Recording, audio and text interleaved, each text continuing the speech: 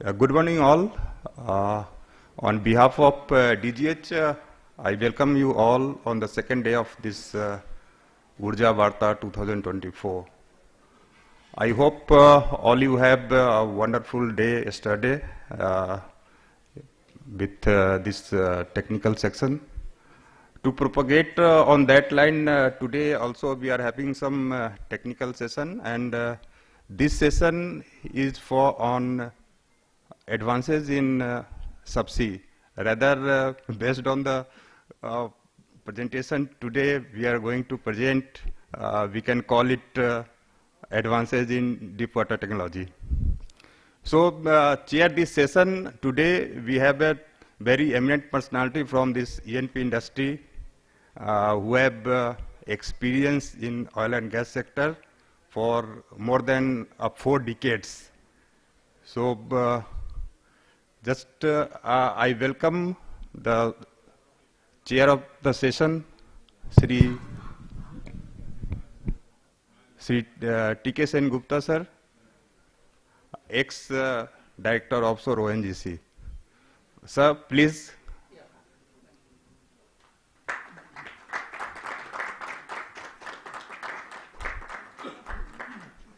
So now I hand over the dais to Chairperson Sri Sen Gupta sir to further proceed.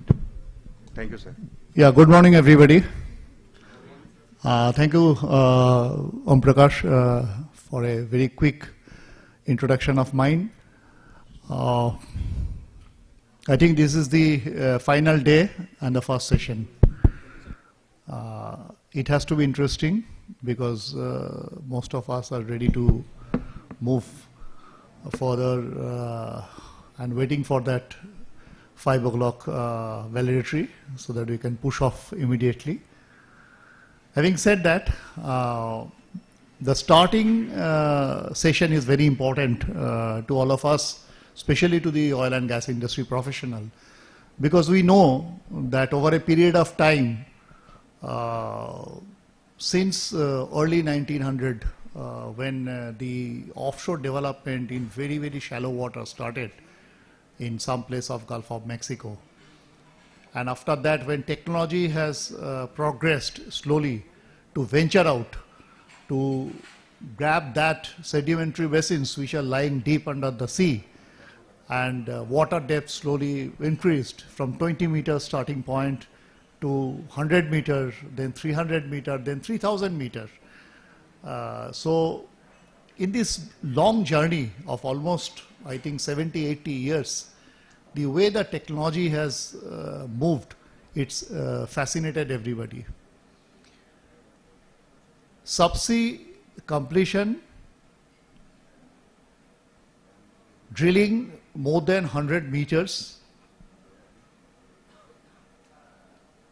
water depth to as deep as 3,000 plus meters in so many places, including Bay of Bengal. These all are happening in the last 30 years. The subsea processing system, the subsea separation, the subsea compression, these all have actually added up the efficiency of the production system, and which is actually a huge, reserve lying under the seabed. And in that challenging conditions, the technologists, the scientists, they need to be in a war footing move shoulder to shoulder with our geoscientists, because they are actually discovering the resources, and this is the duty of the engineers to produce it. And we will listen to that kind of technologies today, and the technologies where we have reached, the challenges at a sub-zero temperature, the challenges at a difficult and different bathymetry, especially in Bay of Bengal, where we have seen how the slopes are working. The ONGC and Reliance and other contracting multinational companies representatives are here. They know it very well. The kind of weather conditions, the weather windows, the use of the technologies, sometimes I used to debate with some of the other technological group beyond oil and gas that we are actually using the rocket sciences, where you cannot see anything and your decision is there on the surface.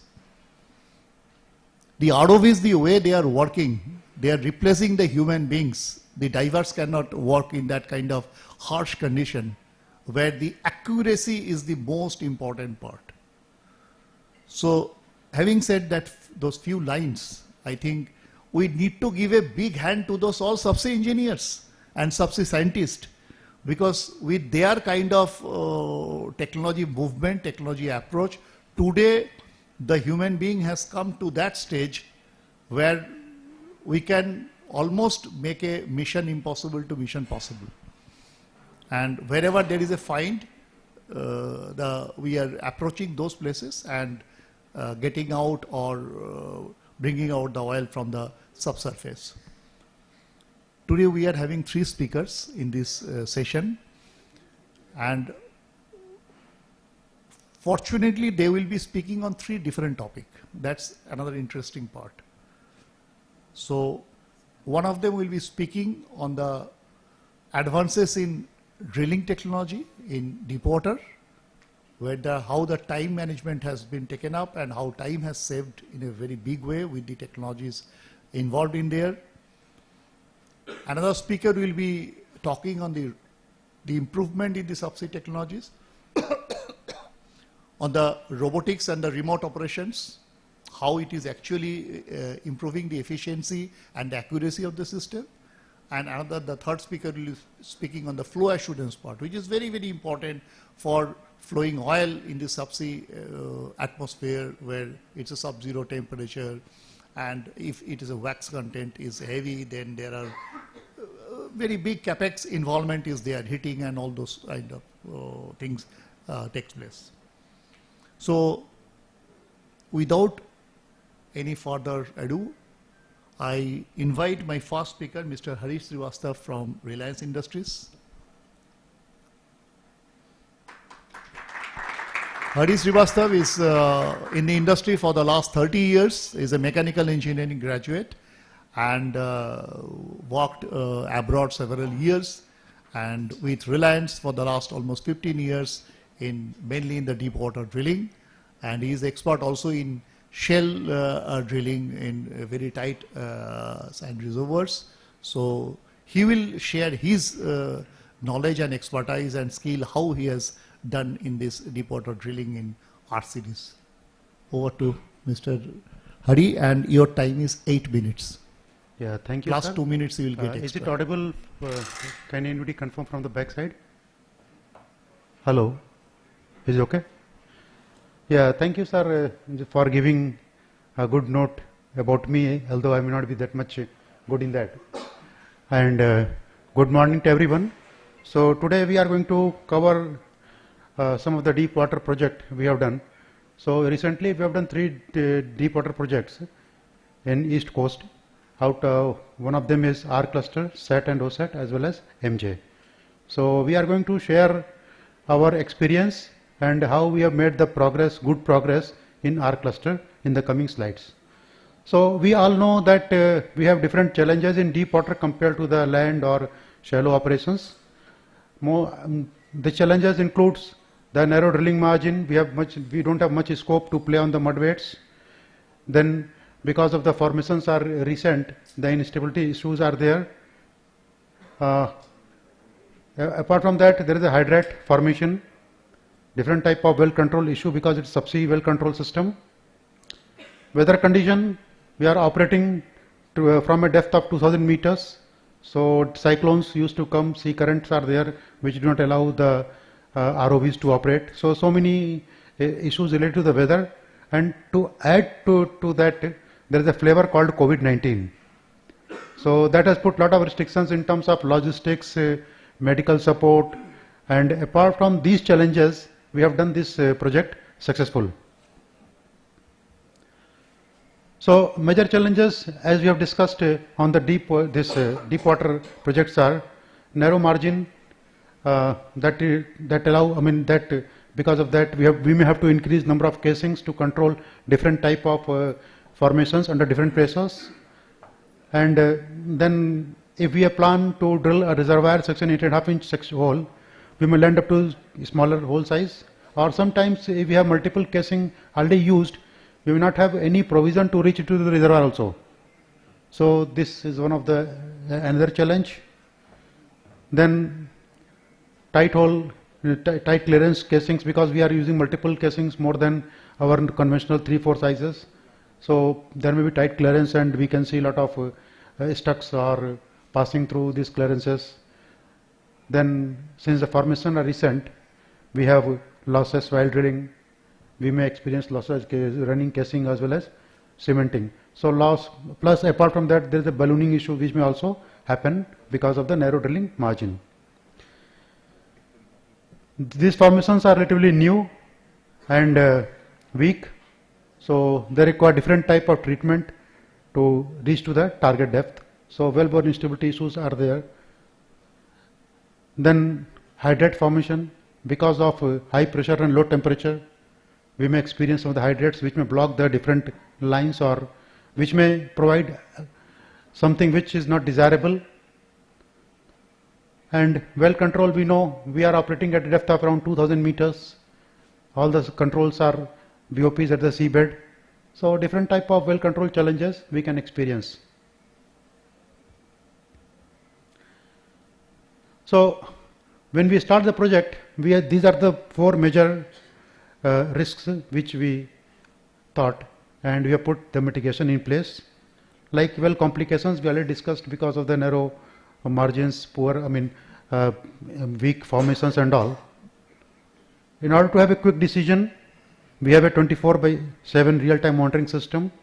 We put a lot of QA/QCs on different type of tools and services. If required, we can go for a third-party QA/QC also. Then we have a system of contractor performance evaluation. Quarterly, we used to evaluate their performance.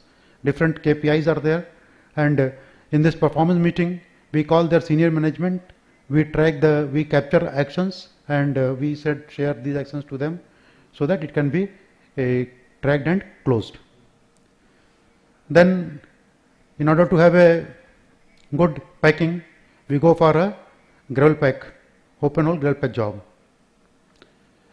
And we use alternate path sand screens, and we also model the gravel pack job before we start the operation, so that we can map the model as well, the model with the actual when we are working on it. Similarly, hydrate formation, we have continuous MEG injection. Loss of well integrity, to control that we have control of work, verification, different type of risk analysis, etc. are in place. And loss of station keeping, so we go for a DP trial, monitor the well conditions and wash cycles, then certification of DP system in place, as well as EDS sequence to secure the well if required. So this is a snapshot of the project. So water depth ranging from 1860 to 2000 meters. We have 3 or 4 casing design depending upon the formation. And for the mud side, we have water based mud for shallow sections. For intermediate, we have oil based mud, synthetic oil based mud, and reservoir drilling fluid for the reservoir section. We did this project in 2 phases. In first phase, we have done the drilling, lower completion, install the tree, and second phase we did the upper completion. So we did 6 wells, and we achieved average saving of around 11 days per well. So how we achieved? So mostly deep water is a bit challenging because you don't have much control on the ROPs, tripping speeds and all. Many people talk about they reduce the tripping speed, improve the ROPs, which doesn't work in deep water. So we have improved our processes, we have improved the practices. We try to optimize the things so that simultaneous operations can be done, multiple runs can be matched together. Like depending upon the situation, if it is possible, we can have the BOPs suspended. Then we can deepen the 20 inch to eliminate 16-inch liner itself is a big challenge. Then we have made combined trips like bit trips with wear bushing, retrieval of the wear bushing and setting of the bridge plug for suspension, and scraper with clean out trips. So similarly, we have attempted to deep the 26-inch to 20-inch setting depth in some wells, longer liner overlap to avoid any integrity issues, and we have used flywheel technology to reach and avoided the tractor, or you can say TLC jobs, which are more challenging and risky. On technology side, we have shunt screens to ensure a full pack, deployment of 4 to 6 memory gauges to monitor the gravel pack job. Then internal tree cap ITC was installed as a barrier. Then we have put a dedicated brine line to avoid any contamination of the fluid. We used 2 ROVs so that nothing should wait for ROV, and use power frame and PS 1000 for efficient running of the tubulars. You have to conclude your time. So, yeah. Then we observed low temperatures which may be risking of the hydrates. So we used rig boilers. There was a possibility of hydrate formation during gravel pack. So we put MEG in the choke and kill lines. And we have one issues of setting the 9 5/8-inch liner packer. So we go through the RCS from the vendor, and we implemented the learning from that. So this is one of the key area which provide us the success in that. So that is well assurance life cycle, robust design, QA/QC. We have a lot of pre-phase meetings, even pre-job meetings. So we have series of meetings to ensure that everybody understand how the job has to be done, and there is no ambiguity or difference. So before any job, all are in same page, agreement is being made with everybody. Then we evaluate all the jobs once it is done, and then we have a after action review meetings once we do any particular job or any specific job. So with this we could achieve a saving of 11 days per well.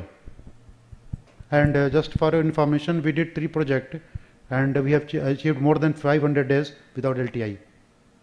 That is one of the, I can say, big benchmark in deep water industry. So just I want to say Amit Musale, he is my colleague, and he also supported me to prepare this work, and he is part of the rig operations. So thank you, Amit. Thank you, Mr. Hari, for a wonderful narration of your work which you have done, which has resulted in saving of huge time, especially in deep water operation. Amit, can you raise your hand? Thank you. And the house is open for questions 1 or 2, if any. Yes.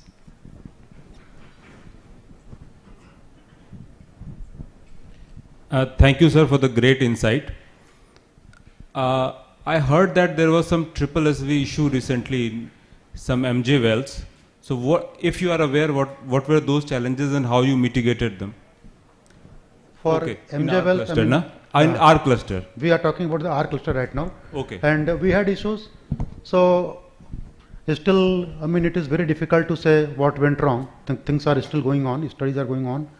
But so far, nothing has been come out as a concrete. But we have done some interventions. We have changed the triple SV, and these wells are doing well. Okay. Thank you. Any further questions?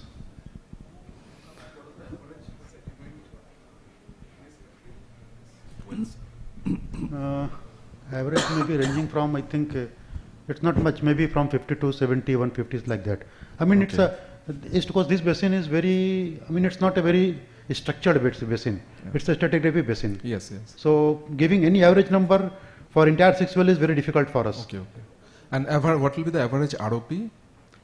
Again, I told you, we don't have any control. We don't have, basically we drill with controlled ROP. Okay. Because we model everything. We make a pre-drill models.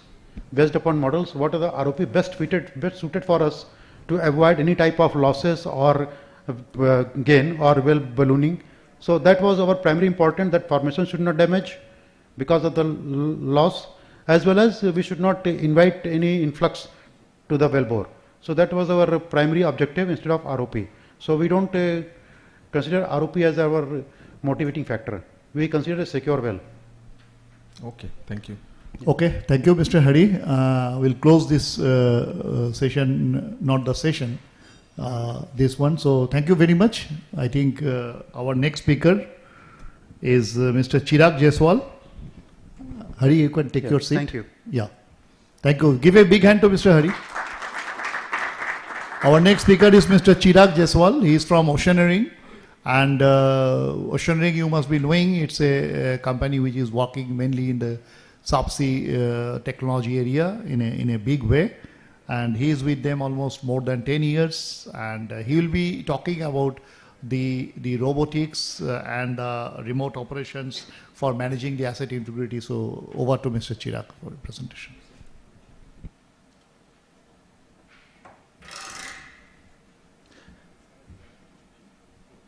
Am I audible? Right, okay, thank you. Well, I'm Chirag, right, and I work with Oceaneering. So, namaskar everyone, and wish you have a good rest of Friday and a good weekend ahead.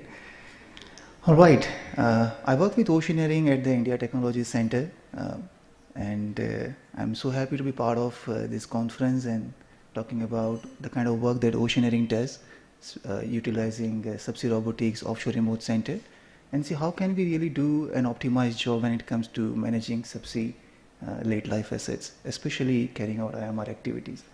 Very happy to be part of the same speaking group as Mr. Hari Srivastava and China Swami. Thank you, Chair Sir, for chairing the session as well. Before we dive deeper into the topic, just a quick overview about what Oceaneering is, 5 business verticals. It's important to know this. Why? Because we were required to leverage expertise across the business segments to ensure that we find ways to improve the way we carry out IMR. India, we are not new to India. We have been over here for quite some time. Like Sen Gupta sir did mention earlier. We have our ROVs working over here. We supplied umbilicals, we supplied subsea pipeline repair units as well. Work with most of the operators and other companies over here. Diving into the topic now. So first and foremost question, why IMR? Why are we talking about IMR today? Well, it is one of the major component of your operational expenses. Just to give you an idea, for a typical offshore asset, the IMR consists of roughly about 20 to 30% of the OPEX. So that's huge. So any optimization that you can do on cost, on effort to be spent, energy to be spent, on carrying out IMR is most welcome, obviously without sacrificing safety, reliability. And that is where Oceaneering did come up with an integrated approach that we internally refer to as Emerge, IMRGE. It leverages combination of multiple things. It talks about deploying newer inspection technologies, utilizing better subsea robotics technologies and whatnot. It also talks about managing processing data in a faster way, more efficient way. And all this finally helps reduce the cost, reduce the number of vessel days required to carry out such operations.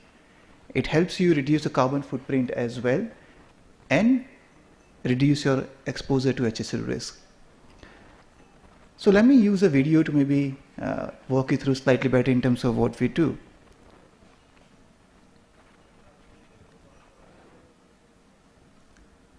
So it all begins with your historical inspection data, right? All the data has to go on cloud-based applications because that is what's going to help you understand as to what's the current baseline of your asset, and that is where it all begins.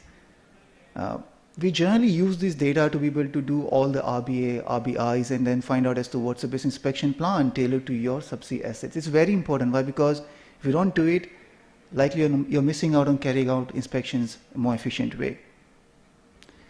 Once you know what are the inspections to be done, that is where oceaneering subsea inspection technologies to come in picture. We have our vessels loaded with all the technologies, and we use things like underwater inspection in live dry docking, UVIL, which is loaded on our ROVs. It can carry out inspections in much more efficient way than having a diver going down there and carrying out visual inspection. You can see an ROV over here using UVIL tool to be able to clean the surface of a subsea asset and subsequently carrying out inspections.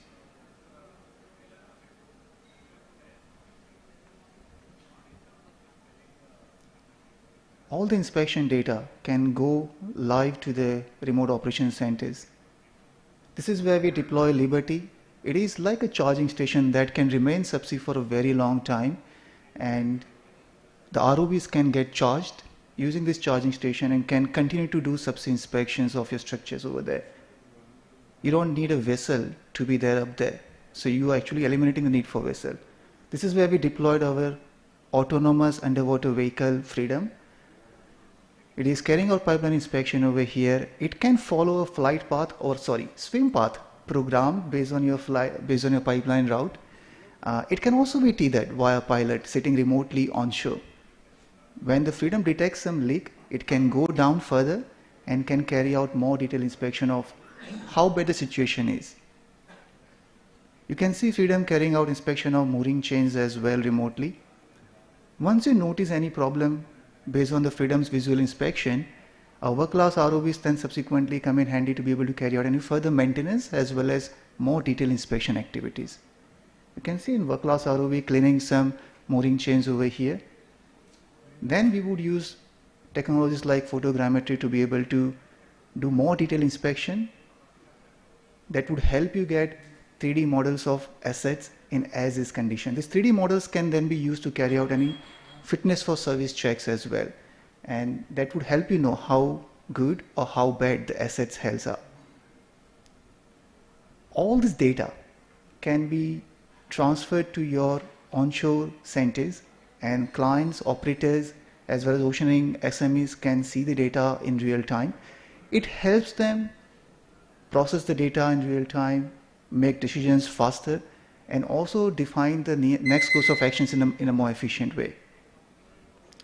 Once we notice that there is any problem, for example, you can see a subsea pipeline leakage in this case, oceaneering then can also deploy its work-class ROVs combined with subsea smart clamps and connectors to be able to carry out repairs faster and also do well interventions in a more efficient way. We also design a lot of customized tools made for subsea applications and can tag that along with our ROVs.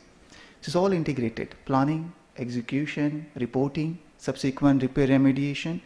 It's all integrated, and that is where it brings in a lot of efficiency over here.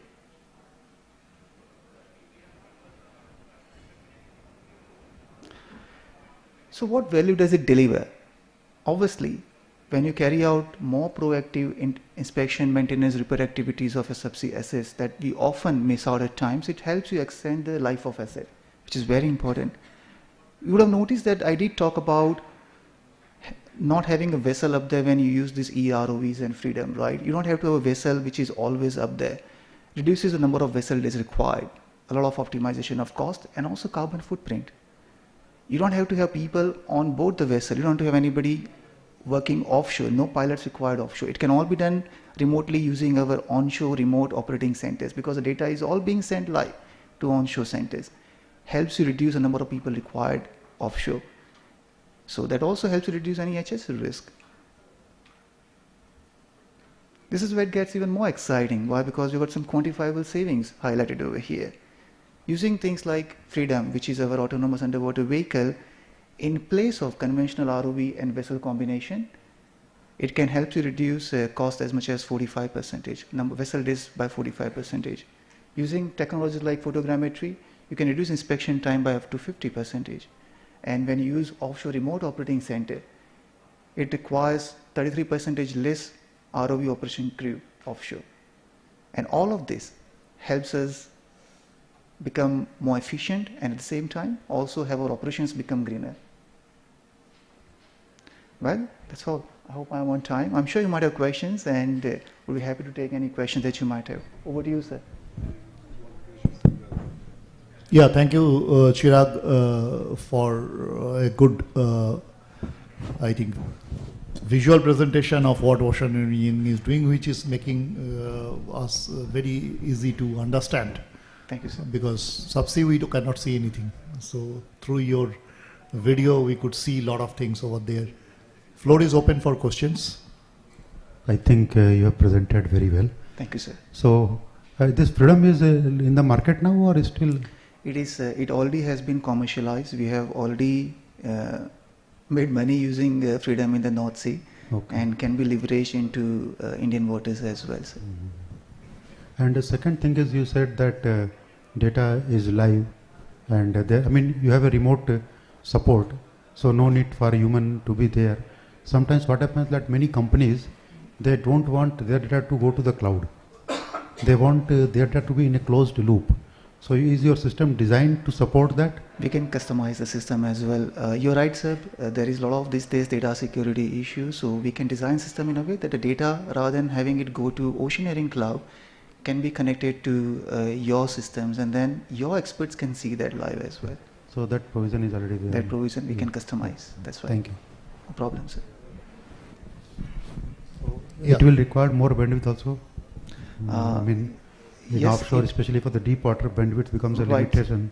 So we customize, so we design solutions to be able to also ensure that with whatever satellite-based internet bandwidth we have, we can actually transfer the video data as well. So we have solutions to be able to encrypt video files in a way that it can be transferred just in bite-sized format to the onshore centers.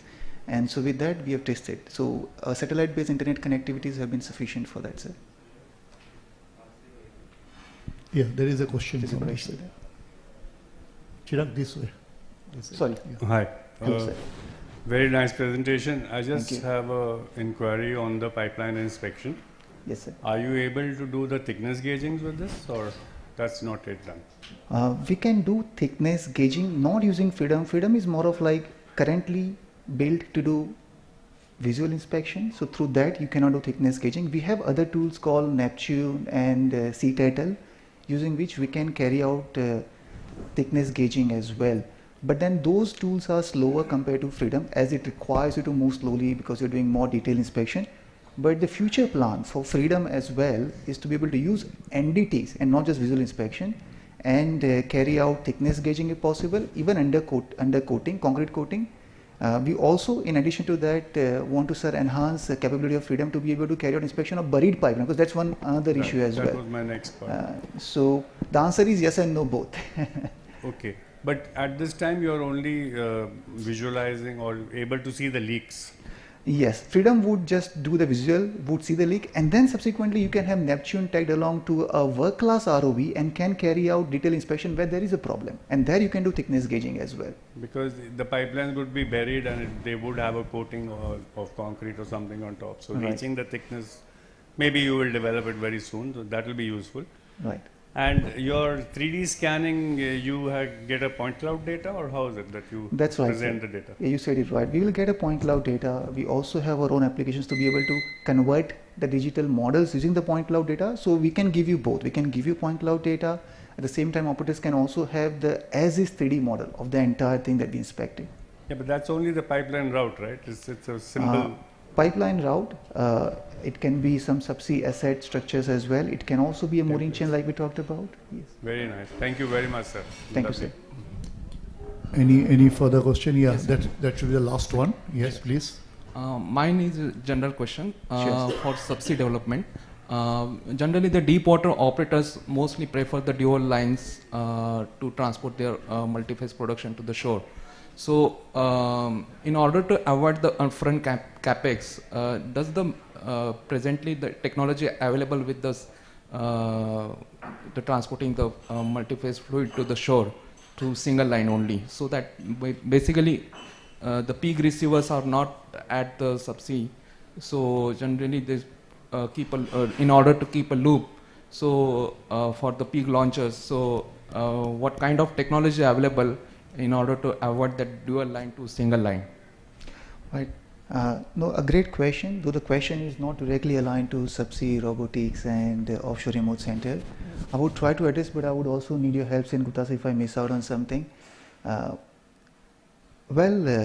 There is definitely a need for optimization, right? Moving away from dual line to single line and all. And if you can, the need for having dual line is generally to maybe have a redundancy, a standby sometimes, right? And if you can ensure that your primary asset is working well through use of any such technology, you would need that secondary line less and less, right? So that would be my generic answer, sir. But we'll be happy to connect with you later and see if we can maybe give you more details specific to the kind of work we do. Sure. Okay, thank you very much for a wonderful presentation. Give a big hand to Mr. Chirag. So we have come to the final presentation of this session. It will be by Mr. Chinna Rao, who is from ONGC Rajbondri Asset, and he will be speaking on the flow assurance issues of 98/2 and the chemicals they are using. They have developed through their outsourcing partners in their RGL lab. So over to Chinna. Thank you, sir.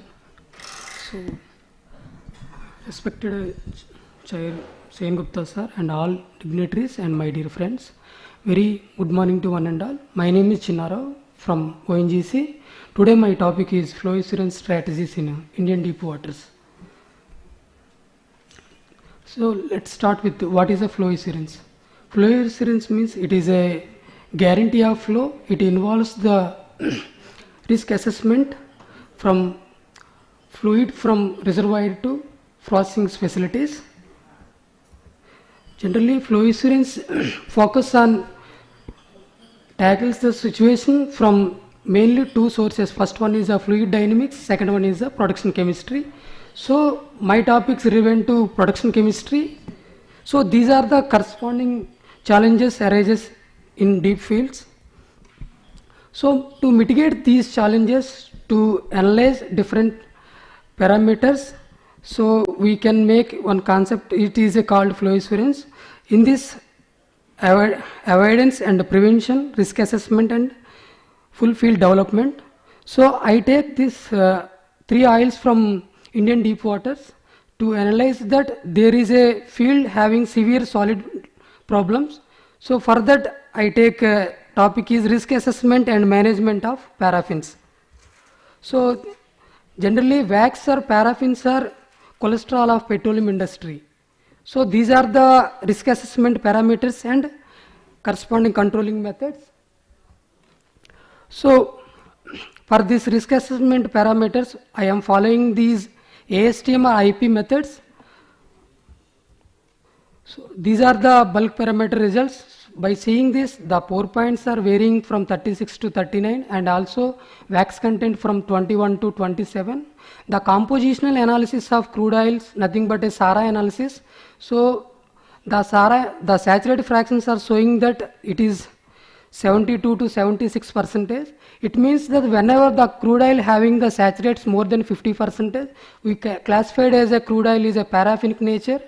Based on this SARA analysis, we are calculated a CAE value, means colloidal instability index. It gives the particular crude having whether asphalt in deposition was there or not. So based on this colloidal instability index value, it is less than 10 means it is in less risk region. Also wax depositional index gives the information about the whether crude oil is waxy nature or not. So whenever the wax deposition index is more than 1, it is having crude oil waxy nature, or less than 1 means it is a non-waxy nature.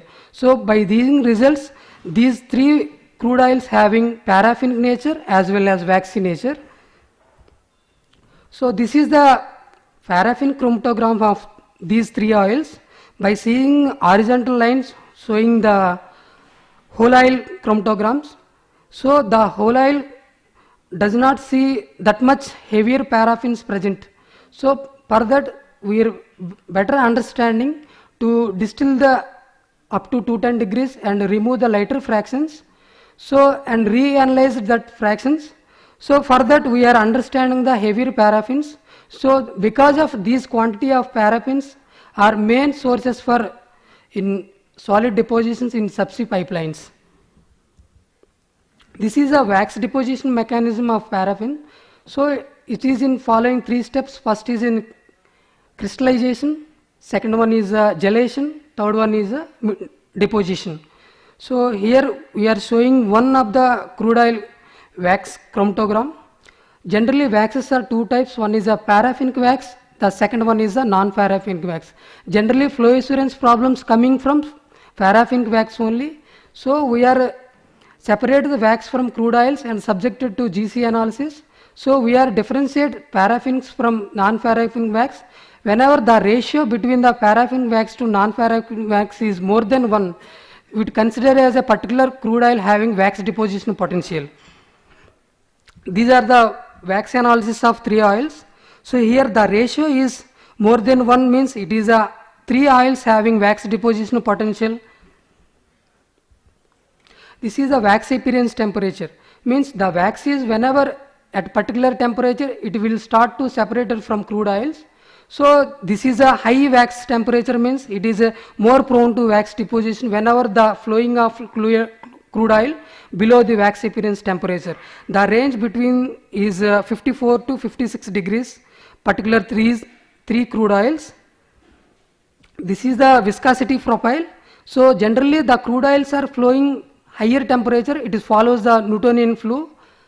Whenever it is approaches to wax appearance temperature, it will converted from Newtonian to non-Newtonian fluid.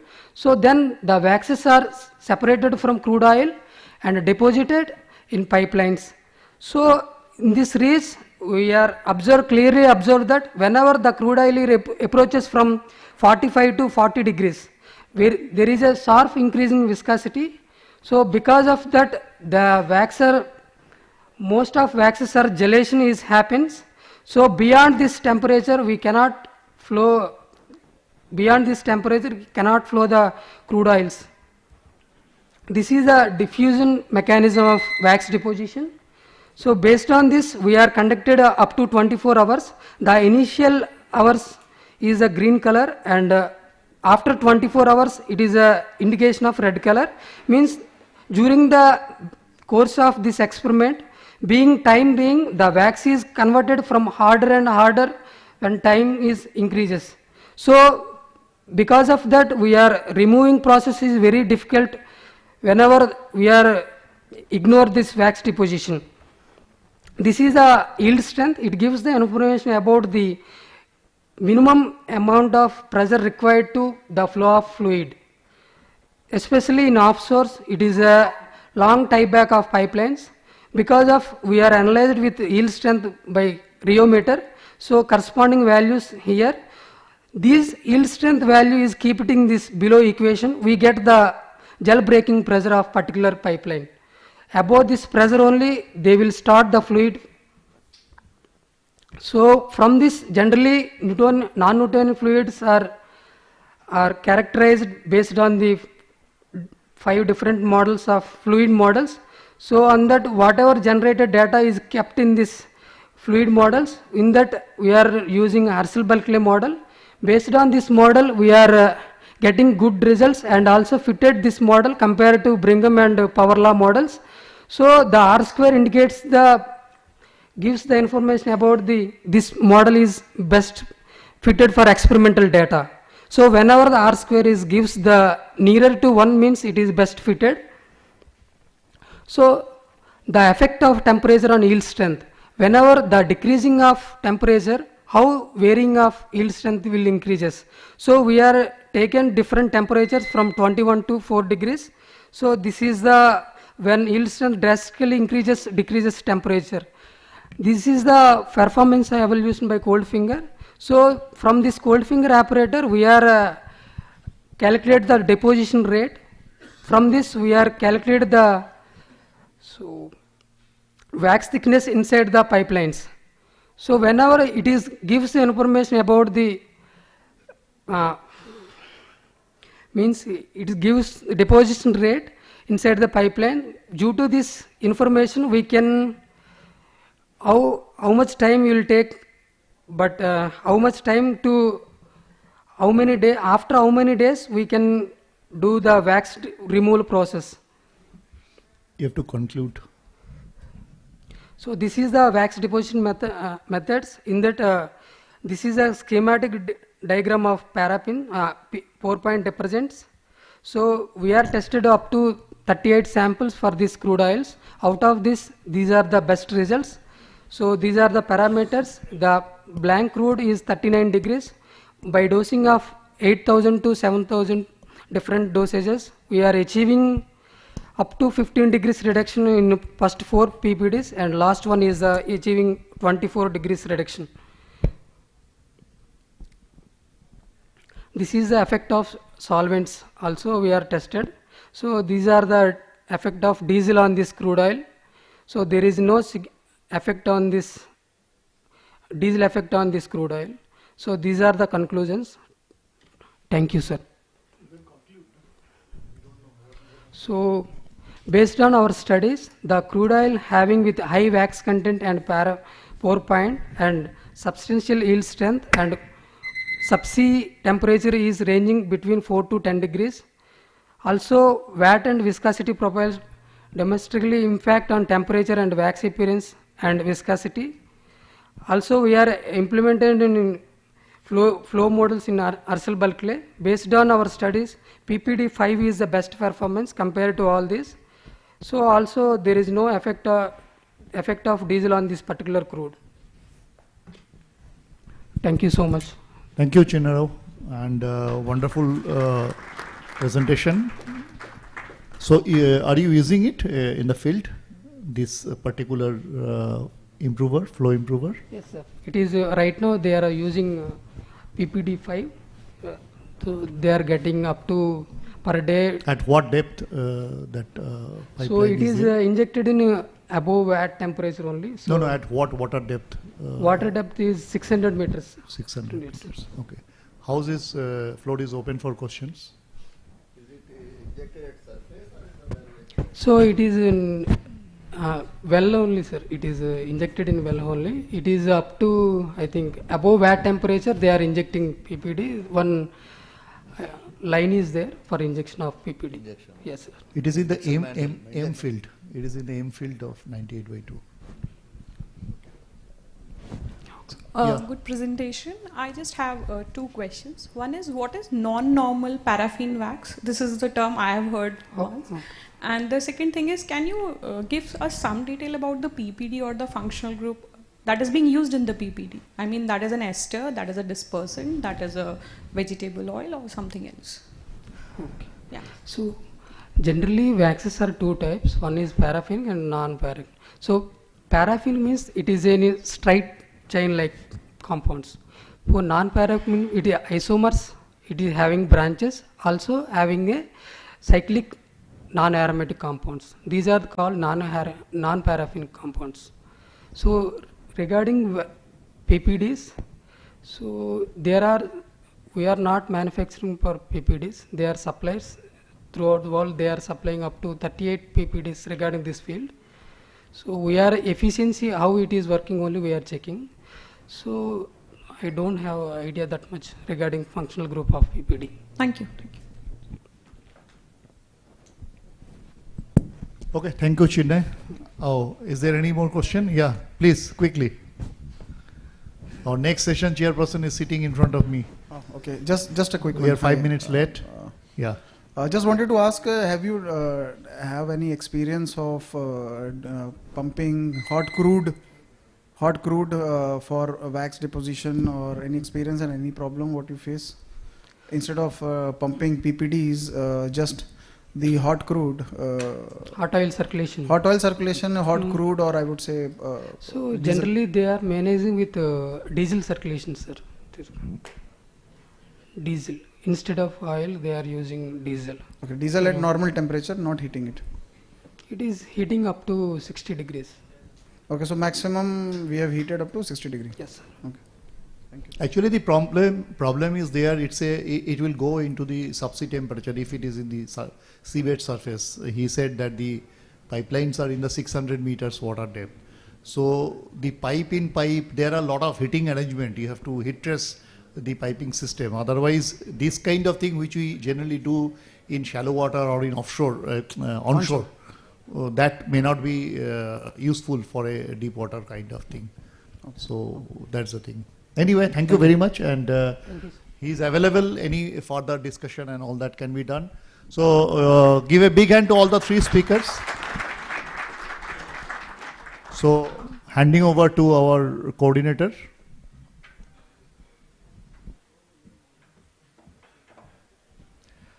Hello, I am Pradyumna Pandey. On behalf of DGH, I extend my gratitude and regards to all the people joined today's session. My special thanks to Sri T.K. Sen Gupta sir for skillfully moderating this whole program.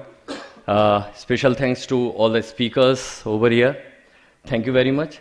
I request Om Prakash sir, coordinator of this program, to just facilitate today's session chair with a flower pot, with a plant pot, please. Oh, sorry. So I would like to call Shri Hari sir to come on the dais to just receive a plant.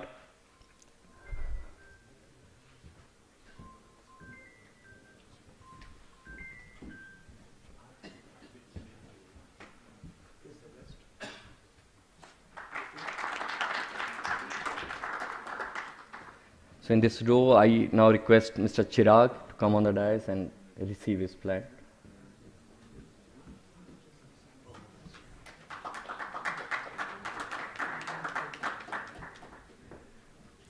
I request Chinna Raoji, please come on the dais and receive his plant.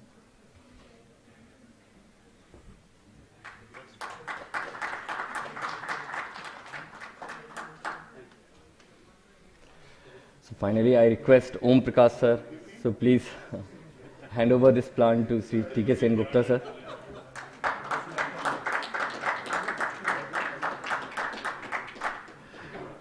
I request session chair and all the speakers to come on the dais for a group photo with the coordinator.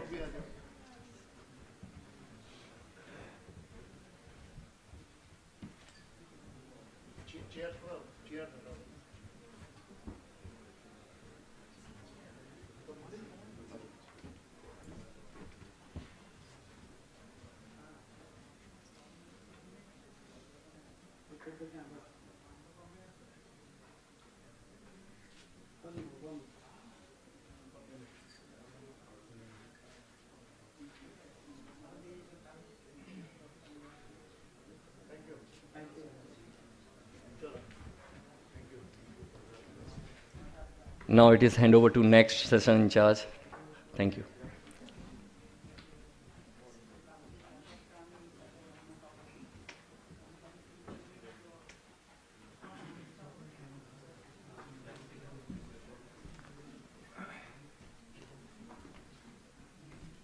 Good morning. I am Kuldeep Raj, CGM Production from DGH. I welcome all delegates and participants from all over E&P sector on this technical session, Unlocking Potential, Revival of Non-Flowing Wells. This session will be chaired by Shri N.K. Bharali sir. He possesses a unique set of knowledge, experience and skill in the field of E&P industries for more than 33 years and retired as director from Oil India Limited. I invite Shri N.K. Bharali sir to take over the session. I wish a fruitful session for all. Thank you, sir. Please.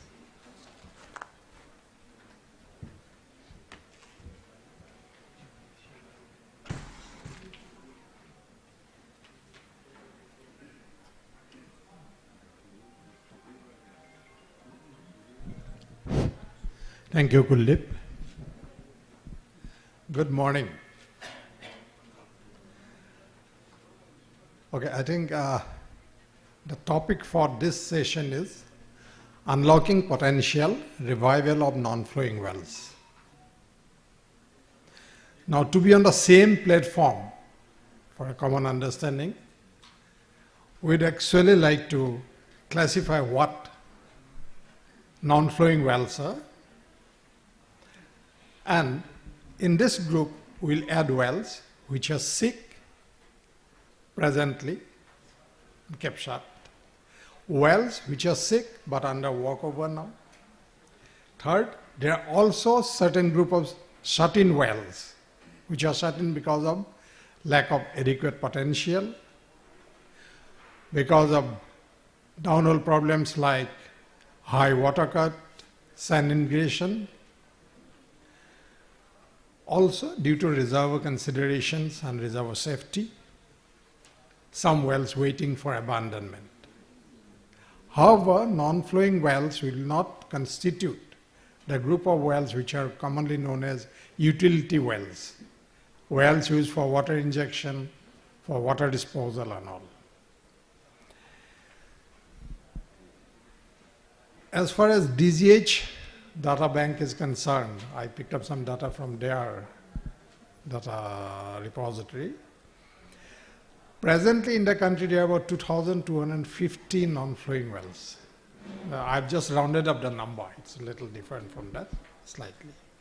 These do not include the non-flowing CBM wells. And the major share of these wells are with the two NOCs, ONGC and Oil India. But if you look at the percentage of non-flowing wells to the total wells these NOCs have, then it is in the range of about 25 to 30%. For private players within the country, this ratio is about 50%. That again, because their baseline is small, they have lesser number of wells in total. Okay, we actually are going to have a very interesting session, I'm very sure, and we have an enlightened panel. We'll start with Mr. Shahjahan Bukhari. He's a very young guy because I tried to look into his LinkedIn profile. Only thing I got was that he's a petroleum engineer from Parul Engineering. Am I correct? That is in Baroda. He works for Kiri Oilfield Services, and he'd be talking to us about, reviving the Vanut field in Gujarat. Yes, Shahjahan, welcome. He's very young. I'm sure he is very active and energetic also. Let's have a good presentation. Thank you. Thank you, sir. So, good morning all. I am Shahjahan Bukhari from Kiri Group, and today I am here to present on topic unlocking potential of sick wells. So, basically I am here to share our experience in Bhandut field, which was we got in 2021. So, Bhandut field is in Surat.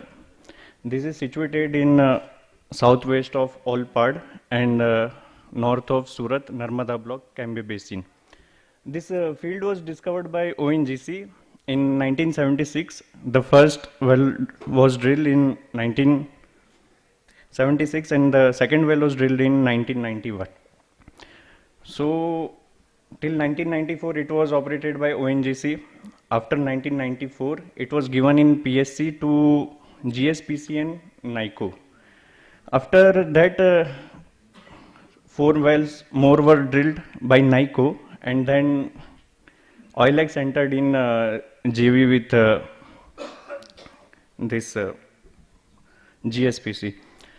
After this again there was a PSC amendment in 2021. In that we got this field. So after we got this field, we drilled 4 wells for development. This field is of 6.1 square kilometer. Total number of wells currently are 11, in which 2 are exploration, 2 are appraisal and 7 are development. So the current condition is that 2 are flowing, 6 are 6 well, and out of that 6 are in shut-in, and the total production it is 0.7 MMT and 10.5 SCM, and the current production which we are getting is 5000 SCM per day. So after getting the field, we generally carried out reservoir studies, and it was found that we are having this Baba Guru formation. It is our pay zone, and there are 7 pay zones which are identified, 7 saints. These are some correlations. So the story starts here. We got the field in 2021. The field was non-producing from 2016. After that, in 2022, we got all license and everything was sorted. So we started acting in this field, and we drilled 4 wells with our in-house drilling rigs. So 3 wells we drilled in 2.5 months, and we got production from April 2022 in that field. So we got peak production of 2 lakh SCM in this field. After that, we added some production facilities also, like we increased the production facility, handling capacity, and we also added a 3-phase separator, and we also added oil handling facility of 100 barrel oil per day. Some more additions were also done. So now what is our way forward for this is, like, Bhandut is a small field, and in this small field majorly it is of gas field, like it is attached to Ankleshwar, Olpad. So basically it is a gas field. So the issues which we are facing there is sand issue and water loading. Now again we are having some production drop down there. So we will be doing reservoir studies, and we will do some workover jobs, PLT test, echo for catching that reservoir production arrest. Oh, thank you.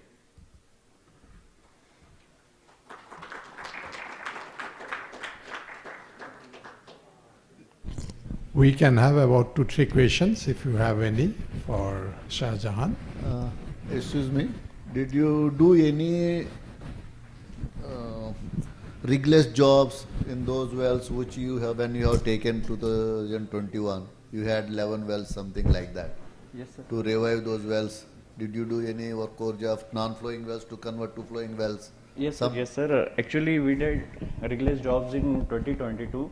After, in April 2022, we did some rigless jobs. We got some production, and then we gone for drilling. So in this,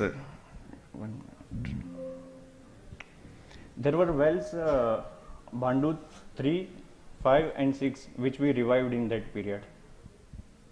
So presently they are flowing? No, Bhandut 5 and 7 is still flowing, but all of them are, other is in shut-in, and we are trying to revive it again. Is there any gravel patch jobs has been done for sand control or anything? Sand screens are lowered, or what is the completions? We have not done gravel packing job. We are now going for artificial lift system. We installed PCP plunger lift, but we didn't get that much success. So now we are going for SRP, and we have completed 2 wells with SRP now. Okay, thank you. Do you have this gas water contact? It is a bottom water drive, or it is a edge water drive here in your field? Sir, actually I don't know about that. Okay, no issues. Okay, Shahjahan, thank you very much. Young guy, very good attempt. I'm sure we'll be hearing more from you in future conferences. Thank you, Shahjahan. Thank you, sir.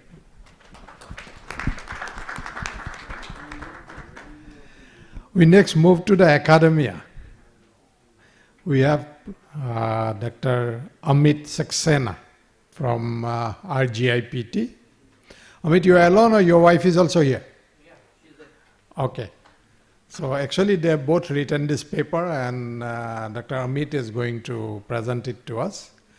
Dr. Amit is an engineer from AMU, and then he completed his PhD. He told me he completed it in 3 years from IIT ISM Dhanbad. And then since then he has joined RGIPT. His wife Shraddhanjali is also equally accomplished. They were classmates in AMU, classmates in IIT Dhanbad, and then I think they all are also co-workers in RGIPT in the same department. So great combination.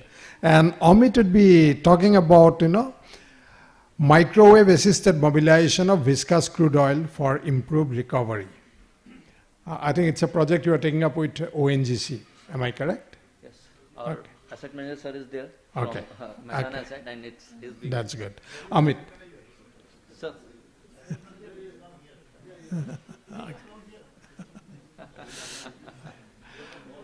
Okay. I think you can start, Amit. Thank you. Good morning, everyone, and thank you, sir, for this opportunity to present what we have actually tried to innovate. And it's all because of Sudeep Gupta, sir, asset manager, Masana Asset, who has actually shown interest.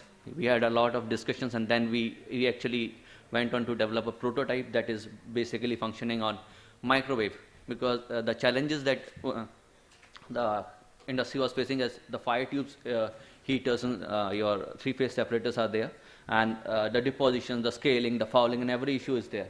So, and the gas prices are rising. So we need a sustainable solution which could be on a different line. So we had this particular system, we tried, tested, and I'm pretty sure I can say you just cannot increase the number of microwaves. It's just one microwave will work, and if you put 10, it won't work. So it's a very innovative kind of thing that actually helps. So I'll start with this, how this actually came into our mind, and we had a discussion. I'll take very small steps. I'll introduce you. It might be a very different concept to industry. It's an academic system. So more of like what properties of crude oil we tested, the characterization aspect of it, the comparative evolution we did with microwave treatment before and after treatment of crude oil, what discoveries we made actually, then mechanisms, how the whole system worked we validated with different categorization or experimental techniques. Further, it eventually turned out it helps in flow assurance too. So it becomes a win-win situation for us. And eventually we had a microwave three-phase separator designed, and it's working. It's a proof of concept and will be scaling up soon. And eventually the acknowledgement aspect. So everybody knows, everybody has a microwave as of now in their home. So we had that particular concept, but what we did, the industrial microwaves are actually applying electromagnetic frequencies at somewhat 2450 megahertz.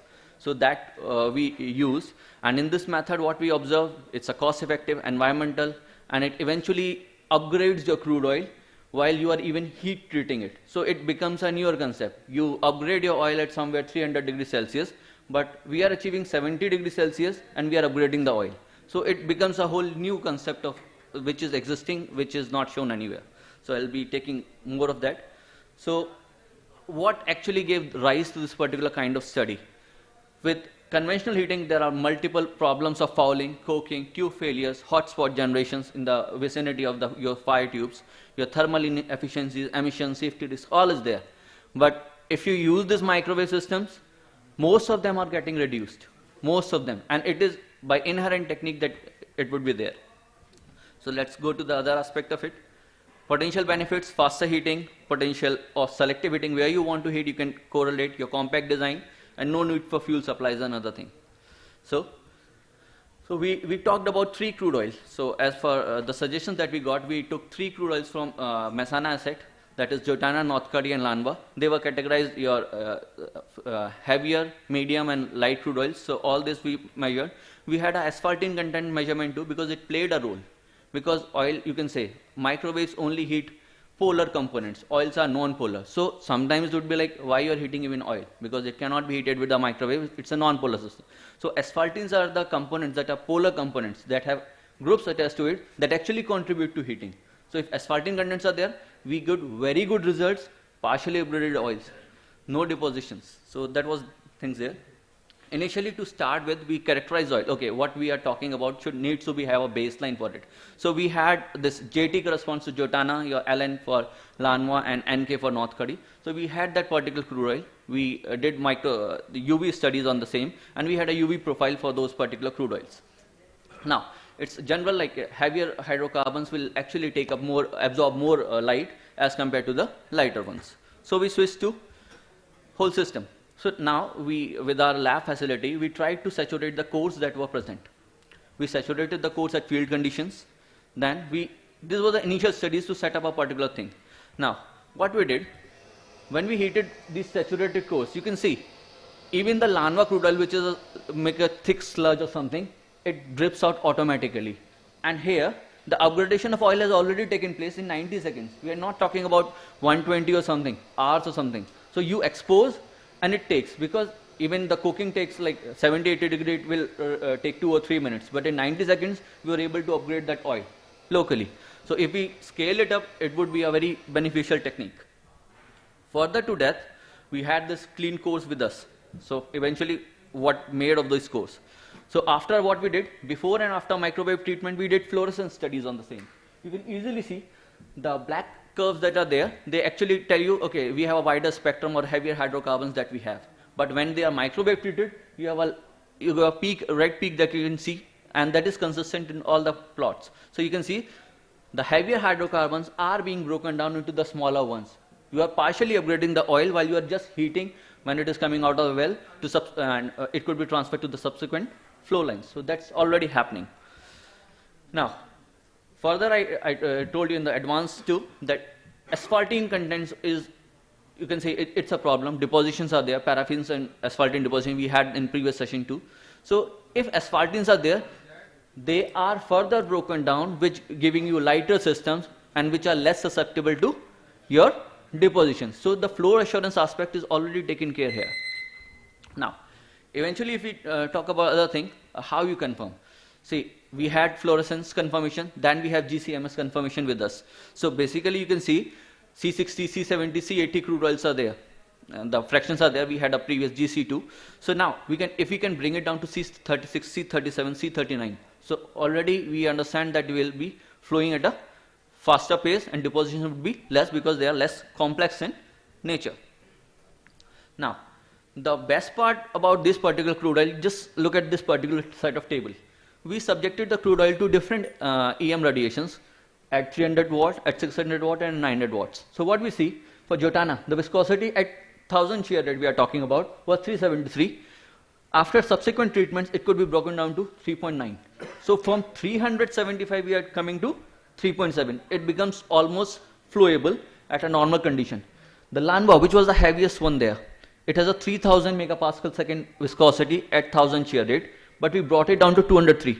Almost, you can say, what I call 90% reduction.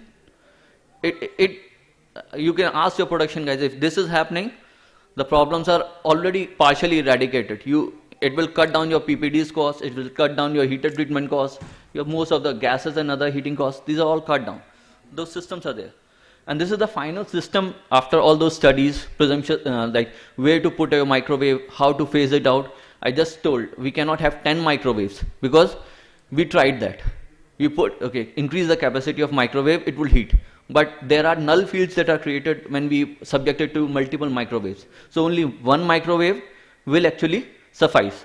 The only thing as of now here is we are using an air-cooled microwave here. At field level, if you want to scale it up, we might require a liquid-cooled microwave.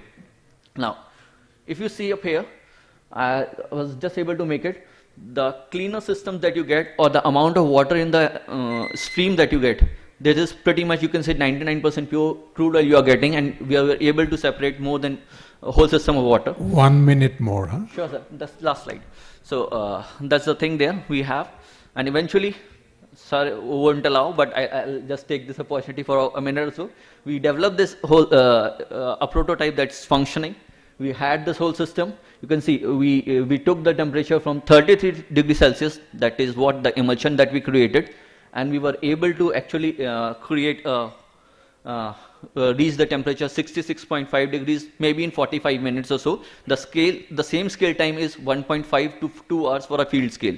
So what you were doing in field scale for setting up this whole system was 1.5 to 2 hours. We were able to do it in 45 minutes. So that almost you can say we are bringing down to half of the whole thing at a reduced thing. So we have 65.9, and here the separation can take place easily, and that's the field condition that actually Mehsana is operating somewhere around 60 or 70 or some in between. And we can have a consistent outlet temperature that is required. So more details I'll be happy to share. Sir is also there. So thank you, sir. We had the separations and everything, but I'll just skip that aspect. I think because of paucity of time, we have stopped this, but any questions, we can have 2-3 questions for Dr. Amit. And if the asset manager would like to add anything. Yeah. It was his. It was my dream project. Actually, it started with my experience in offshore. People say that we want to heat the crude well fluid to get the water separated faster. But when you heat such a large amount of well fluid, you need huge space to exchange heat.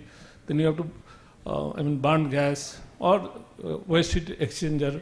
Waste heat recovery. It becomes a very robust process. So it was our dream that time itself. Can we heat through microwave, like we heat food in our home? Within 30 seconds you get your food ready. So that kind of concept we had, but then they came up. And another concept was thrown by our director of exploration, the then director of exploration, Mr. Srivastav. He was telling, even you can use this technology down the hole also. Because in Mehsana, this Lanua well, he was talking, Lanua well fluid is, at surface condition, it is 1 lakh CP. Nowadays we are doing cyclic steam stimulation like Oil India. We have already started. So they were encouraged by our concept, and I congratulate the team. They have worked day and night, and they have, in a very short possible time, they have made this prototype for surface condition, for surface facility. And I am sure that they will be bringing it to Mehsana asset for field trial, and I am sure that we can scale it up. It's my dream project. Thank you very much. Thank you. And as sir suggested, we are actually trying to work it out for downhole too. We are in the process of designing waveguide and magnetron system that could be put downhole, which actually can give you thermal energy at downhole. So we are trying that. This was exactly my question to him when we interacted. That are you doing anything for downhole? How do you get the crude out? Basically, that is what I asked him. There are some operators who are doing that. Is what Mr. Srivastav told me. And he used to always encourage us, please find out some mechanism, and they have come up. Now only thing how it can be, the technology can be established with the right kind of hardware. Excellent. Any other question, please? Okay, if there are no more questions, thank you so much, Dr. Amit Saxena. It was a very good presentation. Thank you for your time. Okay, now we move on to an industry veteran. Here's Mr. Vipin Gupta. He'd be talking to us about a case study from Southeast Asia, realizing locked-in potential through idle well restoration. Mr. Gupta is actually an ex-ONGCian who started with ONGC quite some time back, I think 85 if I'm correct. Yeah. And then, of course, he has moved around. He has worked in PDO, he has worked for Petronas, and now he is associated with Manan Oilfield Services. And over to you, sir, please. Thank you. Thank you for the introduction, sir. Okay. Good morning, everyone, ladies and gentlemen. I would like to start with giving acknowledgement and thanks to DGH and Urja Varta committee for giving us this platform, me and my company, and sharing our views. Okay, so much has already been told about me and where I have been, so I'll skip this slide and directly jump onto the topic. The flavor of the day is idle wells and realization of potential. And during the next 7.5 minutes, I will take you through the problem and why conventional solutions fail, what can we learn from those who have succeeded, and then try to customize a solution for us here. Okay, so I was part of the leadership team that was constituted to tackle this problem back in Petronas about 6 or 7 years ago. And when we started at that time, we thought that let us start talking to the people who are facing the problem. And what we found was there were two things mainly. One is that idle wells exist as a matter of fact. It is not that somebody will not have idle wells or something. Idle wells are as common as flowing wells. The second is, so if you have a production system, you will have idle wells. The second is that all the things that lead to wells becoming idle, as well as the solutions to revive them, all of them are known. They are age-old solutions and they are age-old problems.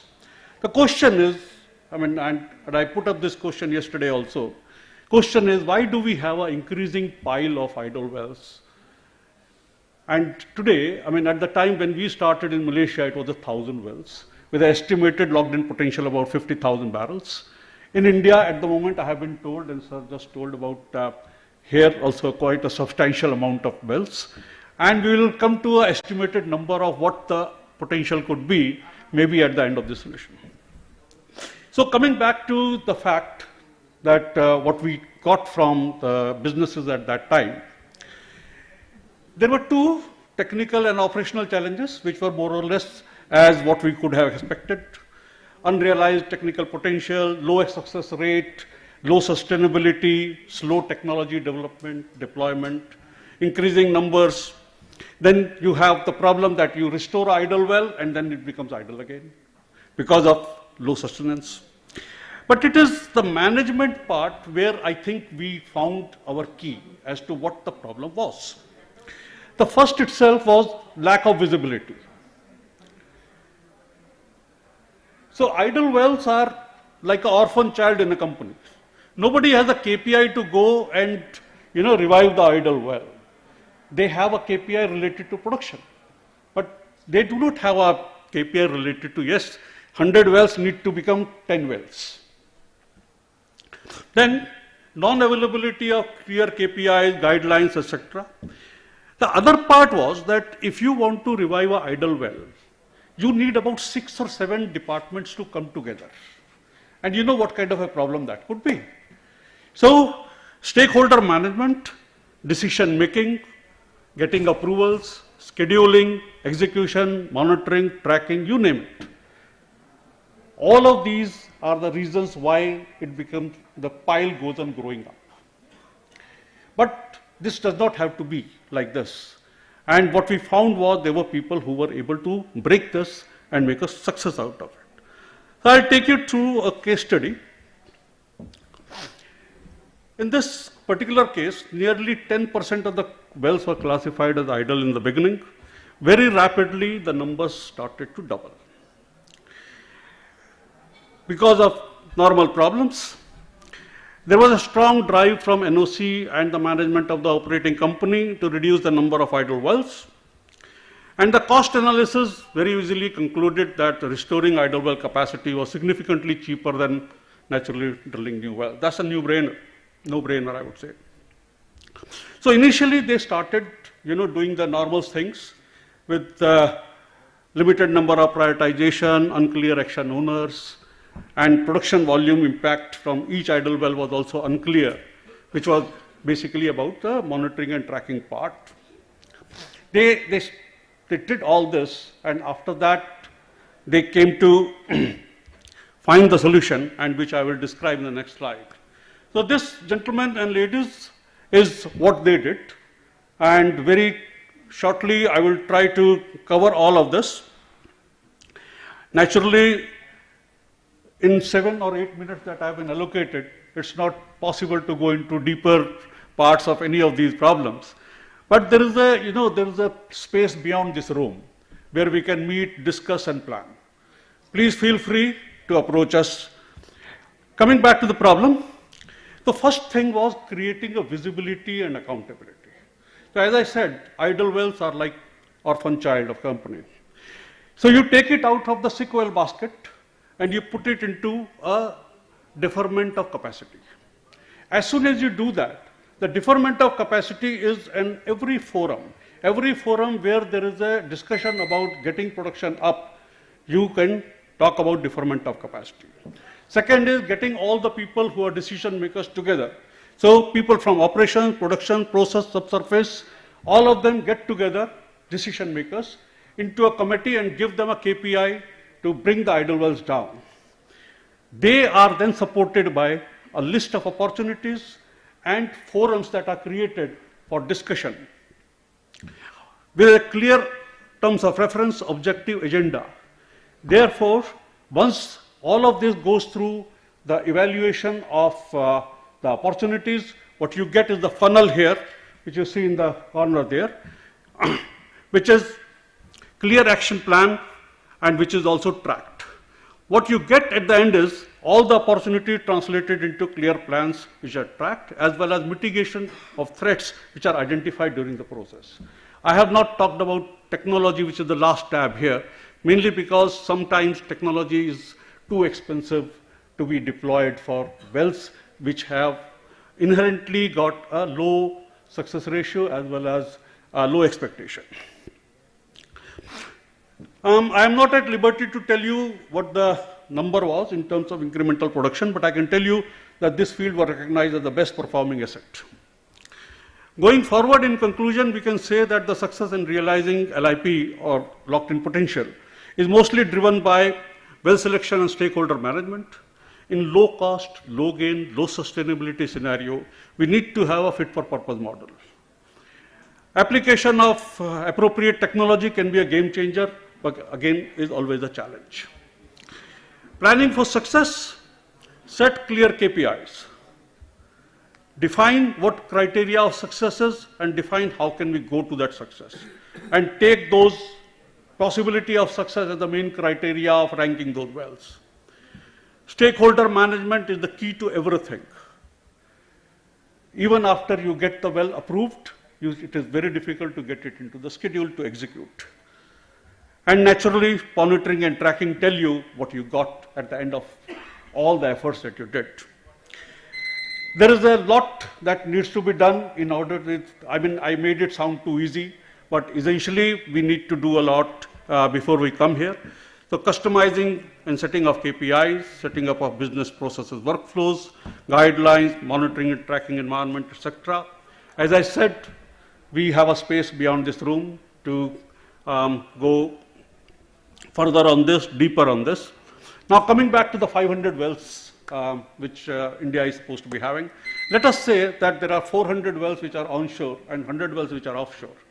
Given the current numbers, a total LIP or locked in potential is about 35,000 barrels. I would like you all to take this number with you and think about how we can do it and what we can do in order for these wells in which money has already been spent. We are talking about returns on dead investment. Thank you, ladies and gentlemen. Thank you, Mr. Gupta. There could be some questions, Mr. Gupta. Please hold on. If there is any question anyone would like to ask Mr. Gupta. Anything? I think this needs a lot of discussion. Yeah. We'll do it offline. Time is so short. So you shared a lot on management aspect of it, but any specific details that you could share that you did in this particular field that you said it enhanced the production? Any specific details? What kind of specific details? Technical details means whatever action plan you planned, what were those and how they were executed?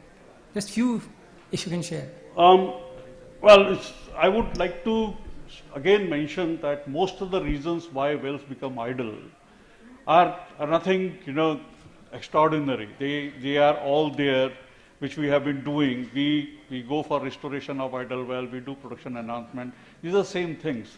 The problem that you see is most about why 500.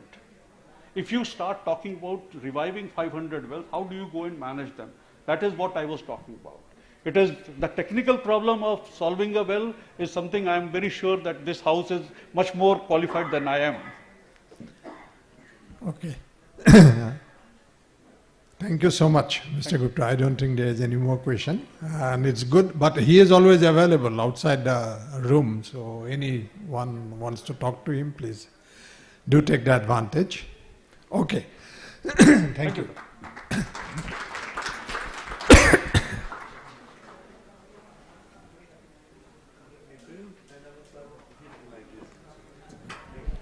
Last but not the least, we have Ms. Shreya Singh from SLB. Shreya would be talking about unlocking hidden production potential. Let me see, I don't correct it. Through an integrated rigless intervention approach. She will also be presenting under case study from Southeast Asia. Shreya is a young engineer from UPES. She is a petroleum engineer, has spent about a decade with SLB, 9 years. That is what you told me. And she has worked in reservoir engineering, production engineering, project management, and now she looks after business development as well. So Shreya, over to you. Thank you so much. They say the greatest treasures are those which are invisible to the eyes and are found by heart. In the oil and gas industry, I would say, the greatest treasure is the one that is not known by the client and is found by a blue coverall. So good morning, distinguished chair of the session, my eminent panelists, and everyone who's present in this room. I am Shreya Singh, and I lead the business development for integrated project management in SLB for the Asian South continent. And what I have to present today is unlocking the hidden potential, like Sir was also talking before me, through an integrated and innovative rigless intervention approach. Now, this is not just a concept, this is real, because I'm going to take you in the next 8 minutes, 8,000 kilometers from Delhi in Southeast Asia, and we're going to find out 8,000 barrels of oil equivalent per day for a client. And all of this is done by drilling no new well, but it is just done through a rigless intervention approach. What becomes important is to know that this has been done through 2 approaches, which is innovative and integrated, and we understand why these 2 are the cornerstones for such a project to be successful. I would also like to pass on my compliments to my co-authors, Lester and Beryl, without who this work would not have been possible. What I'm presenting here is the workflow on how we've nailed down this approach, starting all the way from talking to the management of these clients, all the way to delivering it. And this does not stop, because if you can see my very last box, which is a look back. So it's a continuous improvement process that we use, right from the planning to execution, and thereby improving it. So what do? We start with a kickoff, wherein we identify and QA/QC the data. And we agree on these deliverables or milestones that Vipul sir was just talking about, because without these, there's no way that we can proceed. Because there are too many idle wells sitting in the industry for several reasons, be it economic, technical, regulatory, safety, infrastructure-related situations, it's impossible for us to handle all of them. Therefore, we go to the next step of candidate selection, wherein we carry out the data analysis. We do an initial candidate ranking. And we also bring in, through the integrated approach, the top subject matter experts or the SMEs, and carry out a technical feasibility to understand our top rated candidates. So you see, the next milestone becomes a technical review. Beyond the technical review, what we do is a program design, wherein we identify the preliminary economics, which is like a simple cost to an investment benefit. And we carry out the technology design, wherein we are trying to carry out a risk economic assessment as well and come up with the recommended program, which then becomes the quality assurance review, which is the 3rd milestone of this program. This is followed by the operations planning, wherein we involve the client. This is presented to the client. We agree on the operations. We carry out the job scheduling, the mobilization plan, and the logistics plan. In one of the case studies, you'll be interested to know we did not even depend on the logistics and the safety of the client. We brought in our own so as to seamlessly get past any hurdles with the logistics. Then comes the execution of the intervention operations and planning, wherein we carry out the mobilization, the execution, we pass it on all the way to the production operations. And thereon, we do not stop there. We also have a post-production review wherein it becomes a skin in the game for the operator as well as for the service provider to make sure the projects are successful and the wells do not go idle again. Because I'm left with 4 minutes and I have 2 case studies to present, both from shallow water and deep water, so we're going to skim through this. Like I was saying, for the shallow water, this is in Asia, we had a pool of candidates of about 400 plus strings which were lying idle. We carried out the techno-commercial economics, carried out the reviews. This was done because of an integrated team that we had, which was everything from an artificial lift engineer to a completion engineer to a surface facility engineer, taking care of the entire end-to-end process, meaning from the pore all the way to the pipeline.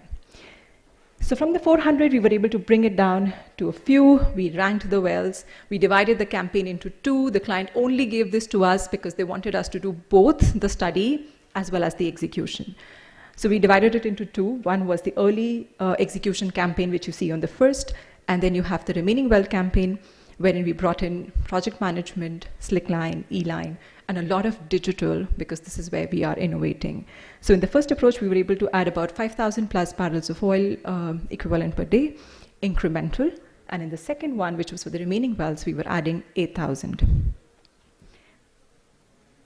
So like I was saying, we have the background for this particular client. The challenges included everything from sand influx to well integrity to water formation damage, depleting pressures, and the measurement challenges as well. What is interesting for some of the operators that is present here are the commercial models. We worked out a commercial model which was not just unrisked, but there were components of risk and incentive for us to drive performance better. How did the blue coverall help in? We brought in a dedicated multidisciplinary team, which was involving everything from end to end, like I said. The other thing which is important sometimes that becomes the differentiator is the digital and the new technologies which we're able to bring through integration, because for these operations, we've done smart production operations and gas lift optimizations that have helped greatly. The other one is from deep water. Sorry, just one trivia on the previous fact. We've completed the project already.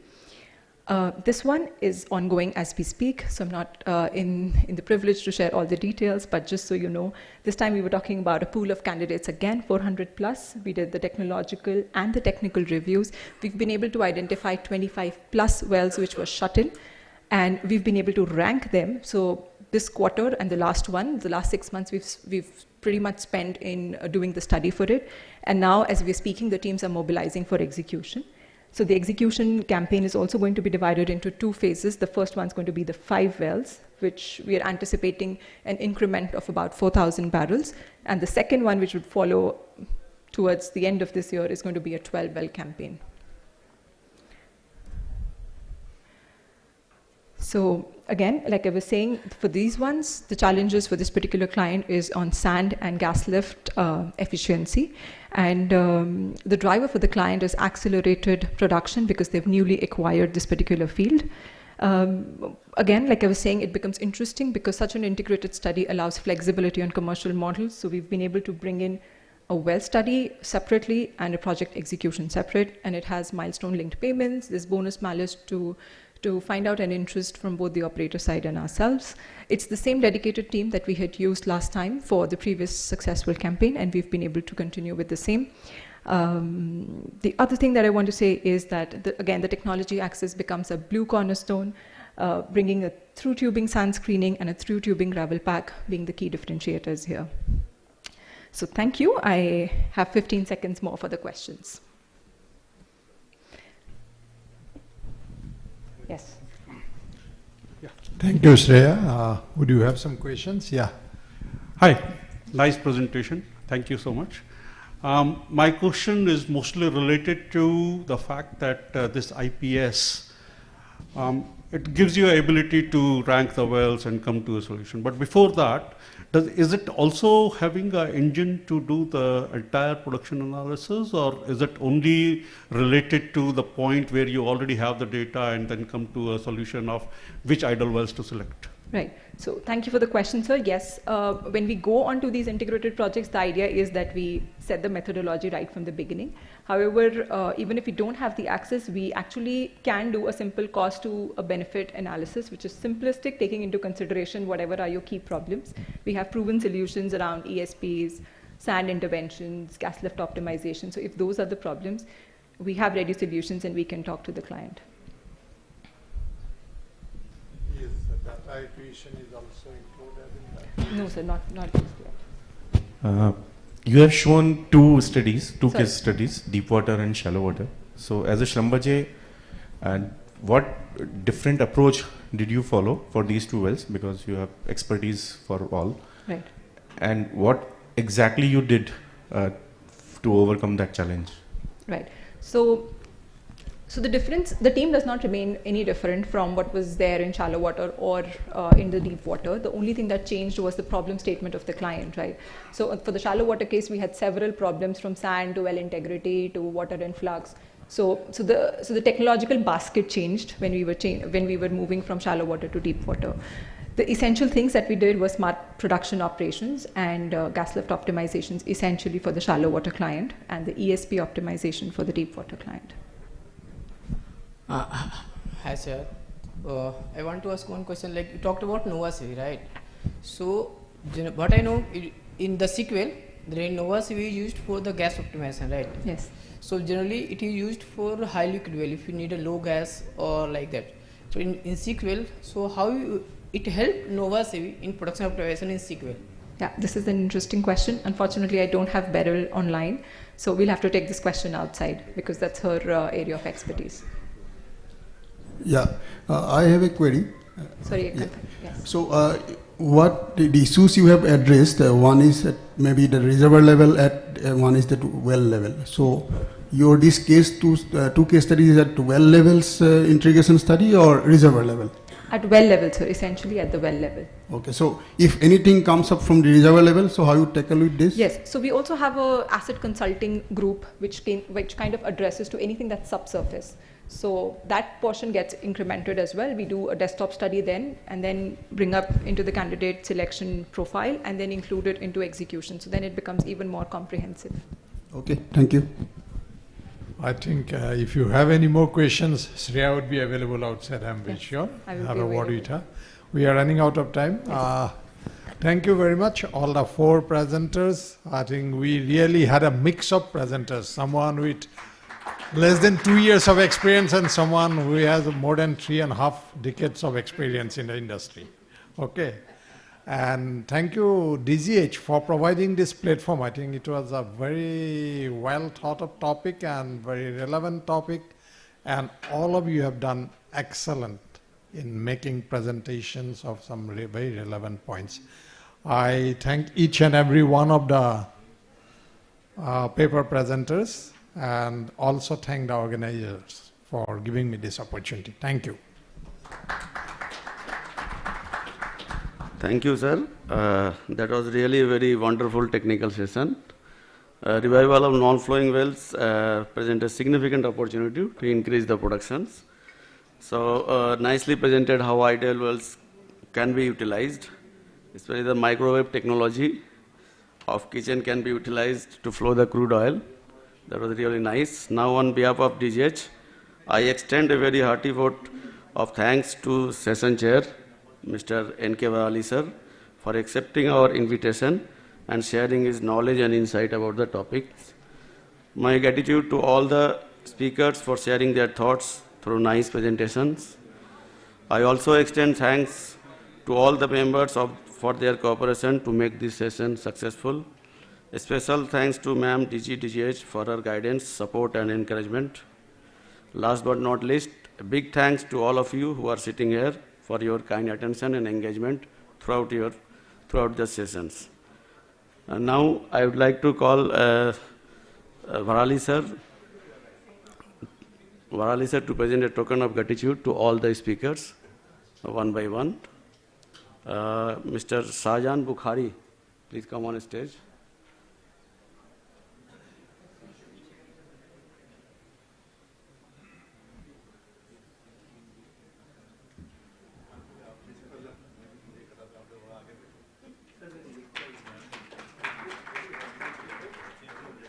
Mr. Amit Saxena.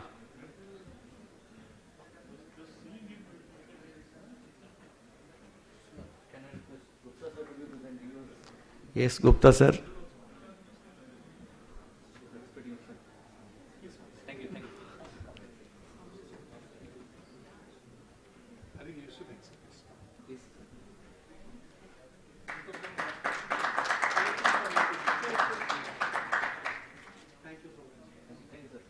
Mr. Vipin Gupta.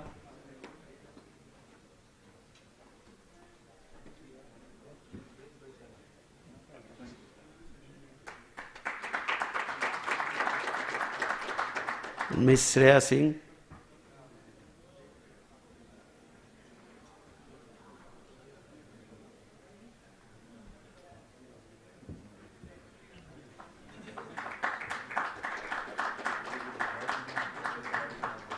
Now I request Kuldeep sir to present a token of gratitude to our session chair, Sri Bharali sir.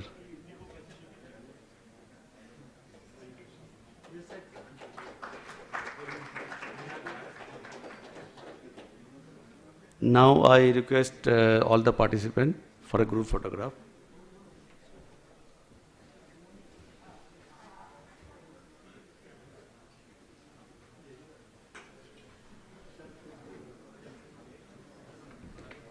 Ajay, come.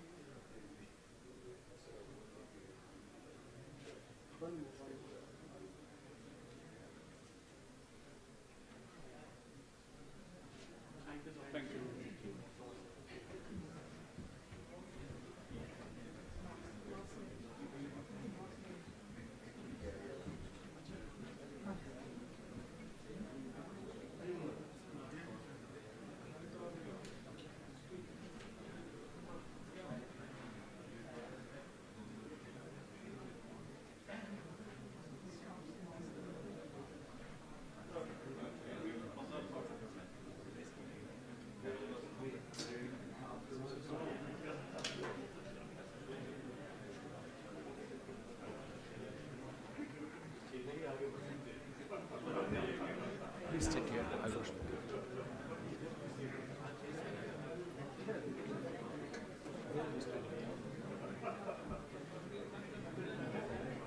So good morning, and we are going to start another new session.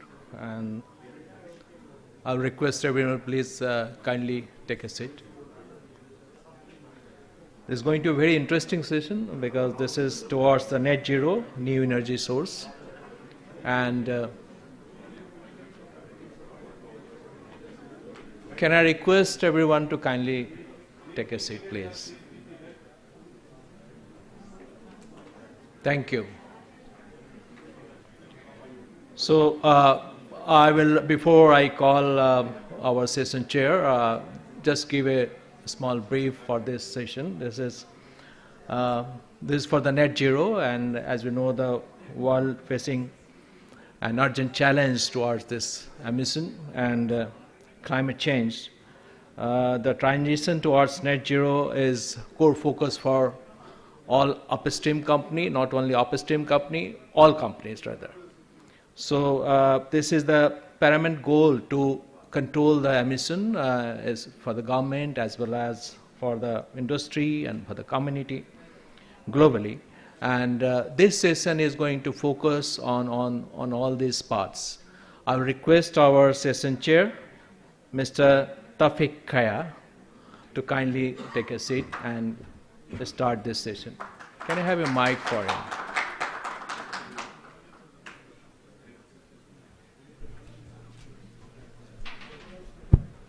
Please go ahead. The stage is yours. Yeah, good morning. Namaste. First, I would like to thank you very much for all organizers and who is inviting me here. This is my first time in being India and New Delhi as well. So I'm today another honor for me to be a chair this session. We are three people as a speaker and for this session. First, myself, I will talk about geothermal. My topic is geothermal. Second one is esteemed speaker Professor Cha from University of Southern California, and he will talk about the advanced geomechanical modeling for the optimizing well location and well control during the CO2 storage and enhanced hydrocarbon recovery. And also our third speaker, Mr. Roy. Mr. Roy talked about the net zero.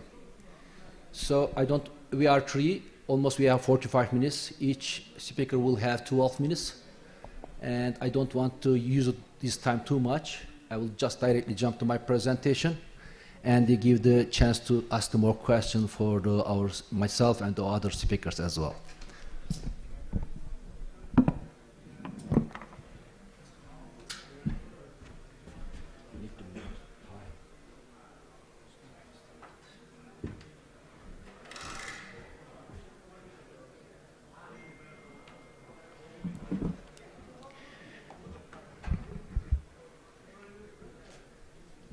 Again, good morning again. My name is Tevfik. I am petroleum engineer. I am working in Schlumberger SLB. I am in the professionally 30 years in the business in geothermal life. I started in geothermal in 1994, different project level in the worldwide, Turkey, Indonesia, and Africa. And mostly is reservoir engineering, drilling, and project manager, operator, and also SLB as a service company. My current position is geothermal business director for MENA, Middle East and North Africa, Asia, and specific project in the worldwide. Okay, first, I don't want to talk about the net zero and decarbonization and other climate change because we had a multi-millions number about that. Just I want to show two maps about the net zero and why we are talking about too much about the energy diversity, renewable energy, and others. This photo, almost same years old with me. I am 53. This photo is 1970. You see how the energy, electricity usage in the world, right, in 50 years ago. When you look at the Europe, Africa, Turkey, India as well, you see the very light is limited. Some US, yes, west part of the east part of the US, there are, but there is nothing still in the west part. India, very few people, few people lighting at that time. When you look at today's photo, you see this meaning something is increasing and we need the energy more, we need electricity more. That's the reason why we are talking about too much energy and climate change, decarbonization, net zero. I don't want to talk about the net zero purpose and others, but many of them you are aware of that one. Just two maps are easily explained to us what's happening today. So, as I told you, my topic is geothermal. Yeah, geothermal is, what is geothermal? Two words, geo and thermal, ground heat. Mostly we use the geothermal direct use application, different purposes, power generation for hydrothermal conventional system. And as of today, we were calling the enhanced geothermal EGS. Once upon a time, we were calling HDR, hot dry rock, and also AGS, man-made reservoir. But my focus will be on the power generation today, because as I understood, India as well has an intention for the geothermal utilization, mostly is power. I was very happy to yesterday, I heard at least 10 times very high level excellency minister, and they are talking about the geothermal. This is a great honor. So it means that geothermal is on the India agenda today. That's great. Where is the geothermal? Geothermal is mostly volcanic, tectonic, and sedimentary region. And geothermal is everywhere, but drillable depth and also commercial drillable depth, a makeable doable project is mostly ring of fire, as we call, and India is also part of that ring of fire. Just what is the geothermal project development? How we are developing geothermal project. It is same in oil and gas, hydrocarbon. We have exploration, we have drilling, and we have operation. And exploration phase is typical oil and gas, non-seismic, seismic studies, geology studies, and just needed some gradient hole and before, like an appraisal well, exploration well, we drilled to prove the reservoir before the pre-feasibility, to design the conceptual model. And after designing the conceptual model, proving the reservoir, and you can start the project development as a drilling. Drilling same, but drilling size, drilling depth, drilling technology a bit different than oil and gas, but almost same. That's the reason it is adjunct for oil and gas company, especially for geothermal drilling and exploration. And operation, a bit different than oil and gas, because we are mining the heat in geothermal. In oil and gas, we are mining the some fluid. We are talking about the barrel or meter cube or standard cubic feet. But in geothermal, we are talking about the megawatt thermal, megawatt electricity. So, and geothermal, there is no any depletion in the heat. So why we are saying sustainable and renewable, life of the geothermal reservoir is 100 years. Always we call the geothermal children's energy. First power plant is this year, anniversary 120 years, same field. And so in Larderello in Italy, it is built in 1904, only quarter megawatt, 250 megawatt. Today is running at their 800 megawatt. Okay, as a SLB, and we are not new in this business. Geothermal is not new. Geothermal is old, mature energy. But still, last 10 years we are talking a lot. And for example, as a Turkey, we developed the whole geothermal project last 15 years. But when you look at this SLB involvement geothermal project, where is the geothermal? Almost you can see same place that we involved. Today, 17 gigawatt is running in worldwide. As a SLB, we involved more than 60% of the different projects, more than 50 countries. And still is we have different operation in this region, and my responsible region in the Saudi, Kingdom of Saudi, in Oman, in Turkey, in Africa, in Pakistan as well in the region, we have an ongoing activity and project. Hoping, inshallah, we are expecting some good development in India for the geothermal. And we are the geothermal development company and technology company. We had a different solution. I don't want to talk on that. We have end-to-end means we have a capability, in-house capability from that I showed to you, exploration to operation. Whole phases, we have a technology, we have a source, and we deliver the many projects as an end-to-end. Exploration and power plant key. This is the worldwide countries who are developing, generating power in the, like oil and gas country, top 5, top 10. These are top 10 geothermal countries. First, US, Indonesia, Philippines, and Turkey. Turkey is number 4, almost today is 1.7 gigawatt is running. The meaning of the 1.7 gigawatt, almost 4% of the whole Turkey energy demand. In US today is almost 17% of the California is covering the energy by geothermal. So, as I mentioned, there are huge interest in the region, and hoping this list, India can be part of this top 10, top 20 in next 5-10 years. Turkey was not top 10 15 years ago. Today is position is number 4. And what we have source, we have regulation, we need energy. That's the reason in Turkey developed a lot for the geothermal. Just I want to give you one case study. What is the geothermal? How we develop? Just one project. Just we delivered in Turkey, small, tiny project, 12 megawatt. 12 megawatt means as a 20,000 house electricity needed covered by this plant. This plant is low enthalpy. Low enthalpy means 126 Celsius. We had 7 wells. As a SLB, we involved A to Z, feasibility study, exploration, drilling, production, power plant design, and everything. Then we delivered that plant. 7 wells, 4 production and 3 injection well, and this is running. Today is almost 4 years old. 4 years old. This plant is running. most probably this plant will run many, many decades, many 100 years. But only amortization, 30 years for the equipment, for the plant. But resource, there is no amortization period for the resource. Okay, give me a small example. What is the geothermal, how is working geothermal power plant? Geothermal power plant is two wells, production and injection wells. Different than oil and gas, well, a bit big. Each well is around 25 to 30,000 barrels per day production. Injection well is same. If you are talking about the power generation, you are talking about 100 plus Celsius, and injection temperature is around 70 to 80. Depends on your reservoir, depends on your power plant design. You are using that delta T, minimum 30 to 40 Celsius to generate the power. This is a typical steam power plant.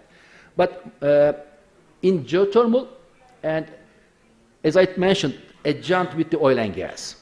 And if you have that technology, if they have that culture for the oil and gas exploration, operation, and different phases, it is similar. Today we are very lucky as a geothermal world because we are using oil and gas technology. Because oil and gas technology improving, just we are adapting and changing some material equipment like a pump, like a drilling fluids, because there are some key difference between the drilling operation, and also equipment. We say fit for purpose for the geothermal by oil and gas. This slide is again surface. And when I started geothermal almost 30 years ago, and for power generation, it was not big agenda for all countries. We were saying and 140, 160 Celsius, but today, if you have 100 plus Celsius, you have a chance to generate the power. I mean that today, just need 100 plus enough water, you can commercially generate the power. Geothermal is 724 hour, different than base load power plant, different than the other renewable, solar and gas. And very limited footprint and also 724 hours energy delivery. Okay, just cost, last slide. Geothermal as a per megawatt, $3.5 to $6 million per megawatt. Depends on the field, depends on the project area, depends on the excess. Operation cost is around 0.1 to 0.3 cent. But if you have larger size power plant, you have less capex. If you have smaller, for example, first project that I show you, and 126, 12 megawatt is almost a $60 million total project, A to Z. $60 million means per megawatt $5 million. But last one is almost, today is 60 megawatt is running that we involve. That project per megawatt costs about $3.5 million per megawatt. And India, you have source. You have some potential. And this is under your food. And you should think, because this is your energy, and just we are technical people, that we can support you by scientific studies, by equipment, tools, but this is your energy. And you should do something in your geothermal utilization. Thank you very much for listening to me. I used 12 minutes. I give another 12 minutes for my colleagues and Q&A. And maybe Q&A question, I preferred as a chair, get the whole question after the whole presentation, depends on the timing. That power plant, can you show that my power plant, last one? Just a unique power plant, as a SLB we involved, 300 megawatt is running now. And our ESP pumps, 230 Celsius is running in this power plant. As an engineer, I worked this project as a reservoir manager of this project 14 years ago. So now this is one of the giant, and there's some good honor and also project design for the worldwide in Turkey. And if I advise you, if you are interested in geothermal, please visit this plant to see end-to-end everything. Thank you for listening to me. Okay. Okay, I have different hat now. Normally my plan is to use the 40 minutes because I am chair, I have a power. Okay, so now second speaker, Professor Cha, please. Professor Cha, please introduce yourself because I leave it you yourself. Okay. Yeah, please. Thank you. Hello, everyone. My name is Urja. I'm a professor at University of Southern California in the Petroleum Engineering program of Chemical Engineering Department. I'm also affiliated with Civil and Environmental Engineering. Before moving to the US, I worked for Schlumberger here in Mumbai, and I have background in petroleum engineering, civil, environmental engineering, and now geophysics as well. So just to give a brief intro into my experience over the years, education from ISM, Stanford and MIT, my dissertation at MIT, which was titled Mixing of Fluids to Triggering of Earthquakes. Basically, we looked at EOR operations and induced seismicity. That received Best Doctoral Dissertation Award, which was a proud moment in the journey. Recent times, we have received, for our research, we have received awards from US National Science Foundation called the Career Award, and multiple awards from Society of Petroleum Engineers, which I believe many of you are familiar with. Last year we also received Chevron Research Innovation Award for our lab.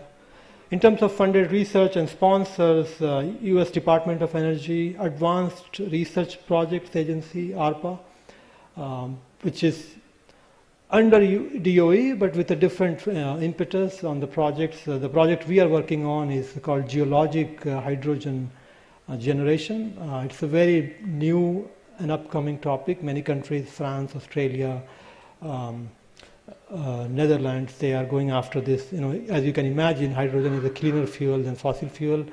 So countries lacking hydrocarbons or trying to have a better climate footprint, they are going after this. This is very, very exciting. But today I won't talk about that. Instead, I'll focus on CO2 and other kinds of storage. Funding from National Science Foundation, and American Chemical Society, Petroleum Research Fund, and energy companies.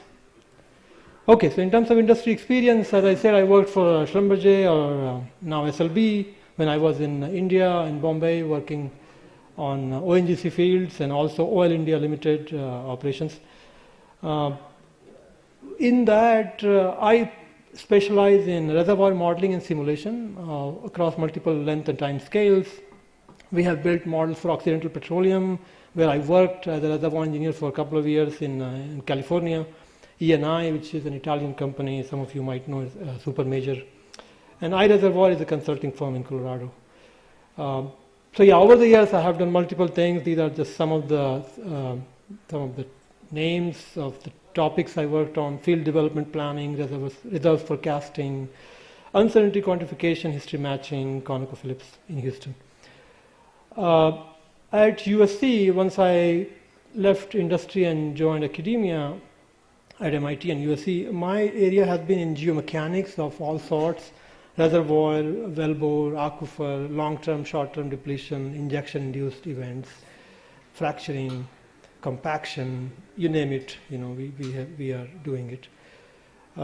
Today I'll talk about CO2 storage, which also applies to hydrogen storage, and that is different from hydrogen generation, which I mentioned under ARPA project that we are working on. EOR for water flood, miscible CO2 flood, conformance control, and EGS, because EGS is very tightly coupled with geomechanics, as Mr. Kayak can vouch for.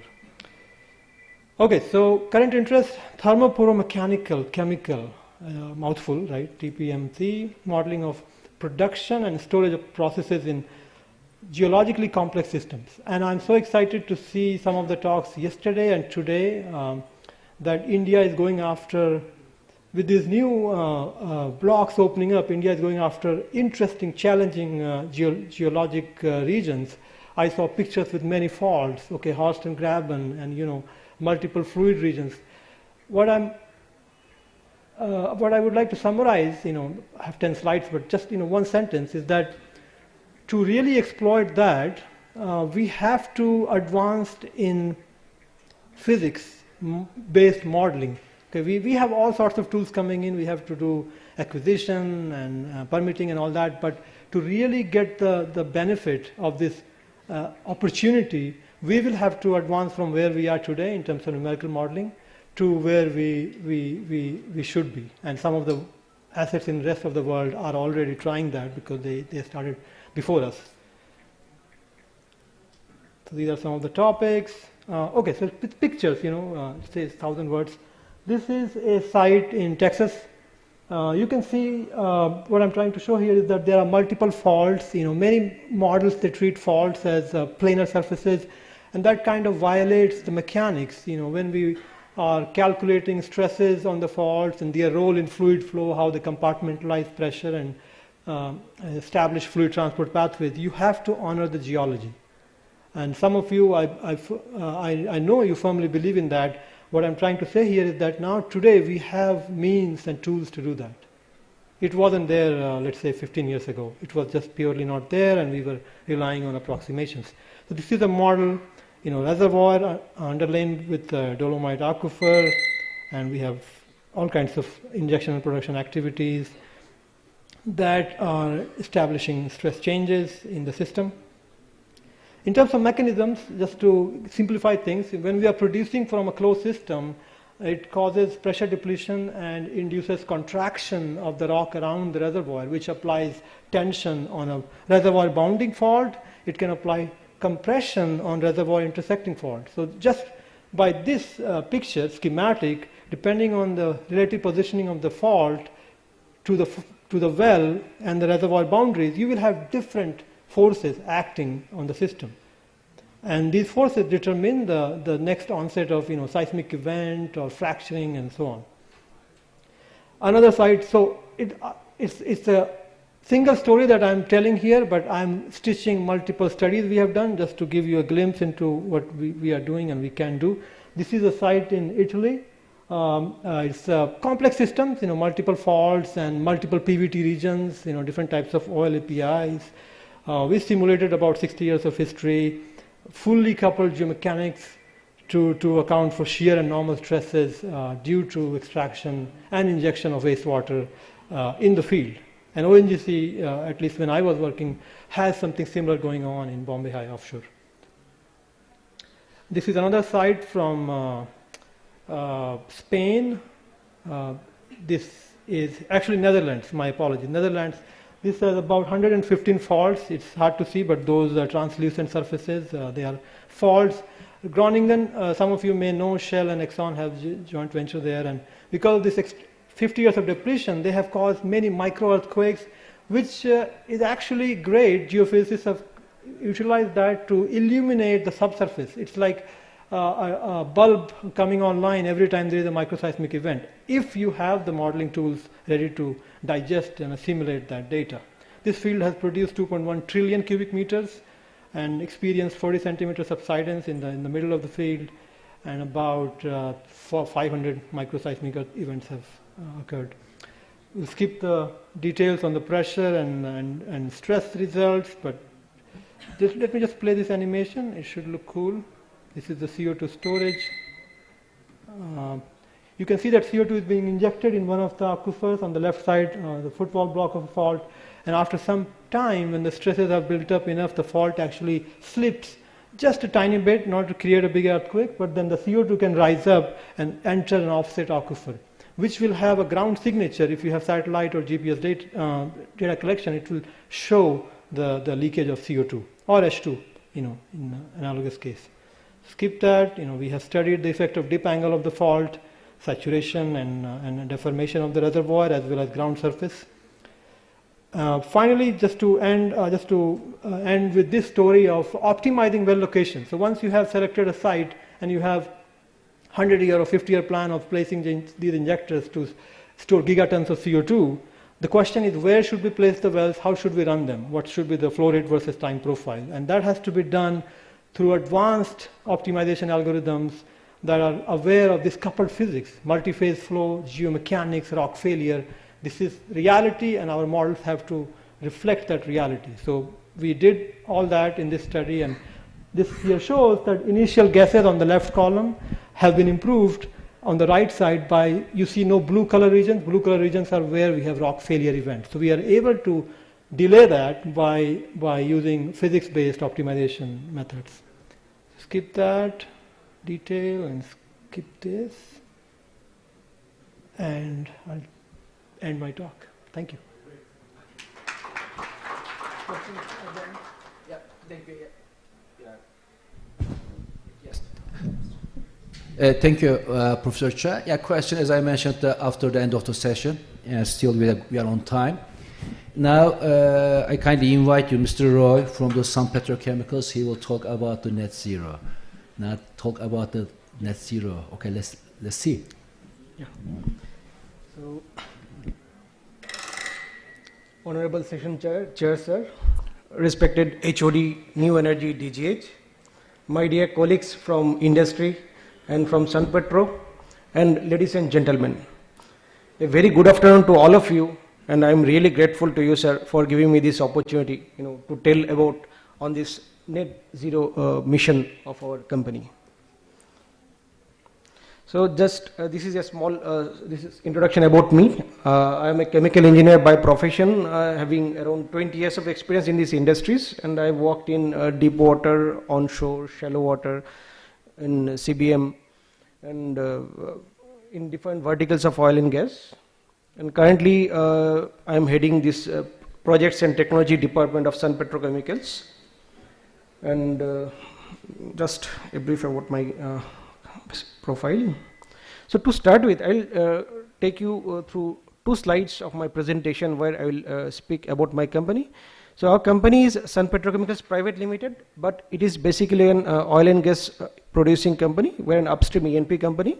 And company is very old. It was incorporated in 1995, but oil and gas business was started in 2014 April under the leadership of Mr. Padam Singh. He is currently heading our oil and gas business. And we are having 10 assets as on date. Out of these 10, 4 are producing. And we are following the mantra of speed with accuracy and scale. So these are the pictures of 10 assets of our company. These green ones are producing assets. And this Bhaskar one in Anand district of Gujarat is our flagship oil and gas producing field. The orange ones are this one and this Bhaskar 2, this Gulf A and Bhaskar 3 GK28. These are discovered small fields which are currently under development. And the yellow ones are exploratory blocks. And we have taken up seismic surveys for these assets. Now coming to net zero. Our beloved mother nation, Bharat, is aiming for net zero emissions by 2070, and we are also not an exception to that.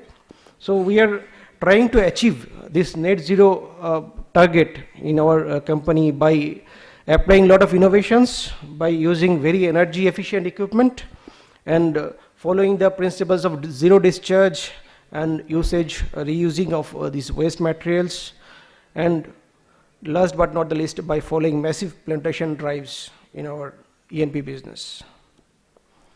Just this is the picture of our central processing facility located in Anand district of Gujarat of our Bhaskar field. And these pictures will tell you how concerned we are about our environment. Like we are having 1 megawatt solar power plant for meeting our local electrical loads. We are having other systems in place for taking care of our environment, for ensuring sustainability. Now, regarding these different initiatives for this net zero. So, we are an E&P company, we cannot compromise with our targets. So, we are looking for production of our oil and gas or hydrocarbons along with exploitation of available renewable energies in our nature. We are also trying to optimize the energy consumption for our operations. As I mentioned before, we are having very strong push from our management for development of green belt, for plantations, and the new energies like tidal, wind, that also we are looking for reducing carbon footprints. And for another approach is to exploit the inherent energy of the system instead of tapping new fossil energies for production operations or other E&P operations, and following sustainable practices as and when required. So like these approaches, to make it happen, we have implemented around 50 plus innovations so far for our ENP business across all verticals. Like few of the examples are like zero gas flaring. It is there since inception in all our field. Then exploration of solar, wind and tidal energies. Then plantation, already it is there. Energy saving equipments which are having a very major role for conservation of energies. And commissioning of facilities, to follow the principles of 5 R's, that is refuse, reduce, reuse, recycle and repurpose. Steps, again, zero gas flaring. Then zero gas flaring means like we don't want to emit traces of gas to our environment. So very low pressure, low quantity gas also we are recovering from our oil and gas processing facilities. That is also, there also we are using a very energy efficient equipment where we don't use electricity for sucking this low pressure gas, for diverting this gas to our end user at relatively higher pressure. We are using ejector where we are exploiting the energy of the high pressure gas. Then we are adding chemicals like pop-on depressants and other demulsifier for our oil and gas production in our pipeline, even in wellhead, irrespective of any pressure, by taking the advantage of gravity. So there also we are not using any pump. So these are just some examples of our sustainable ENP operations. Then we have created a facility in the middle of the field where there will be very less pressure drop. Our pipelines are sized in such a way we can exploit the inherent energy like reservoir energy for making the produced fluid to flow to our facility. Our equipment layout are in such a way we need not use pump for storing our produced produced oil from separators and other equipment to store in the tank. Solar power plant, already I have mentioned, like we are producing around 50,000 units per month for meeting our local electricity demand. The excess energy gets exported to grid. We're using electrical vehicles so that very less emission in our facility. Like other electrical vehicles, there are four electrical vehicles, one cart is available. LED lights where energy consumption is very less and we maintain very high power factor. Like losses in our system, electrical system is almost nil. So some pictures of the green initiatives in Sun Petro. So this left hand side is the picture of the zero gas flaring concept by utilizing one patented liquid use-seal which helps to divert low pressure, low quantity gas. Otherwise, this gas would have got released to atmosphere, but we are not doing that. This gas is diverted to the consumer. Solar power plant is already there. And coming to plantation drive, we are having almost 3 lakhs trees in our facility, where there is a calculation. We can show that like we are capturing around 45,000 kgs of carbon dioxide per day on daily basis, and we are producing around 35,000 kgs of oxygen on daily basis. Like as I mentioned before regarding innovations, so these are the pictures of some innovations for which we have taken patents. Patents are granted for these 12 innovations. So this one is zero gas flaring, this hydrocyclone, very efficient equipment for treating this produced water. Then oily water separator, we don't need any equipment or like consumption of energy for separating traces of oil from very huge quantity of water. Then mobile well test separator, that is used for testing of wells, without hampering the production, without releasing gas to the atmosphere. Liquid trap, where we don't require much equipment or instruments for separation of oil and gas. This chemical injection unit, where we don't need any pump to add chemicals or to inject chemicals for our operations. So these are other pictures, some other pictures. So I'll tell in my coming slides. Some patents, these are already, these have been taken up for patents. 12 patents are granted and rest are in the pipeline. Other innovations, like, I'll not take much time. This is a picture of the ejector where we are using very high pressure gas to capture low pressure, low quantity gas for monetization. Liquid use-seal for zero gas flaring.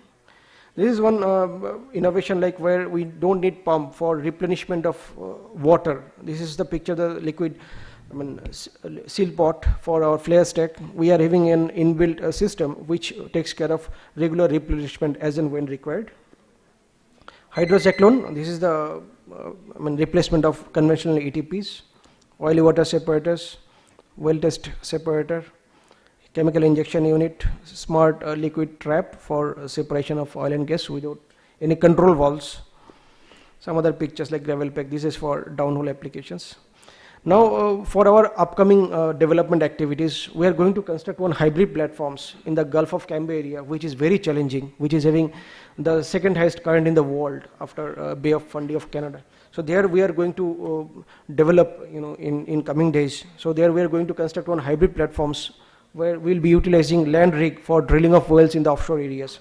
So we are also having plan for sustainability for this kind of installations. Like we are going to tap the renewable energies available in this area, like tidal energies or current, this wave energies, then windmills for tapping the wind energies, then solar panels for meeting the local platform loads. These are also there in the pipeline. Just one experiment, like whatever we tell, we keep on developing these concepts. So this is the one picture of a turbine which we have developed recently. We are going to test it at field. So just quickly I will go through it. And regarding waste management, we are also having zero discharge. So whatever waste, solid and liquid, we generate in our plant and our base camp. We are having a base camp nearby our processing facility. So that waste is also treated. The solid waste is decomposted, and liquid waste is treated in our sewage treatment plant. And the treated water and this treated solid waste, which is manure, is used for green belts as well as for other local requirements. Some pictures of our vegetations, plantation drives, green belts. So I'll quickly go through it. Now results and observations, like it is really remarkable, this efficiency, it improves the efficiency of operations. It leads to savings of capex, opex, and operational requirements.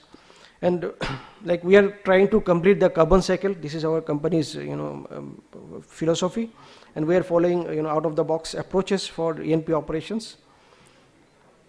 So validation, like we are able to connect all the stakeholders, the premier institutes, SMEs from different institutes and industries. Our business goal is not compromised. We are producing oil and gas, at the same time we are ensuring sustainability, and we are bridging the gaps among all the stakeholders of E&P operations, and we are also guaranteeing E&P business, with zero carbon emission, and we are creating green E&P business model for all other operators. Thank you, madam, for giving us this opportunity. So that's thank you, Mr. Roy. And now we have almost 5+ minutes. We can get the question for geothermal, for geomechanical studies, or any net zero for the Mr. Roy. Please raise your hand, ask question, and your question to who? Do you have a question? No, I thought he said... Yeah, just... I have a question to you, Mr. Kaya. To me? Yeah. Okay. So you talk about the geothermal energy is ideal for the area very close to Pacific Ring of Fire. But in India, most of the geothermal reservoirs are low enthalpy reservoir. So according to you, what could be the best exploration strategy? I mean, best commercially viable exploration strategy for geothermal exploration, particularly in low enthalpy reservoir? Yeah, as I mentioned, my presentation, it was not our agenda, low enthalpy for power generation once upon a time. Once upon a time means 20 years ago. But today is both subsurface and surface technology allows to us commercially 100, 110, 120 Celsius is doable, and for the commercial geothermal power project. I am not super familiar in India, but not 100% ring of fire, but partially yes. You have very good gradient many places.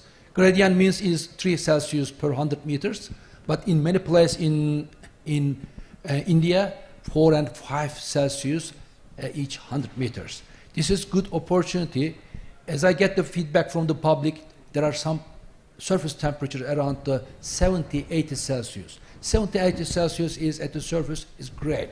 We don't know if that water is coming from the 200 Celsius or 150 Celsius ground. Yeah, we need to check. As I mentioned, exploration, typical oil and gas. Non-seismic, seismic geology, of course, first. Then to understand some gradient hole or thermal gradient, or we call exploration well. When you have the one exploration well, we can say that field is like an oil and gas, not that barrel capacity. We say that area is that megawatt thermal, that megawatt electricity capacity. Yeah, like an oil and gas, start an exploration to a dedicated area. Thank you. Any more questions for me and for my colleagues?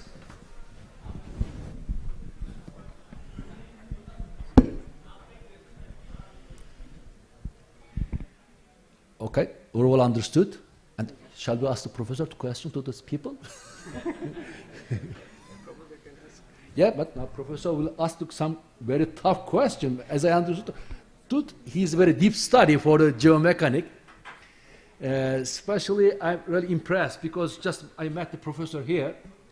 I had some colleague engineer in California, based in San Francisco office, SLB geothermal office. I had one very good engineers. One of them in Maine, I haven't seen yet in person, but he studied with the professor. Just learned this morning. I'm really great honor for me to meet in person, professor. So as I told you, I am engineer. I did my master for geothermal, but geothermal is, yeah, you should focus something. Yeah, I am the one of the witness in development in Turkey. 8 megawatt today, 1.7 gigawatt, and Indonesia also few hundred megawatt today, almost 2 gigawatt. And Kenya, I visited Kenya many years ago, 0 megawatt. We went to almost 4 hours off-road, no road, just elephant and wildlife at there. Today, people are talking about the 1 gigawatt in Kenya. So I think energy, everybody needs energy. India, I see 1.5 billion people needs energy here. So in the future, of course, I'm a petroleum engineer, oil and gas will continue in our life, but geothermal in your house. And as a humble advice, you should start. Turkey was 110 years behind that opportunity. Apologize. India is 120 years behind that. Because first power is 1904, 120 years ago. As a Turkey, we did almost 10 years ago. Yeah, I think India can do, of course, not some many gigawatt, but any megawatt is bring the value for power. Replace for the hydrocarbon for future. Sorry, I talked a lot. Right. Yeah. If you have any questions. Thank you, Mr. Kaya. Okay. Now, you see, we bring the more questions. The more we discuss, the okay, good. More questions will come up. How can I help gas-headed exploration? Geomechanics helps in gas-headed exploration. So, I mean, the most succinct way to answer that would be to say that advanced physics-based modeling is essential, because if you know about gas hydrates, you have multi-phase flow and the chemical transport processes, and it is happening in a loosely consolidated layer because it's under seabed. So that's how we have seen progress in Japan and offshore California. They gave us a project, and we saw that through modeling we could increase the accuracy of recovery prediction. We are also doing experiments to drive the models, because as it happens, commercial simulators sold by companies like SLB or CMG, they are still lacking the physics. So somebody has to go to the lab and actually test those samples, measure things, and inject that physics into those models. Yeah. I have one question to Professor Savi. Yes. See, they don't let you ask questions, they're still there asking. Basically, your discussion has triggered this question. So invariably in all these CCS projects that are currently running across the world, we have seen the very widespread occurrence of microseismicity. Mm-hmm. So what are the critical parameters that we need to critically review to avoid this problem of microseismicity or related fault activation and reactivation and all those things? So if you are interested in preventing microseismicity, then there is a clear path, and countries like Italy, where their major on-land oil and gas activities are in regions with a lot of faults, and in urban areas, they have guidelines from the ministry to implement something called traffic light system. So basically, you have surface monitoring facilities, geophones on the ground, and inside satellite data that's taking pictures every 6 hours, and GPS stations. You need real data, and you need models that will assimilate the data in real time or near real time to make forecasts on how to run the wells. So you always keep your thresholds, the microseismic magnitude threshold, below regulatory limits, let's say magnitude 3 on Richter scale. So this is being done. It is still an area of research because there is a lot of physics required in those models. Do we know rock properties? Do we know the structure of the faults? Well, to some degree, yes. So that's the prevention part. But I mentioned in my talk that it's not always bad. Microseismicity can be turned around into a source of information. It's like the Earth is giving us data about where the structure is weaker. So we can, again, use the physics to use this so-called nuisance into a source of information. It's like free seismic, you have source that's triggering, and you just have to listen for it and model it. Yes. Thank you, Professor. Okay. Thank you, everybody. Tawfiq, can I ask one last question? Yes, very short, please. Yeah, because okay. Thank you. My name is Ashish Sharma. I'm from SLB. So Tawfiq, this question is for you. I mean, it's very clear that geothermal needs to start in India, basically. Definitely. Okay, I mean, there are potential. So my question is that what I understand, in discussion with several operators in India, many of them are planning to start geothermal, but their exploration strategy is geared towards 1 megawatt. Yeah. Okay, so they want to experiment with 1 megawatt production and then scale it up. In your opinion, what is the model which has been followed around the world, including in Turkey? Have the customers gone with 1 megawatt and then scaling it up, or is there another way to do the exploration in this case? Okay, that's a very critical, good question. In all over the world, geothermal to 1 megawatt is not commercially doable or not, depends. But many practice is when you drill the first exploration well, you can understand this project is go ahead or not as a size of megawatt. If you are talking about one-digit number, it's not easy to make a commercial because surface equipment is expensive, turbine, and drill the one well. At least because you need 2 wells, production and injection well.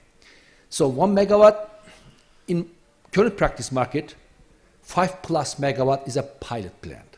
Because when you drill the first well, successful well, we can say 90% probability that field is, let's say, the 10 megawatt, 20 megawatt, 90% probability power generation capacity. Then after the first well, you can go ahead second, third. Then you can plan minimum.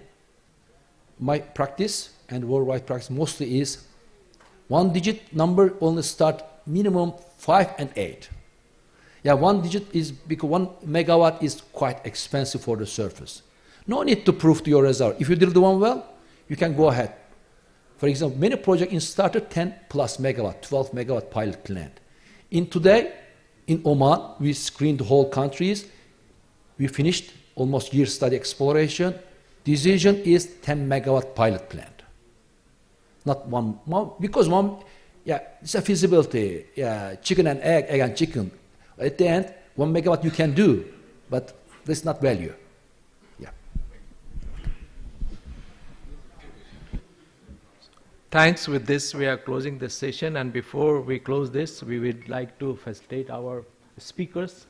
2 speakers. I will take help of Mr. Koya. First, Mr. Jan, my job. What's the name of this flower? Do you know what is the name of this one? 14, you say.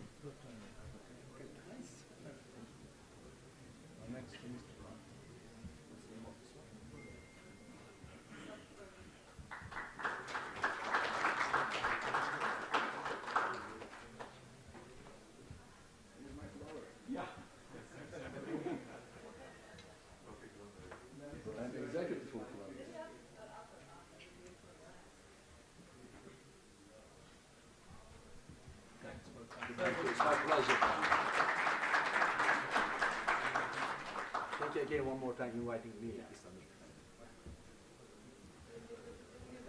So with this, we are closing the session. Thank you. Thank you for attending. Actually, one good photo. Please.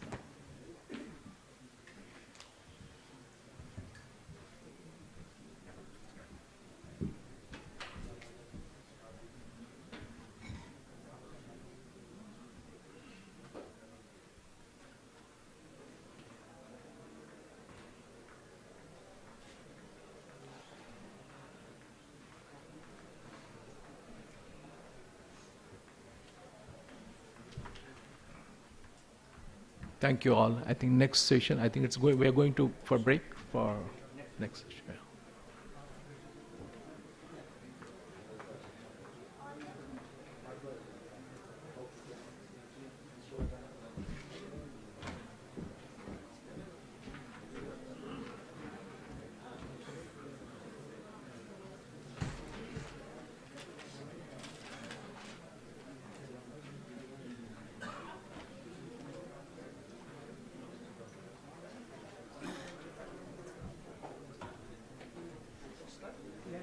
Let me introduce you.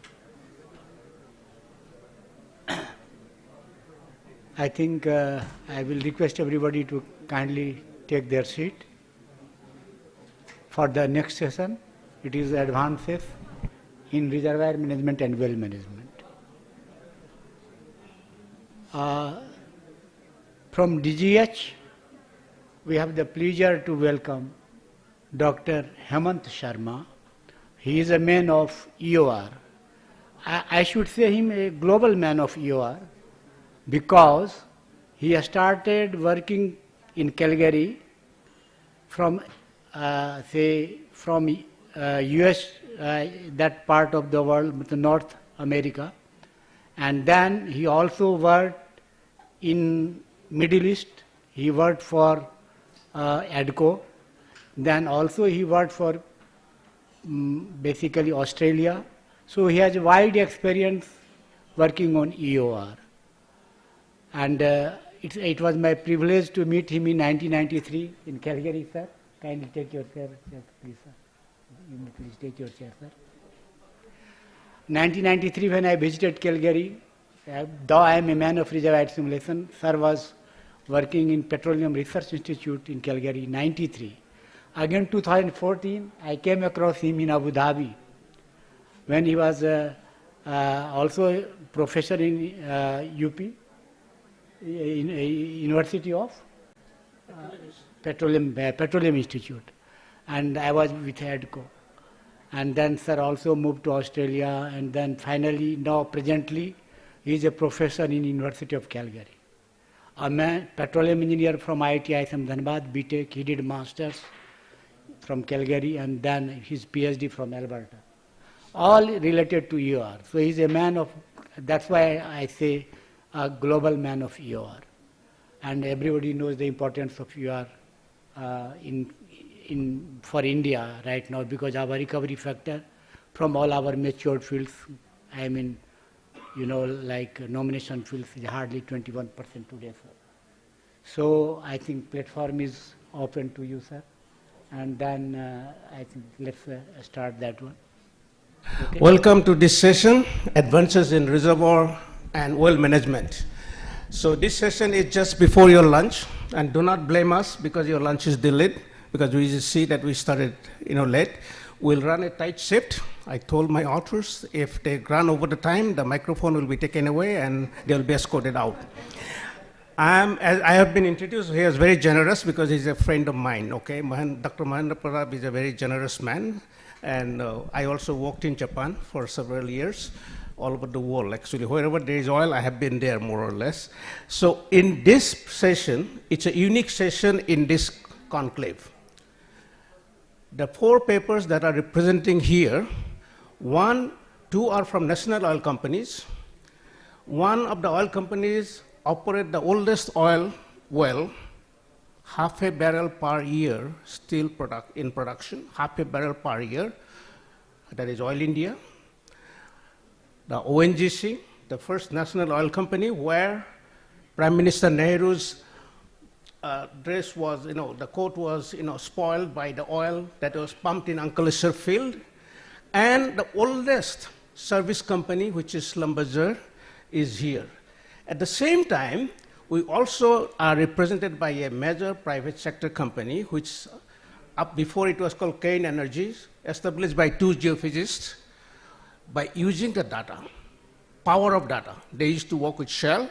They inherited some data, which they knew how to interpret, and then came the Kane Energy. They bought it at a very small price of around $10 million, including some money from their wives, jewelry, and Petronas, and you know what is the history now.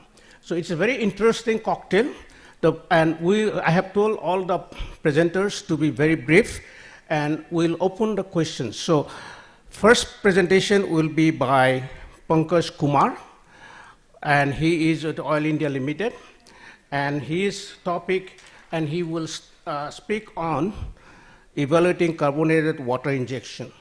And carbonated water injection is like having wine before your lunch.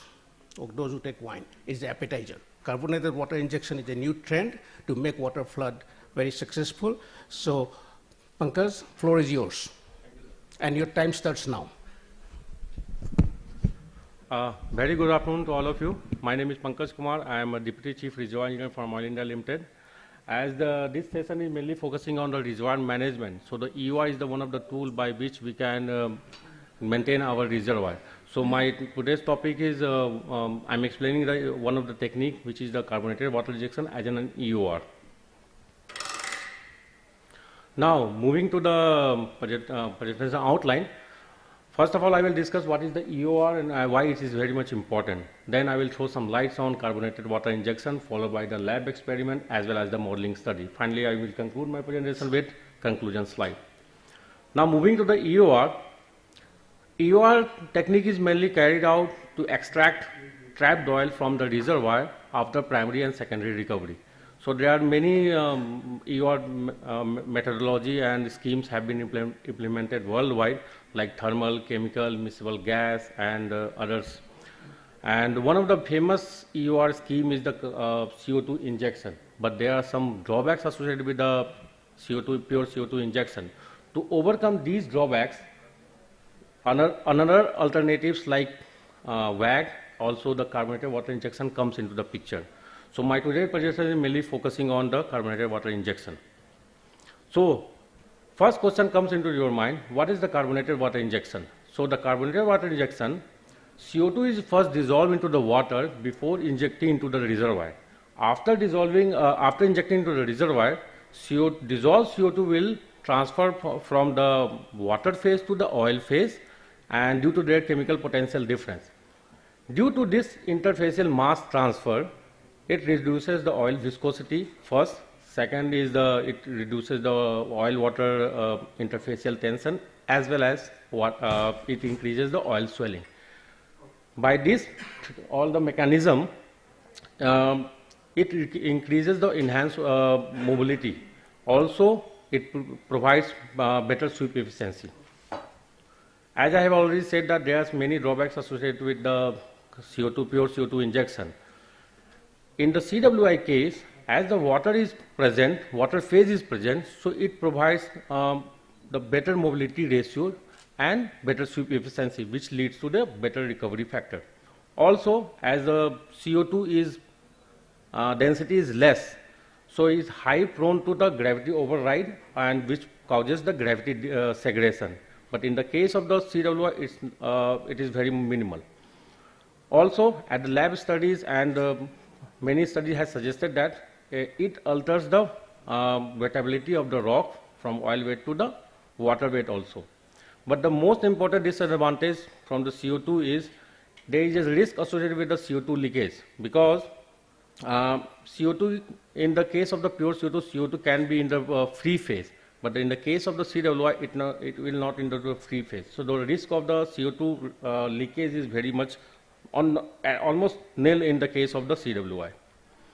Now, as Oil India is planning to carry out the CWI injection in one of the field which is very important for us, and so in the Upper Assam Basin. So these are some basic data for this reservoir, This reservoir, Block A, was discovered way back in 1990. Until now, 79 wells have been drilled. Till 1998, we have reached a peak production of 2,646 meter cube per day. But currently, its production reduced to the 387 meter cube per day. For your information, we have started water injection in this reservoir from the 2 wells in September 2021. Apart from that, Oil India had a joint industry project with Harriet-Watt University, and they have carried out core flooding study on the course of this reservoir, and they have found that at the macroscopic level, there is due to the CO2 dissolution, it reduces the oil viscosity as well as the oil swelling. From this picture, bottom picture, you can clearly see that in the case of the CWI, massive 110% oil swelling occurs with respect to the water injection. So from this, study, they have also seen that there is a water alteration, wettability alteration due to the pH and asphaltene phase changes. And based on the core data, it suggests that 10% original oil in place, incremental recovery they have achieved. Now moving to the modeling study, recently we have completed our in-house study for the, with a basic objective of to check the efficacy of the carbonated water injection in in this reservoir, and with an objective of the better well placement and assess the incremental oil recovery from this reservoir.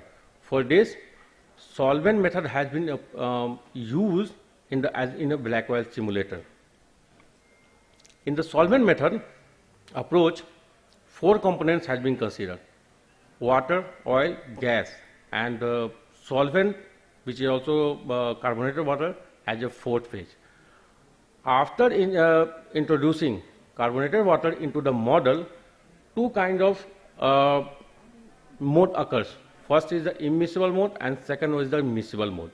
In the immiscible mode, we consider that there are only 3 components are there, like oil, water, gas, and all the components retain their own properties. But in the miscible mode, we consider that 4th phase CO2 carbonated water is there, and the mixing is totally dependent on the one of the equation, which is the Todd-Long mixing equation, and it depends on the omega value. And omega is Todd-Long mixing parameter. It ranges from 0 to 1, and is induced. It changes the effective viscosity and effective density of the oil solvent mixture. So, based on our modeling study, we have identified 5 carbonated water injector to be injected into the reservoir, and total injection rate would be near around 1250 meter cube per day. Also, based on the previous lab study data, we got to know that 62 gram of the CO2 will be required for preparation of the 1 liter of the carbonated water. So based on this data, 77 tons of CO2 per day required to completing this project, which leads to the 0.12 million meter cube incremental oil recovery over the base case. So now moving to the final conclusion slide, as I already said that easy oil days has been gone. Now we have to squeeze more and more oil from our existing mature field. So EOR is one of the technique, and CWI can be one of the viable EOR methodology. If this pilot project by our company got successful, it will open a new dimension in the EOR mechanism. So success of this project is very much important for us as well as for the India. Apart from as a EOR mechanism, CWI has a dual advantage. Like everybody is talking about currently what is the climate, we're talking about the greenhouse gas effect, climate control. So based on the data, it suggests that 40 to 50% of the CO2 is going to sequester permanently into the reservoir, whatever we are going to inject into the reservoir. So this kind of project can be treated as a CCUS project. So on taking of the side of the both incremental oil as a CCUS project. So these kind of techniques are very much important. So from this note, I conclude my presentation. Thank you for present hearing. Thank you. Thank you, Pankaj. This is a very good start. We finished exactly on time. Actually, had two more minutes. So I open this presentation for the questions. When you ask question, raise your hand, tell your name and affiliation, and please make the question very short, and answers also up to him. He has to satisfy you. My name is Amit. So I have one question. Like you have said that 77 ton per day of CO2 will be required, and 0.12 million of overall incremental oil is there. So what is the cost of CO2? Have you calculated that how you will get those CO2 for your project? See, we have many MOUs with some refineries like IOCL and others. So currently talk is going on, is under the process. So if we talk about the cost, so still we are not finalized yet, because we identified the sink, but we have not identified till now what is the talk is going on, it is under process. So the source is not identified yet. As the study of the objective of this study was to check the feasibility and accessibility, efficacy of the carbonate water in the subsurface level. So for the subsurface part, parallel study is going on in our company. So when it will be over, then we will be able to tell you the exact numbers. Thank you. Yeah, good morning. I'm Prashant Ranjan from ONGC. My question is, if you see at global scale, the incremental gain from EOR is close to 5 to 6% maximum. And seeing the oil prices going down, coming up, going down, do you think that it is feasible from economics point of view to go for large scale EOR projects, particularly in mature fields like Assam and Western on land? See, there could be two different aspects of this answer. First is our national interest, because if we are producing, we are importing more 85% of the crude oil from outside. So it's as a national oil company, it's our national duty to increase more and more oil from our existing reservoir. Second part is as EOR is very well known and developed, and also very important EOR tool for reservoir management. So it depends on the reservoir and how much is very high capex and opex involvement is that. So it depends on the reservoir which is suitable or not. For our case, it is suitable, so that's why we are going ahead with it. Big oil companies, they are just dumping their, shelving of their EOR projects, whether it is KOC or international oil companies. They are not going ahead with large scale EOR projects. So understood, but the KOC and other different companies have many other reservoirs. They are not importing oil from outside. So as from Indian point of view, we should go for the big reservoir EOR project, so that import dependency can be minimized.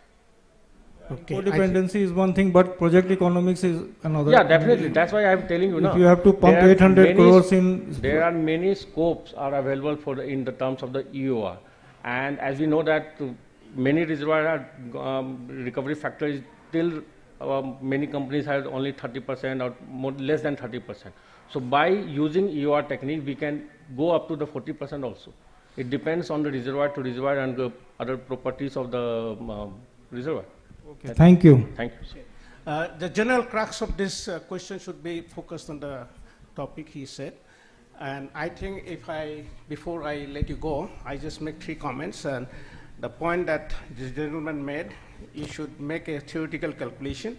The incremental recovery will be judged by, you talked about relative permeability, talk about wettability, but you should also provide the data, how wettability was enhanced, and what is the CO2 utilization factor, which is the crux of his question, and how much CO2 you need. And another question was the cost of CO2. Cost of CO2 at the beginning, in West Texas was very low, but now CO2 is a sellable product. And relative permeability, how it changed, those plots will help convince the weightability change. Yes, So, I have yeah. Many slides about Yeah, but you should, no, like, based on the title of the project, okay, you are talking about weightability change. Yes, sir. And carbonated water injection is the new trend before you do water flood. Because water flood, as it is very common, but carbonated water flood means you preparing, conditioning the reservoir to accept CO2. The amount of CO2 that goes into water is much less. But having water dissolved with CO2 means viscosity of CO2 goes up, so mobility ratio becomes more favorable. So Yes. thank you very much. Thank you. Okay, so we are right on time. Okay, the next speaker is Anurag Mishra from Kayan Energy. And one thing common for all speakers are that because they work in oil industry, we are master of every subject, jack of none, means we know everything, okay? So we worked in various facets, and all of those 4 speakers have worked in different areas, different companies. So Anurag, please take it away. And your time starts now. I'm noting the time, okay? So keep the time. Okay, thank you, Manta sir, and I would like to thank Vedanta and DGH for giving me this opportunity to present on this dais. So I'll just quickly run through the topic is solving complex hydraulic fracturing diversion challenge in multi-layered heterogeneous and depleted reservoirs. Just quickly briefing upon the reservoir is Rageshwari Deep Gas Field, which is Rajasthan onshore block on the southern side of the block. Basically, it's the tight gas field discovered in 2003. We have drilled more than 100 wells and currently on production. Highly laminated and non-pay section with total around 150 to 300 meters total pay with net to gross is around 50%. Highly heterogeneity has heterogeneity and discontinuities. So we deal with clastics and volcanic formations. Now just going through the, just brief on the journey of hydraulic fracturing evolution in this field and the technologies, how it got evolved is limited entry diversion.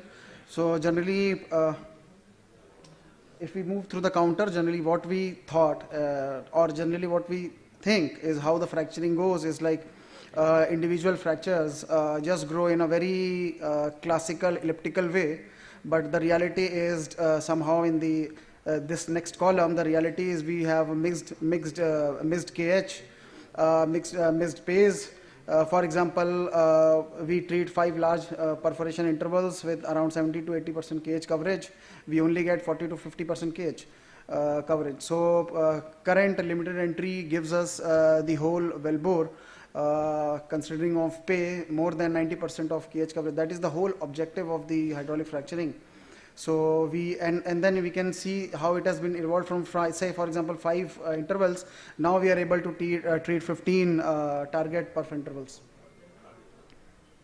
Limited entry diversion. The advantages say basically increasing the net pay coverage. We can also treat small intervals of fracks, and also we can reduce the total number of stages in a well. How do we validate is the fracturing diagnostic tests like step rate tests, temperature surveys, time-lapse PLTs. The limitations, now we need to see the advantage, and also limitation has to also be brought into picture. There's a risk of inefficient fluid diversion because of lot of other factors within the formation. And of course, higher surface treating pressures, how do we deal with it, because we have an operating limit to deal with.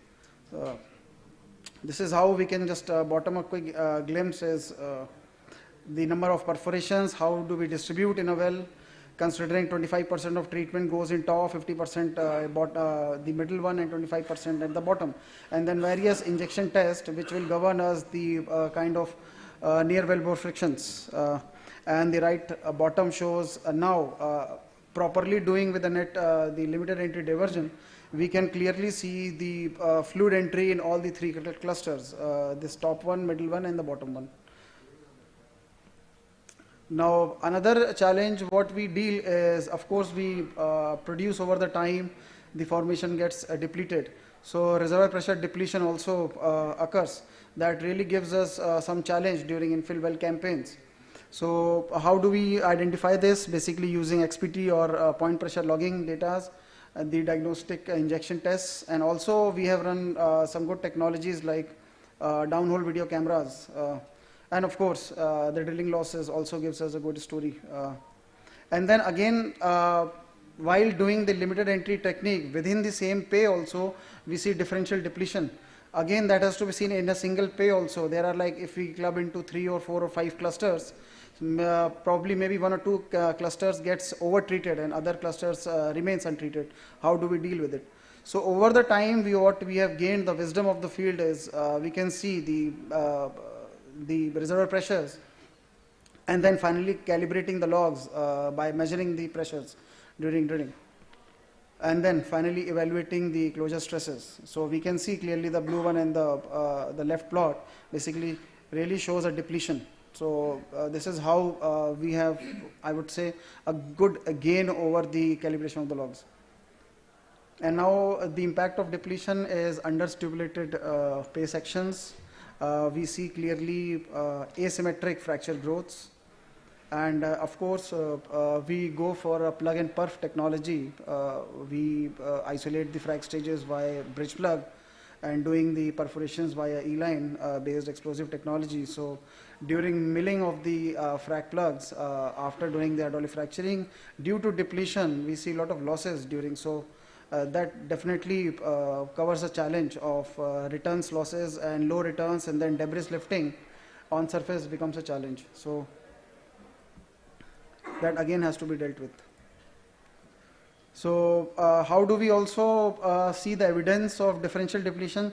I'm just showing some issues and a very small glimpse of all these, how we have evaluated all these. So pre-frac injection signatures, like we go for either SRT or data frac and then do the monitoring. And some of the zones which are highly depleted during the fall off, pressure, like for example goes to 0 psi on surface within 40 to 50 minutes. So this gives us the signature, and also the temperature log gives us the fluid distribution. So in the logs we can see 800 psi depletion, and then accordingly we can see the distribution of the fracture stimulation. Now again, just quickly going through differential depletion, how we have seen with the downhole video camera, we can see the top one is low stimulated perforation section, and below is the highly stimulated sections with lot of perforation inside with the camera. So we can see that. And now how do we go ahead and deal with this differential depletions and depletions and properly stimulating is going with a divergent technology, which is the selection criteria. How do we do that? The objective is to treat 90%, more than 90% pay. No additional operational time also, because that involves cost. Non-damaging to the reservoir, it has to be self-degradable, and then easy operational implementation. One of the technologies, say particulate diversion, where that is a multimodal particles, which is a mixture of small particles and bigger particles. So smaller particles goes into the reservoir, they blocks the permeability, and the bigger particles just blocks the face of the perforations, creating the diversion. Risk also, sometimes it of course comes with the challenge that overflushing of the initial treatment may occur, and of course near wellbore screen out may happen because of aggressive pill design. So engineered diversion design, pre-job QC, just temperature test, how the pill is getting degraded with respect to time. We can see at 100 degrees Celsius and 120 degrees Celsius, we can see as high temperatures the degradation time is low. And how the perf strategy is also mixed in nature, limited entry, conventional, or a mix of conventional plus limited entry. The diverter execution application is, first the screening of the candidate is done, where we see if the diversion is doubtful and we expect a depletion is there. So we develop a high confidence candidate. If yes, then we go for diagnostic injections, and then we monitor the decline. If the signature of decline is there, then we say that depletion do exist. Then we do a pre-frac temperature survey also. If that is also evident in the pre-frac temperature survey, then we design and execute the diverter treatment. We size the pill, we size the job, and the pumping rates also, depending on how many number of perforations. If you want to change, re-perf or add perforations accordingly. and then evaluate and improve. Say after doing the frac, we again do the temperature logging to see how the diversion of fluid is there after pumping pill. And then right now we are in a phase of doing the time-lapse PLTs. Of course, that will take some 4 to 6 months more time to come up with more set of data and how this is behaving. Now, if there is no signature of diversion, then if we are doubtful that there is no diversion kind of happening, then we pump the normal treatment.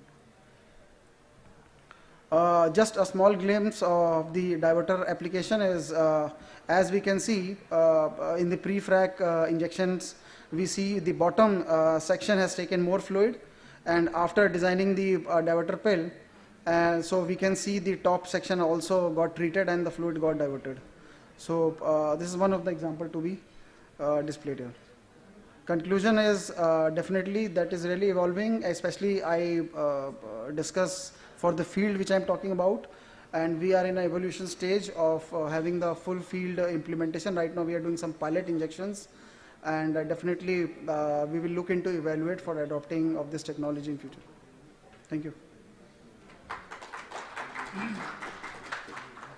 Okay, thank you again. We are on schedule before time. Thank you for keeping the time. Any questions from the audience?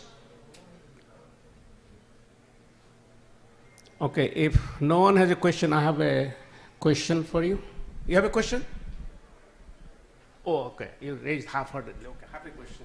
Okay, my question is that you had some fracture closure problem. The fractures are closing or not? Fractures are closing, yes. Closing. So how did you stop that?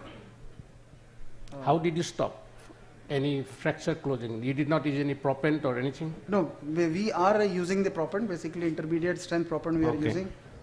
Another thing that you mentioned in your presentation, that when the particles were moving, most probably fines, those were causing issues with the permeability. Smaller particles, less permeability, which is quite obvious. So that means it is related to the surface area. So did you make any calculation of the particle surface area versus permeability correlation? So this, I think we are referring to the diverter designing and pill designing, right? So no, such in one of your slides you said that the particles, smaller particles at the outlet causes the permeability reduction. So this we are talking about the pill design. The pill composes of the particulate matter, basically that is self-degradable, that comprises of small particles, I would say ceramic spheres for example, and the bigger particles. So, and that is also comprising of fibers that bonded the particulate matter to block the perforations and the permeability. So smaller particles, they kind of block the permeabilities, and the bigger particles blocks the interface of the fracture, so that we can divert the fracturing treatment from, say, if we want to divert from top, so top gets blocked and then the fluid treatment can go to the bottom clusters. Okay, basically I'm saying the same thing because to put it technical jargon, basically surface area is directly related to the permeability. The smaller particles means you have got lower surface, like, you know, like shell is very low permeable, high porosity, right? 80% because of the surface area. Shell grains are very small. So I think it will be a very interesting outcome if you also do a side calculation. If this paper is submitted for a journal, people will like it. Okay. Because you observe something which is expected, but you have to put also a correlation. Sure, sir. Yeah. Yeah. Thank you. Any other questions? Means other than mine, you know. Okay, thank you very much. Thank you, Madhu. Thank you all. And audience should please tell the organizers that we're keeping in time, saving time for your lunch, and we should, so that, you know, we get an extra award for keeping time. Okay, next speaker is Mr. Hugo Hernandez Espino, and his title has changed a little bit from the original program. So please, and he is a Schlumberger, as it is, you know, they work all over the world, so they have got diverse experience. So nowadays, anyone with the oil industry, whether you work in India or elsewhere, you have a diverse experience, you are master of all, jack of none. Give yourself a credit. Okay, please. Yep. Well, good afternoon, everyone. Thank you for coming. Thank you for organizing and sharing the session. My name is Hugo Hernandez Espinosa. I am the Reservoir Performance Domain Champion based in India. And today I'm going to be talking about dynamic reservoir characterization using deep traction testing. This is a sustainable approach to actually have a reservoir scale measurement representative of the actual permeability and mobility and skin of the reservoir, right? So I'm sure most of the people in the room are familiar with this type of chart, which is the time versus depth chart that we have in an exploration and appraisal well. Typically, as you can see there, shading in blue, is the time that we take doing a full DST. A full DST takes usually between 1/3 and even more of that time of drilling that well. If I show you this picture, this is a picture courtesy of Chevron, Deepwater Gulf of Mexico, and you can see that for a full-blown DST, you require plenty of control, surface boats, you have flaring, you have logistics issues if you are doing that, you have obviously if your well is crossing multiple sands, you're going to be focusing on testing only one sand, you don't get full DST in the 3 sands. And your results depend on the ability of someone to follow the procedures. So you have a sequence operations, how many choke sites you're going to be using, for how long. So you depend on that. So you can have even 2 weeks of well testing and even non-conclusive results. So why are we doing well testing until today? I mean, this technique has been used for a long time. So why are we doing this? Because actually, well test is the first reservoir scale measurement that we have. So you do your exploration well, you have your waterline logs, you have the static model, you may do a MDT or an RFT in situ, but you are limited to the skin effect. You are still near the well environment. What regulators and operators need to actually characterize the reservoir, they need a reservoir scale to decide what type of facilities do I have, how is my fluid behaving, what's my skin, what's my actual reservoir permeability. So do we have any other option? Well, today we have deep transient test. Basically, it's taking all the benefits of a waterline type of deployment. So we are deploying the tool using a TLC type of setting. I will show you in the slide next. But we can try to see up to 500 meters away from the wellbore. No? Radius of investigation 500 meters, which is a reservoir scale. You're looking actually skin and reservoir permeability. And I'll show you what can we do with that reservoir scale as well. This, I'm not going to go too much in detail on the operations, but what I'm trying to show you here is like, if you think you're going to do a full DST, you think you're going to be flowing the well from the formation to surface. We do that, but we using the driller's assistance for cleaning the mud. So basically, we can flow up to 108 barrels per day, and we can actually clean that fluid using the drilling system. The deployment is very similar to a TLC, but what we have here is the critical circulation sub. So basically, you can mix the mud from the drillers with the formation fluids. And we can go in detail later. We straddle really this little part of formation, which can be up to 15 meters of formation. So we can actually straddle up to from 1 meter to 15 meters of formation. And we have downhole sensors. So from the fluid that we are getting from the formation, obviously you have flow, we have pressure. We also have gas-oil ratio, fluid density, fluid viscosity, fluid composition, C1, C2, C3, C4, C5, C6 plus. So with all these measurements, what can we do in terms of a dynamic reservoir evaluation? We try to do and respect honor the geology. So all of this happens within a week frame. Before the job, we start building a structural model. If there is a 2D line seismic, we start doing this structural lining. If you have a wellbore image log, we can take the dips to do the final structural model. We take the logs to get the static model, so permeability, irreducible water saturation, porosity, and we create a fluid model. I will show you how we create that fluid model in a second. We take this deep transient test, which is showing the buildups in blue, but you can see the different flow rates that we follow and the different drawdowns that we managed to create. So if I have my drawdowns, I have my flow rates, and I have my reservoir, I can do a history match. I can assume that I have modeling in the reservoir, I know my flow rates, I know how my pressure should be behaving, and I actually can invert for that. If I can match that, I can have a productivity forecast. Obviously, I can have a radius of investigation of how big is my reservoir and a minimum hydrocarbon in place. So this is the full workflow. This can be done actually within a week of logging. So I have seen Repsol, for example, doing reservoir announcements after a week of logging. So we are able to do that. And actually, this is the case I'm talking about. This was presented by Repsol and SLB. It was a 3 sands well. We respect the geology. And actually, we did three tests on each sand. We created the petrophysics, and we acquired the measurement. And as you can see on the flow radial profile, the pink curve will be the flows, and you can see the blue is the drawdown pressure. You can see some steps on the flows. So we are actually creating different steps to see how the drawdown behaves. And then we apply the constant composition expansion experiments. So what is a constant composition expansion?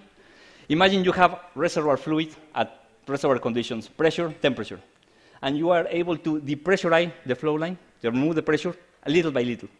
So you will be able to find your bubble point. And what you see on the video will be what you will see on the lab. What you see on the left will be the tool. You can see how you reduce the pressure, and then your fluid density changes, your optical density changes, and you have the bubble gas you will see on the lab. So we can determine really all these fluid models that I was telling you, the fluid curves. Then we do the inversion, the numerical modeling, and then we can actually build what you see on the right there, which is the wellbore or the reservoir geometry.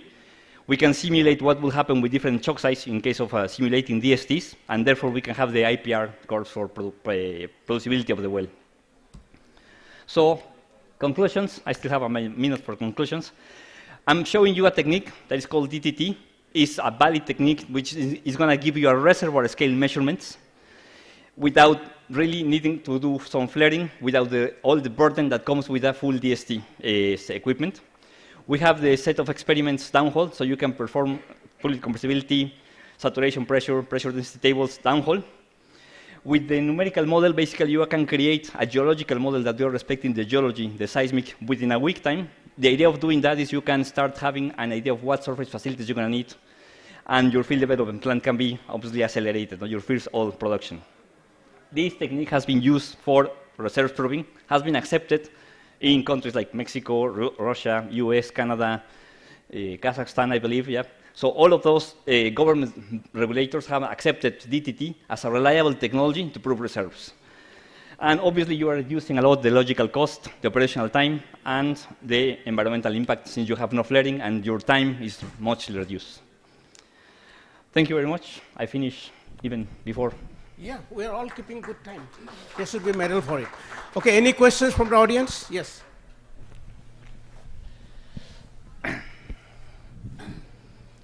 Thank you very much. It was a nice presentation. But you see, I think this request has come to DGS many a times. I think when I was not in DGS, then also this request came. That can it be considered for making a discovery, the test from this tool equivalent to DST. And it was not accepted earlier because of MDT results which Schlumberger had done, and based on that they said it was a discovery, but finally it came out not to be the true. So the ministry took a very strong decision that seeing is believing. When we see on the surface, we believe it. When you do subsurface, you can do any kind of manipulation in the software and show the results, which may be true or may not be true. Like reservoir simulation study is not non-unique. No? You have many changes in the parameters or combination that can give you the same result. So that's why it was not considered. And now you are coming out with some kind of advancement because of deep transient. But I think it will be very, very difficult, sir, for DGS to accept this on a standalone basis. You will have to couple with this, demonstrate with, along with a DST result in some of the wells, both the techniques, and then do the comparison.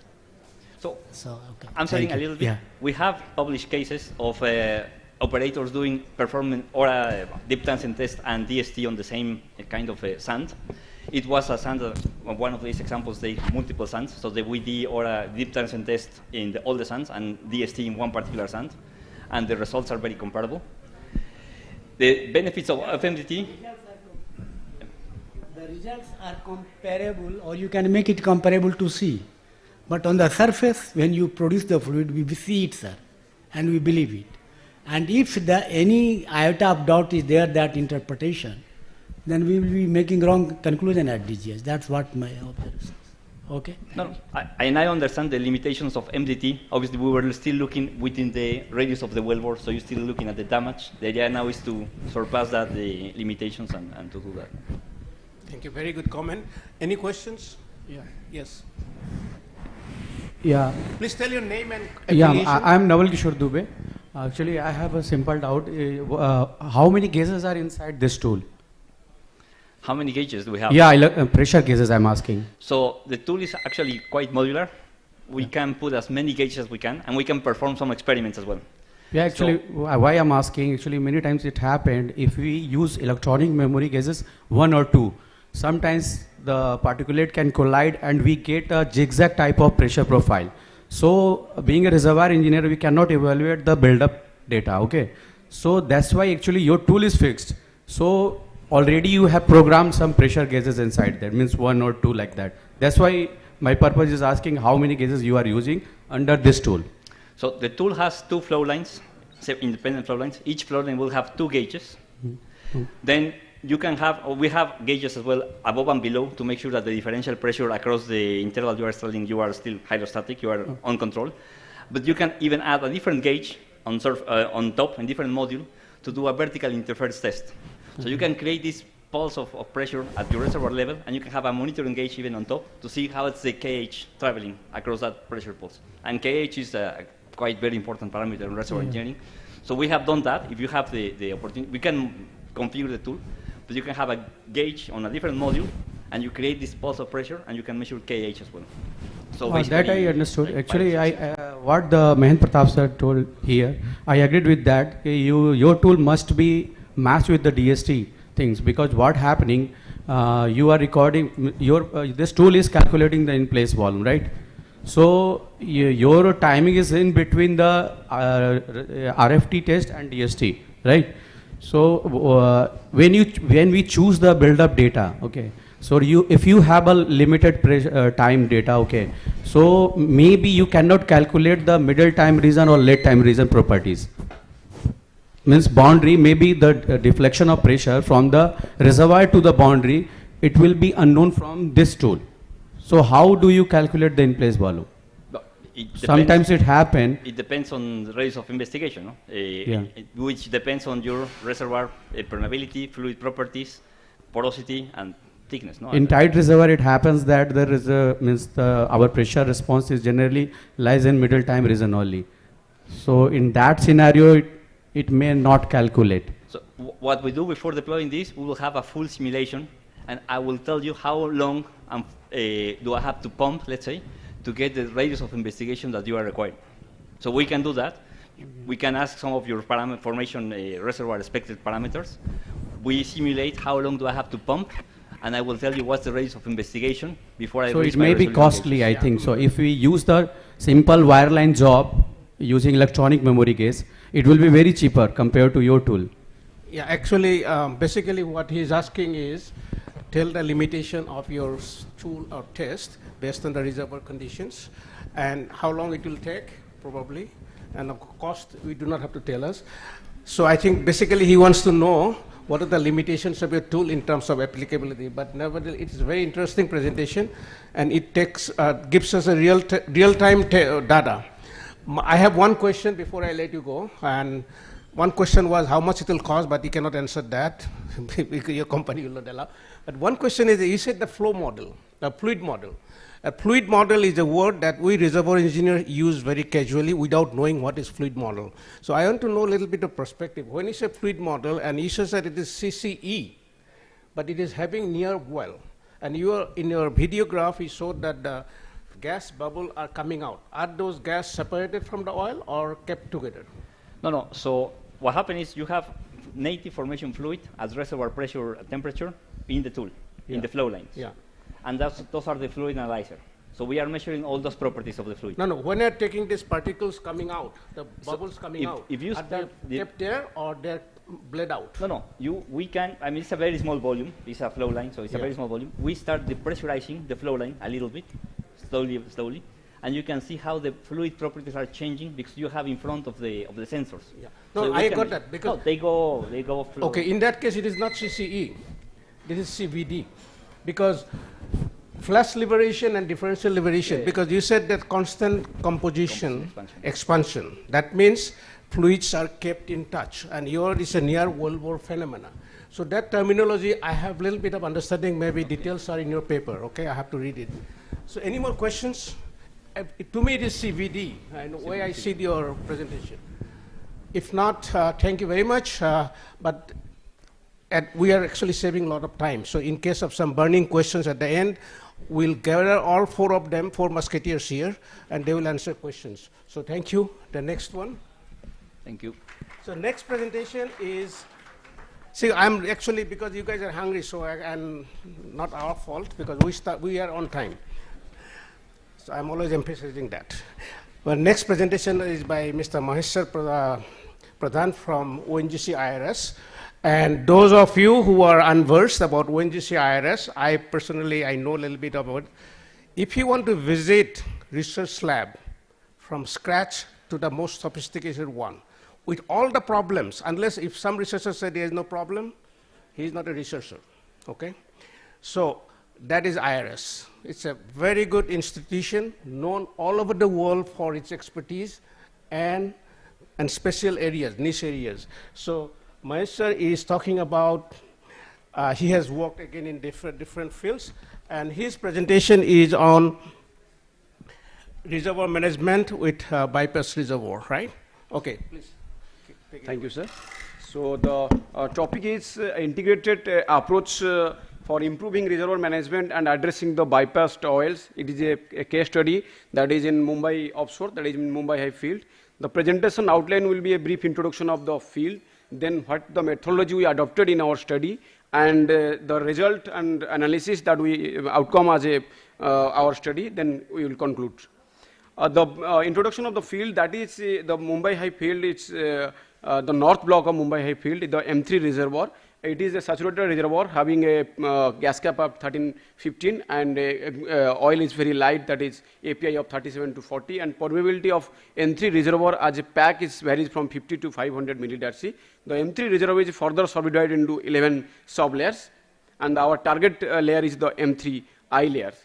And the method that we have approached, that is a very classic reservoir engineering approach, that the basic performance analysis of injection production conformance, and then the lab outcomes of the tracer survey, which is commanded to the dynamic simulation modeling, and then the study outcomes.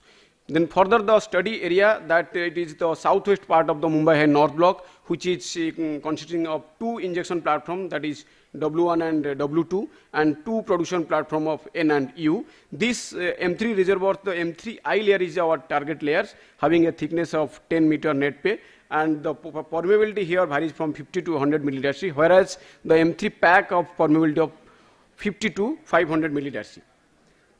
Then coming to the performance analysis, this area put on production in 1980, and the injection we started in 1984. You can clearly see in the voidage created versus voidage compensation graph that the variations of voidage compensation. Though we started injections, but the completions of injection string is mostly the multiple layer. You can see here the perforation in M3I or M3, M37.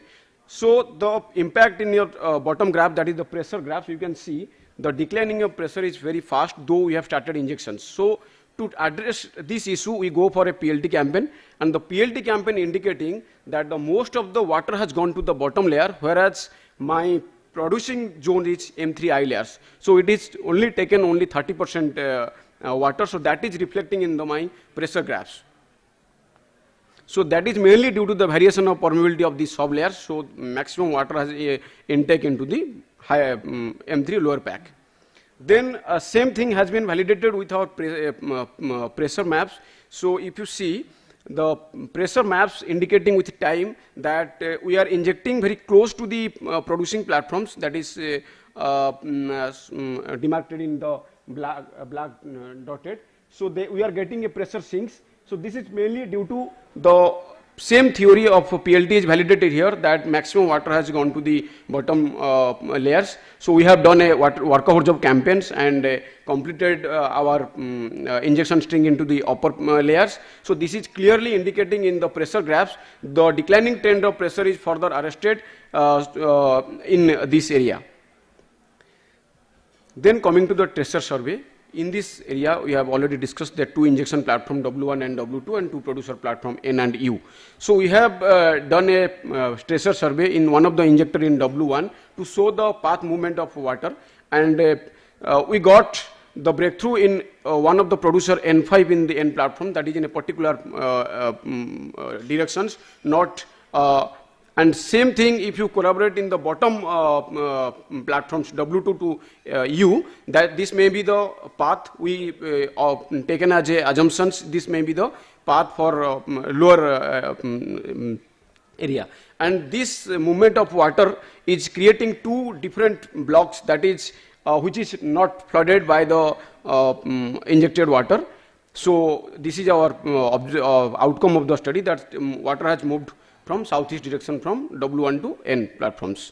So all these efforts gone to the reservoir simulation model. This simulation model have a more than 40 years of history. We have done it in Eclipse 100, and you see these vertical layers of M3, 11 layer is divided into 16 K layers. And if you see the history of 40 years of history, and we have a very good water cut match at field level as well as platform level. These two platform N and U have a good water trend match, and the pressure match you can see here that the green one are producer and the blue one are the injector, and the solid black line is the model predicted pressure, which is quite good, which build a confidence that the end of history saturations we are getting or pressures build more confidence so that we can plan more inputs or further development in this area.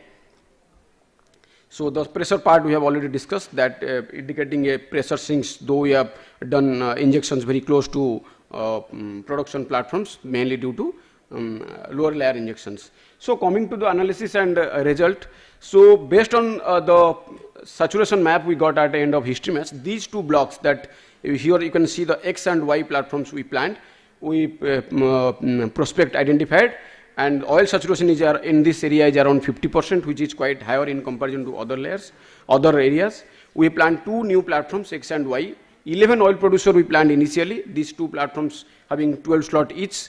So envisaged a peak oil rate of 6,000 BOPD in total, with expecting a lesser water cut. As these areas considering as a bypassed oils in comparison to other area, so we are expecting as per our model that we will get a less water cut.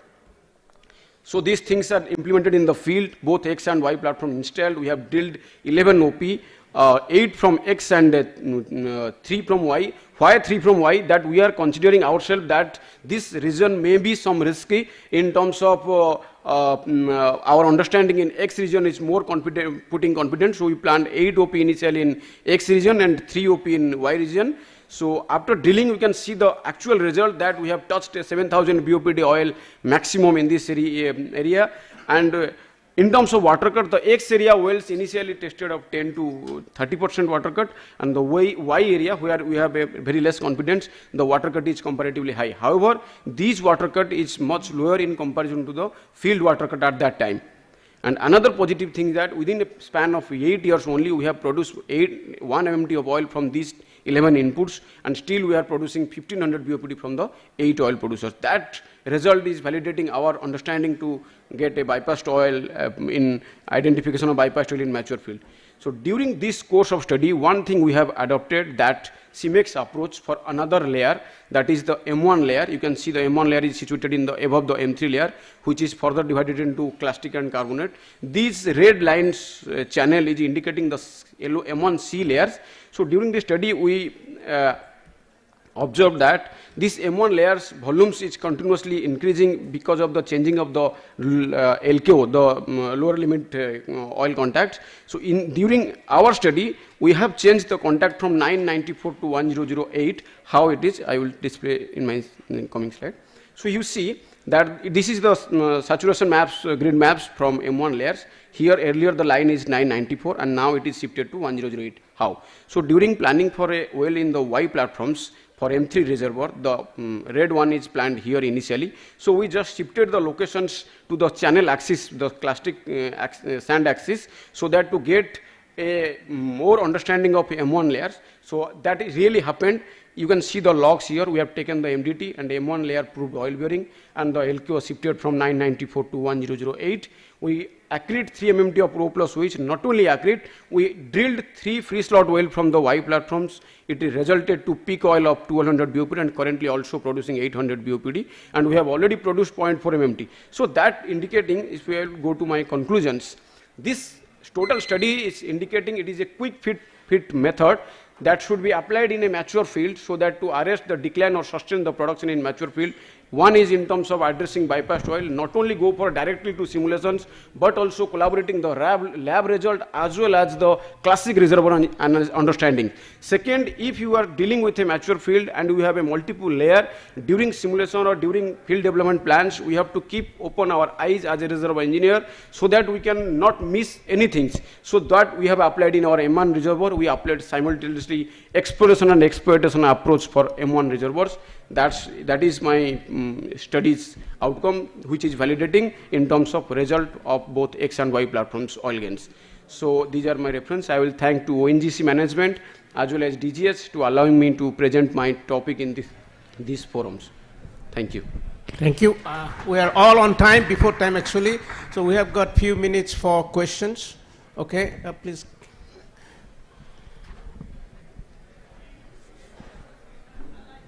Thank you for your presentation.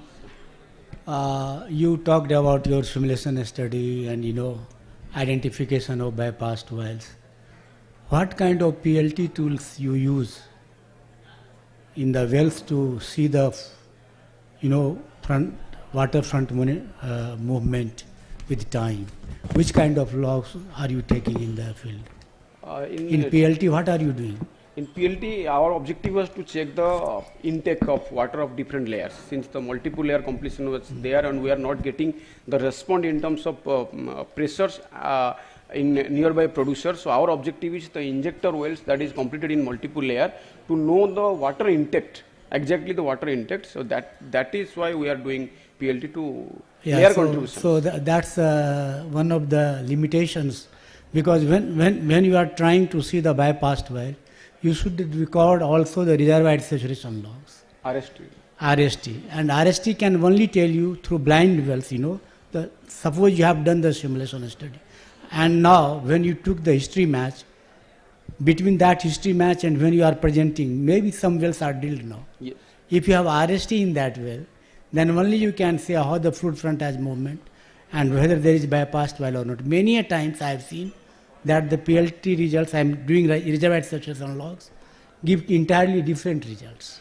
So when you are trying to track the bypassed well, you need more logs to validate that one. Okay, thank you, sir. Any more questions? Yes. Please state your name and affiliation, please. Hi, good afternoon. I am Ranjit from Oil India. So if you can go back to slide number 6.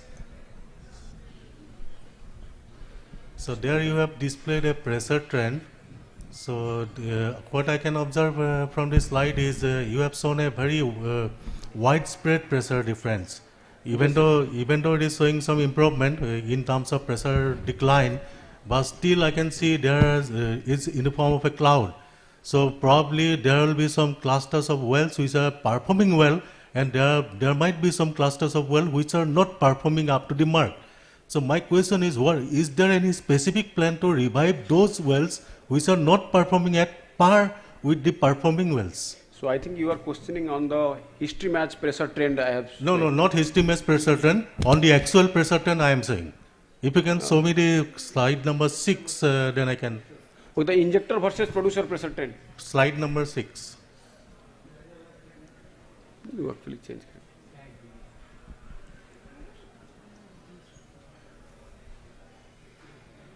In the slide number 6, you have shown the historical pressure trend, pressure distribution. This one? This one? Okay. This bottom one? Yes. Yes. There is some wells which are have some different pressure range in terms of their withdrawals. Yes, we have some suboptimal wells. We are time to time we are planning to make the sequel analysis programs in terms of lift issue or subsurface issue, and few of wells we gone for side tracking also. We have planned for wells having different withdrawals. So, any plan from reservoir management point of view? Yes, I yes, mean, there might be some pockets where the water flooding has not been that much effective. Yes, because of which its pressure trend is not as There far is- with that- the yes, other yes, ones. we are getting a different band of pressures. You are telling that way. So we are planning in injections monitoring point of view. We are continuously doing interwell pressure study, and also we are doing the profile modification job in injector wells to addressing these issues. Actually, in carbonate, this highly heterogeneous carbonate, it is not exactly the piston-like movement like a classic reservoir. We will get a benefit. In some area, we are getting a good support, and in some area, we are not getting the support in terms of the heterogeneity. So, with our understanding or with our some study like profile modifications or stressor survey, we are relocating or recompleting our injector to address this type of pressure issues. Thank you. If there's any issues, please take it offline.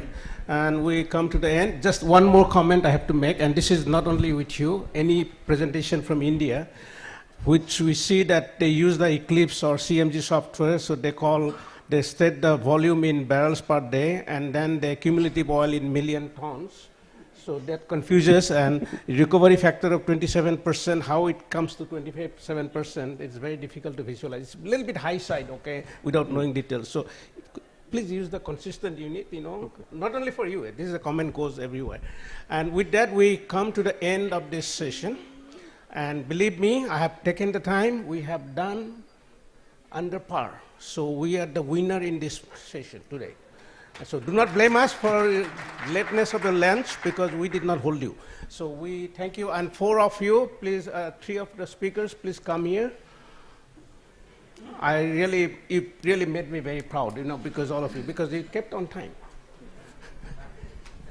Okay, so, oh, you have got some more thing? Okay.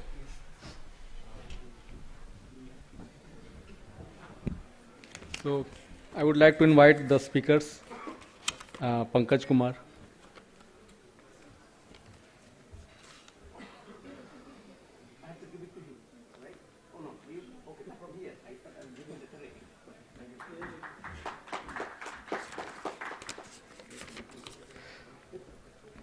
Then Anurag Mishra.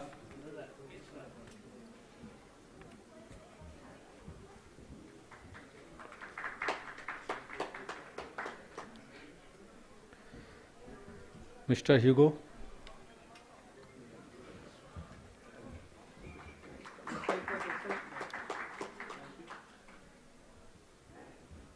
Mr. Maheshwar Pradhan.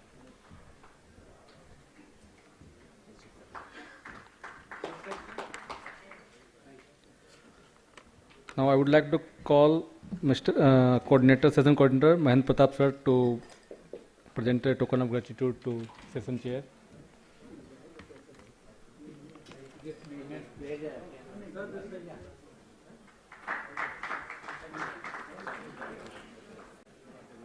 Now I would like to call all the speakers on the stage for a group photograph. Yeah, I think let's all.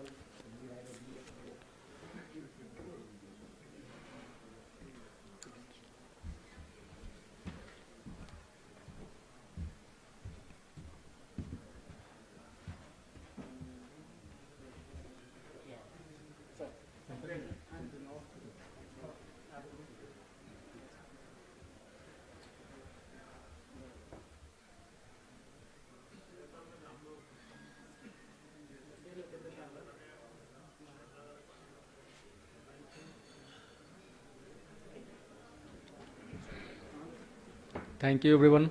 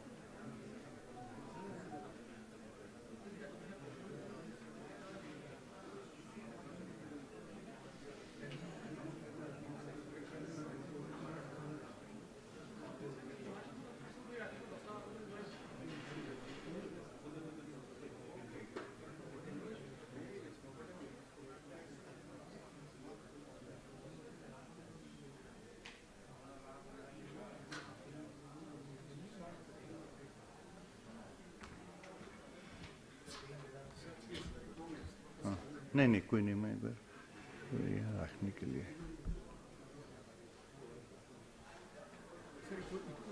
ये sir ये रखे कबूल रख पाएंगे ना? पाएंगे, ठीक है।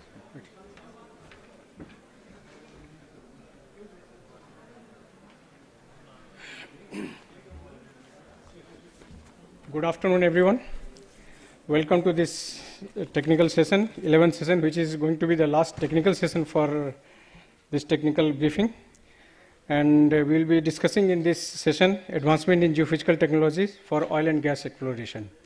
We had a lot of discussions on different aspects of characterization and delineation of different years. Now we will be coming to the geophysical part of the presentation. As you are aware that geophysical advancements such as high resolution seismic imaging and advanced data analysis enables more accurate and detailed mapping of subsurface geology and hydrocarbon reservoirs. These techniques improve the ability to locate and characterize the potential oil and gas deposits in both conventional and unconventional reservoirs. This efficiency is critical in assessing the new reserves in challenging environments, such as deep water or complex geological formations. These innovations are essential for meeting the growing energy demand while minimizing the environmental impact and operational risk in the exploration processes. Today we have four speakers in this session, and we have Sri Manas Sharma sir, ex-END, ex-director END oil from oil. I request you, sir, please take the chair for the session. Madam, please hand over one mic to him. So mic is here, sir. Thank you, sir. And you would like to speak something? Please come to the floor. And you'll have, after brief discussion, we will start with the presentation. Thank you, sir. Thank you. Thank you, Sir Rishabh.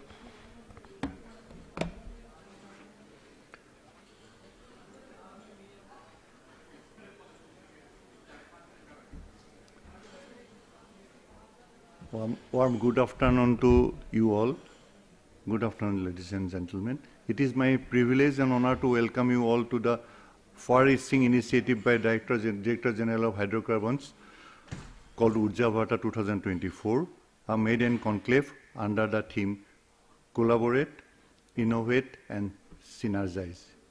I welcome you all to the session titled Advancements in Geophysical Technologies in Oil and Gas Exploration. Geophysical technologies like gravity, magnetic, and seismic prospecting have been the enablers since decades in our pursuit to energy to discover and develop oil and gas fields. The last 2 decades has seen significant advancement in exploration, appraisal, development, and monitoring of oil and gas industry. The use of advanced seismic technology resulted in exciting evolution of exploration of oil and gas, allowing for higher quality data, reduced cost, and lower environmental impact. We are now going deeper in depth, going further in frontier areas, and going subtler in structural size to find hydrocarbons. Geophysical technologies provide increased accuracy, allow us to explore in frontier areas like fold thrust belt and deep offshore, and are used extensively for reservoir characterization while being cost efficient and mainly non-invasive in nature. This is exactly how geophysical technologies enable geoscientists to explore and discover the giant fields that can cater to the immense energy demands of our country and fulfill the vision of our Honorable Prime Minister to make India develop by 2047. Today, we see immense development in geophysical technologies realm to find hydrocarbons. For example, the use of seismic method is now being fast complemented by multiphysics, like airborne gravity radiometry, passive seismic tomography, low-frequency passive seismic to mitigate the risk associated with finding hydrocarbons. Nevertheless, seismic acquisition has been seen advancements in cable-less systems that allow data acquisition in frontier areas and marshy lands. In sensor technologies, both in terms of extended bandwidth as well as sensitivity too. This enables good quality data in complex subsurface regions like fold thrust belt. I'm certain that these areas hold immense YTF potential and will be the ones from where next giant fields shall be discovered. Talking about the seismic imaging, it has been transformed from its humble beginning to ray-based post-tech time migration to full waveform transform based on imaging algorithms like reverse time migration. Seismic imaging tools holds immense potential in better understanding the subsurface setup through state-of-the-art technologies like full waveform inversion. One area in which I have personally observed immense development is reservoir geophysics. As exploration and development costs rise significantly, reservoir geophysics comes to the rescue of an explorationist. With the techniques like inversion and AVO, an interpreter gains immense confidence in drilling a prospect. Moreover, 3D geomechanics, pre-drill pore pressure analysis have been instrumental in well-designed planning and are being leveraged today as one of the efficient tools. This showcases the transcendental use case of geophysics technologies throughout various E&D domains. With the above context, I would like to introduce the amazing topics that shall be presented today in this session. In the today's session, we have 4 speakers who will give presentation on different aspects of geophysical technologies of oil and gas exploration. It starts with basement fracture characterization. It touches integrated seismic inversion of a giant gas field. It then transforms the switch over to accelerated subsurface imaging with deep learning technology, and then reservoir characterization using collective geophysical interpretation. I hope we will be having a very good knowledge sharing and stimulating session. I request all the speakers to adhere to the timeline for each presentation so that we can have a brief Q&A at the end of each presentation. I hereby call upon the first speaker, Minmoy Sharma, for his presentation to start with basement characterization.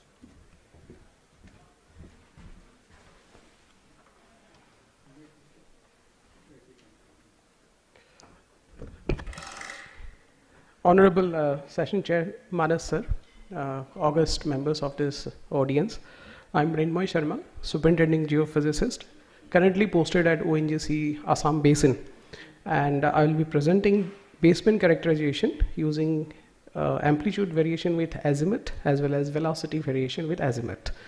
Now, the customary first slide, this shows our area of operation in Assam, and mostly there is a field which is known as Borhola field, which is a very famous field known for its potential production from basement. That is one of the largest fields in India which is producing from basement. And close to that Borhola field, there is another field which is known as the Khoraghat.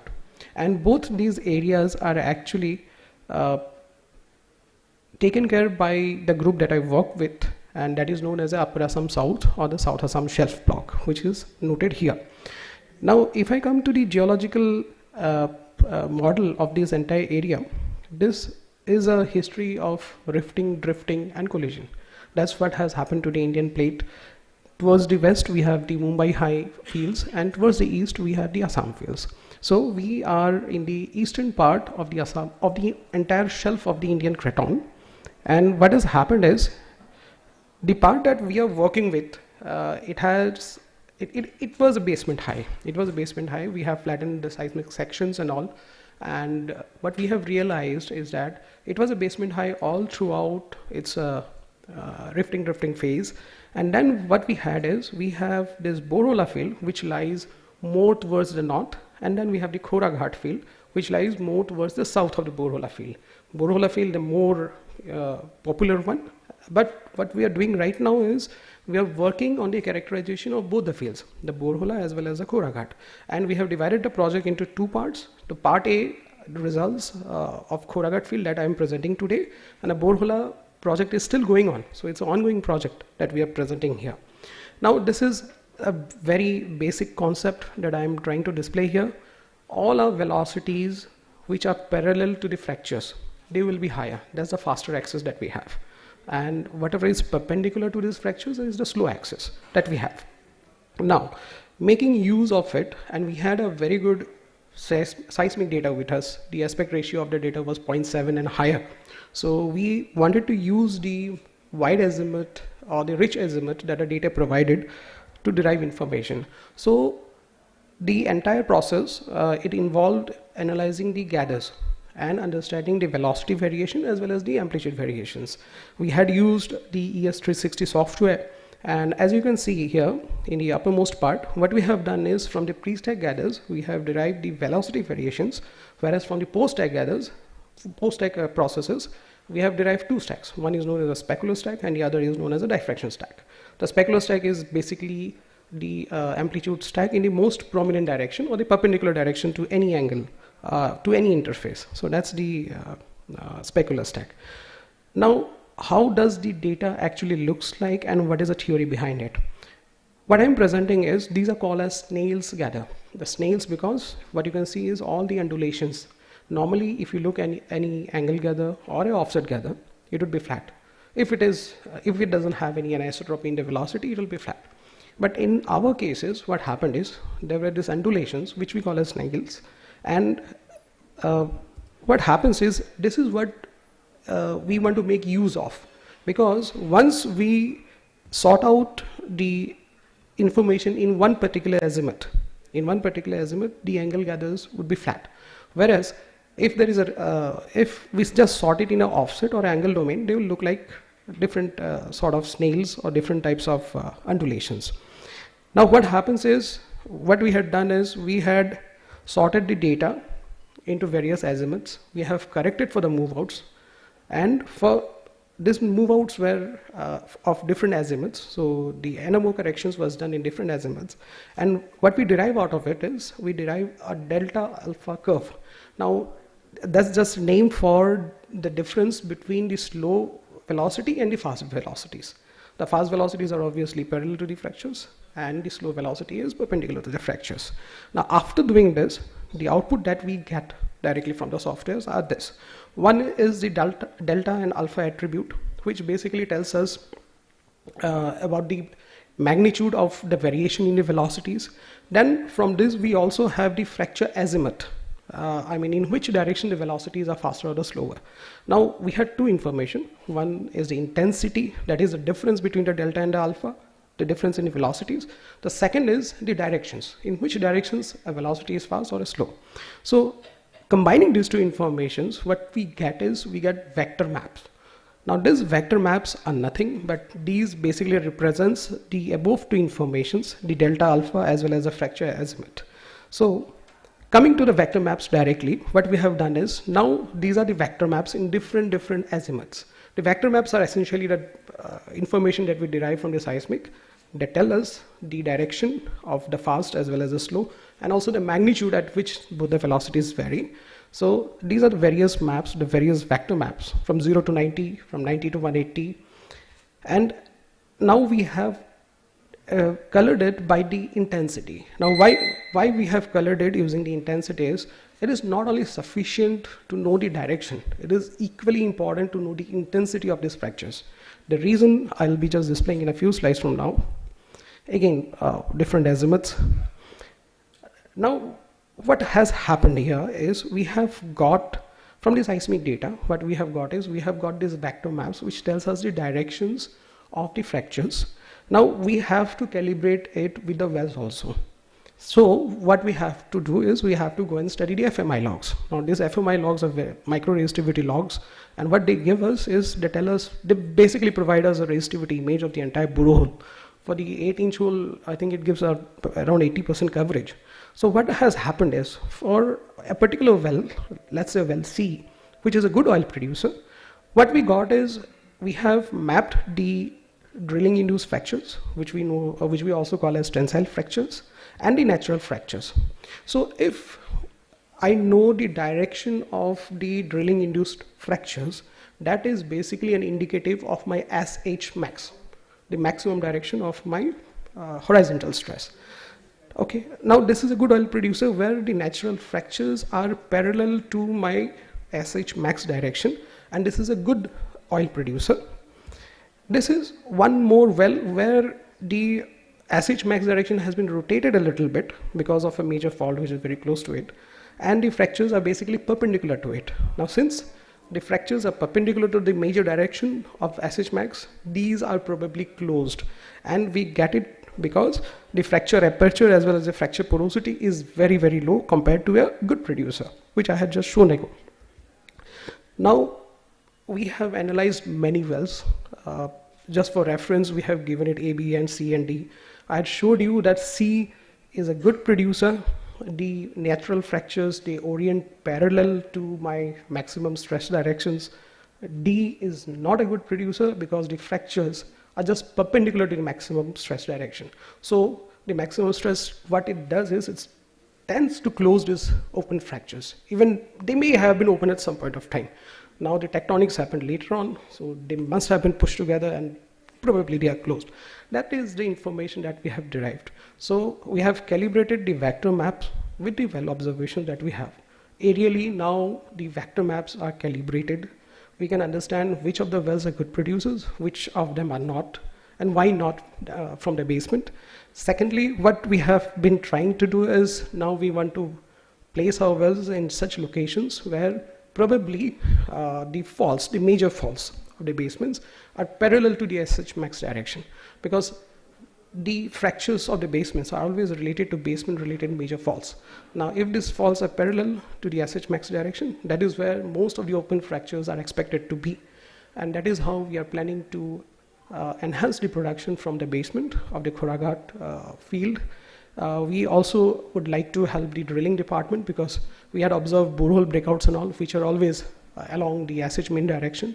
So we want to give this study to the drilling people. We want to enhance the production, give it to the asset people, and we want to understand this whole thing. And for the future placement of the wells, we would be more careful while placing them, and we would like to place them parallel to the SH max direction. So this is how we have integrated the geophysics and the petrophysics for understanding of our field. And we would like that even Khoraghat comes into a good production just like Borhola. So that is the intent of, that was the objective of the project, and this is the work that we have done. Thank you very much, sir.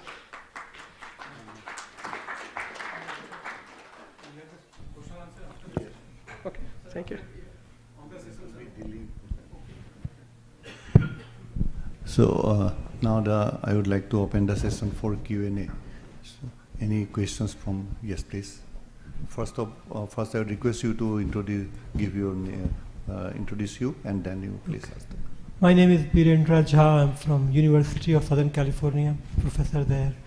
So you said well D is producing less than well C, probably because the fractures are closed, probably because it is the SH max has rotated due to the presence of a fault. But I saw a map near the end. D and C are on two sides of this fault and they are equidistant. So I couldn't really tell. I would like to come to the slide again. The technical person may help me. Back हो सकता है?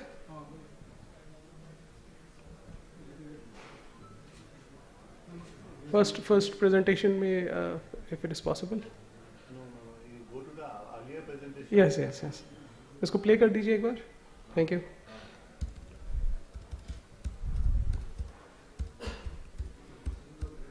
He was talking about this. Yes, yes, this right? picture, yes. Now the well C here.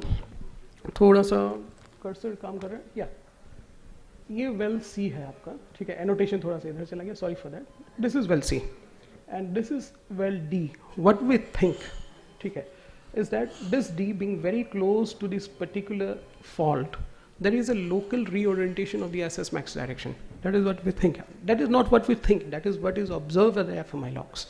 So what we have realized again is that a blanket thought that the SH max direction is always from the northeast direction is not applicable for us. We have to analyze on a well-to-well basis if there is a local reorientation of the stresses or not. So that is one learning that we again had from this project. No, I agree. Okay, sorry, I won't take too much time, but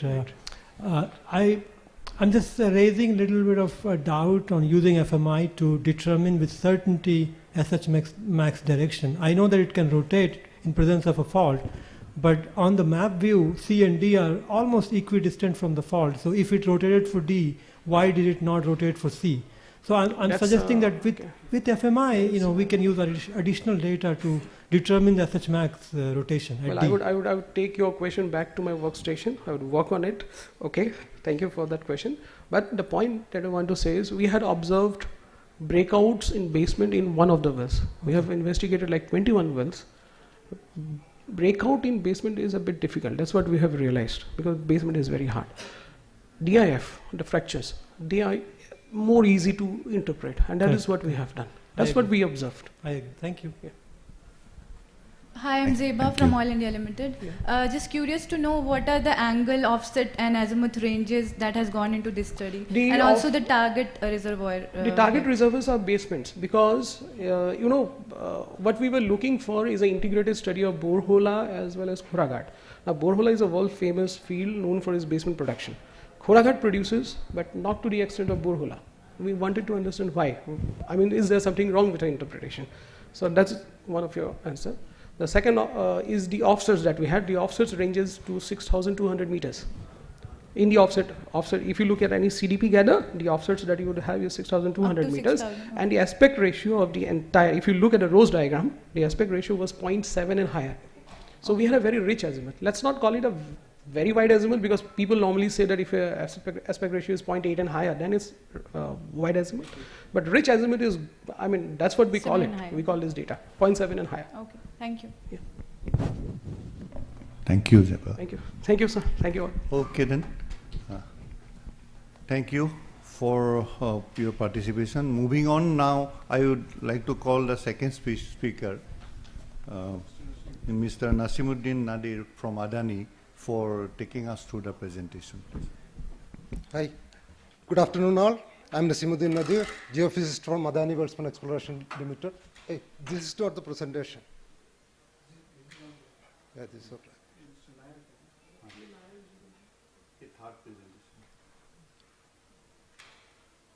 Maybe the last one on the list. Last. Yeah, because that changed that. Yeah, exactly. Yeah.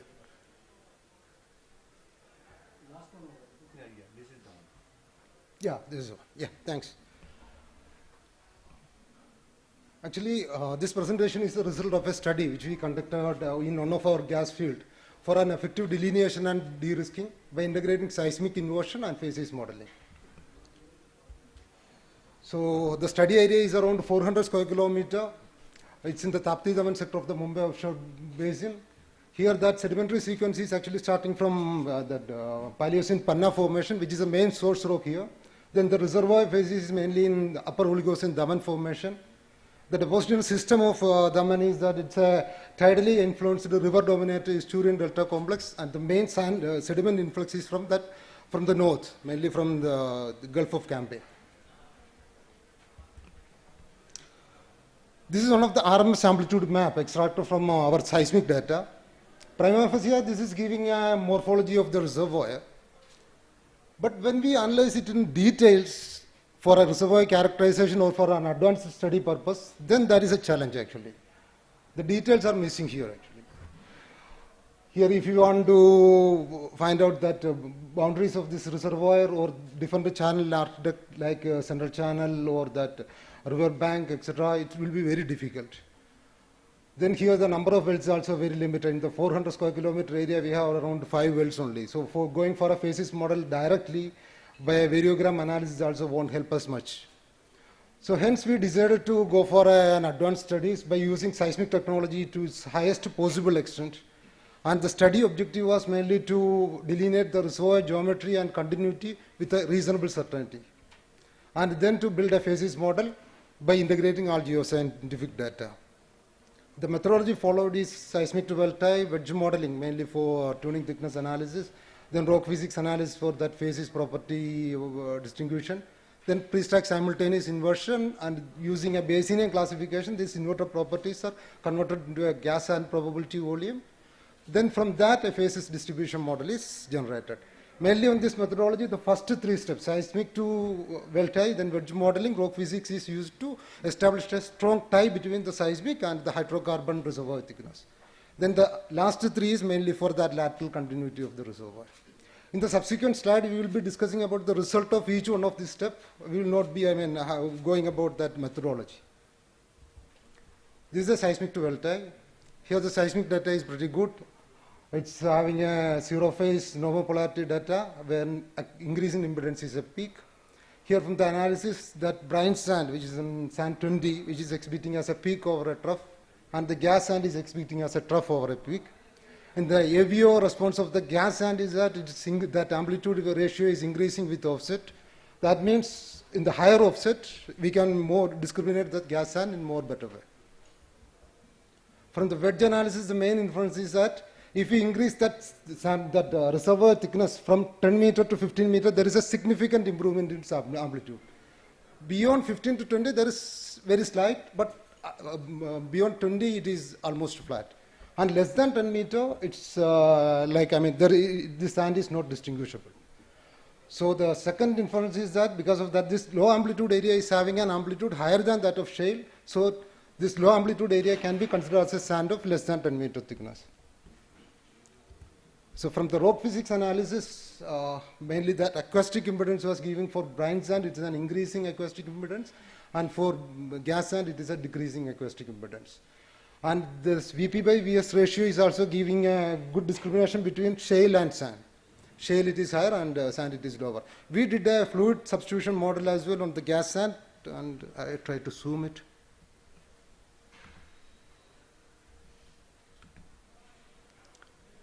Here you can see, when gas is filled with 100% brine, as seen over here, that is a blue line. But when we increase that gas saturation to 20%, then the magenta is coming. VP by VS ratio is decreasing. When we increase the gas saturation further to 80%, then it is again decreasing. So that means this VP by VS ratio and acoustic impedance can become a better discriminator for the fluid.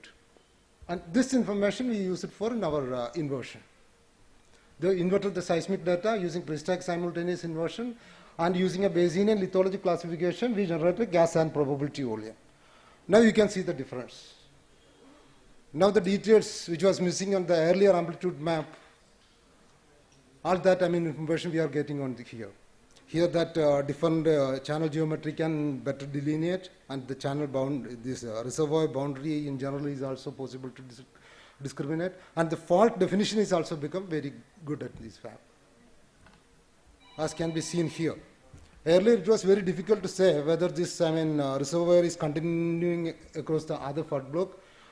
But here this gas sand probability, when we assess it with that reservoir thickness and Q5 SG, it is giving a linear correlation which itself is corroborating the result of the gas sand probability volume. That means this fault segment can reasonably be extended to the other limb as well. So this is the gist of the presentation. Here the first is the seismic driven RMS amplitude map Then the other one is a gas sand probability volume along the reservoir. Then we generated that phase distribution map from this gas sand probability volume, where you can clearly see that different channel architecture like that central channel, then overlying phases, then wave fields, etc. are coming out very clearly here. So the main applicability of this method is in a very just, if you use seismic technology to possible maximum extent, we can discriminate that reservoirs in a very better manner. And this gas sand probability volume in this case is the result of this use of seismic technology to its highest possible level, which is giving a reservoir thickness away from the well control, and it supports the reservoir and fluid continuity across the fault as well. And this model has increased our level of confidence and reduced its uncertainty, and hence it's reduced the cycle time for development as well. Thank you. Now I'm open for any questions. Now, I open the session for Q&A. Anyone like to put forward any questions, please feel free.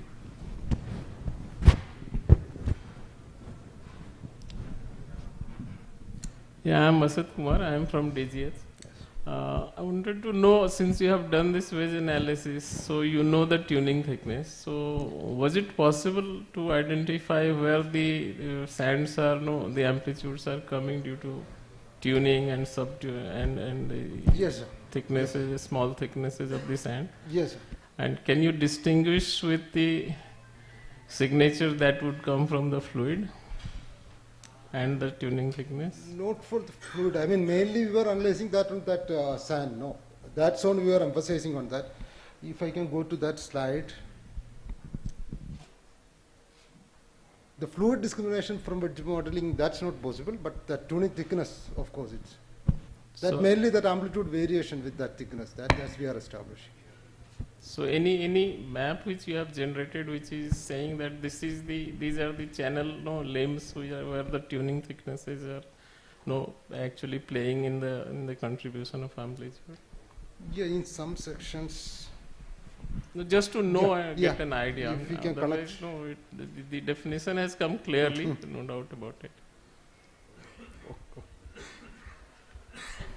Here, if you see this bayfill area and all, there the thickness and these areas, the thicknesses are less actually, but still we can reasonably, by this analysis, consider this also as contributing to the reservoir. Okay, thank you. Okay, Nasiruddin. I have a question. You didn't refer, here I am, yeah. You didn't refer any well reference. Any wells you have first? Oh, sorry. So in your presentation there is no reference of wells which you have used. No, say around 5 wells, but yeah, I was quickly passing through that around 5 wells. Okay, no issue. Is there. So have you done any well-based characterizations of your depositional element first? For the positional environment, no. Because if you see from the seismic, if you say this is the bayfill or something channel components, it would be better to see it first on logs. If you have done that kind of analysis and which is eventually integrated in your mapping? Yes.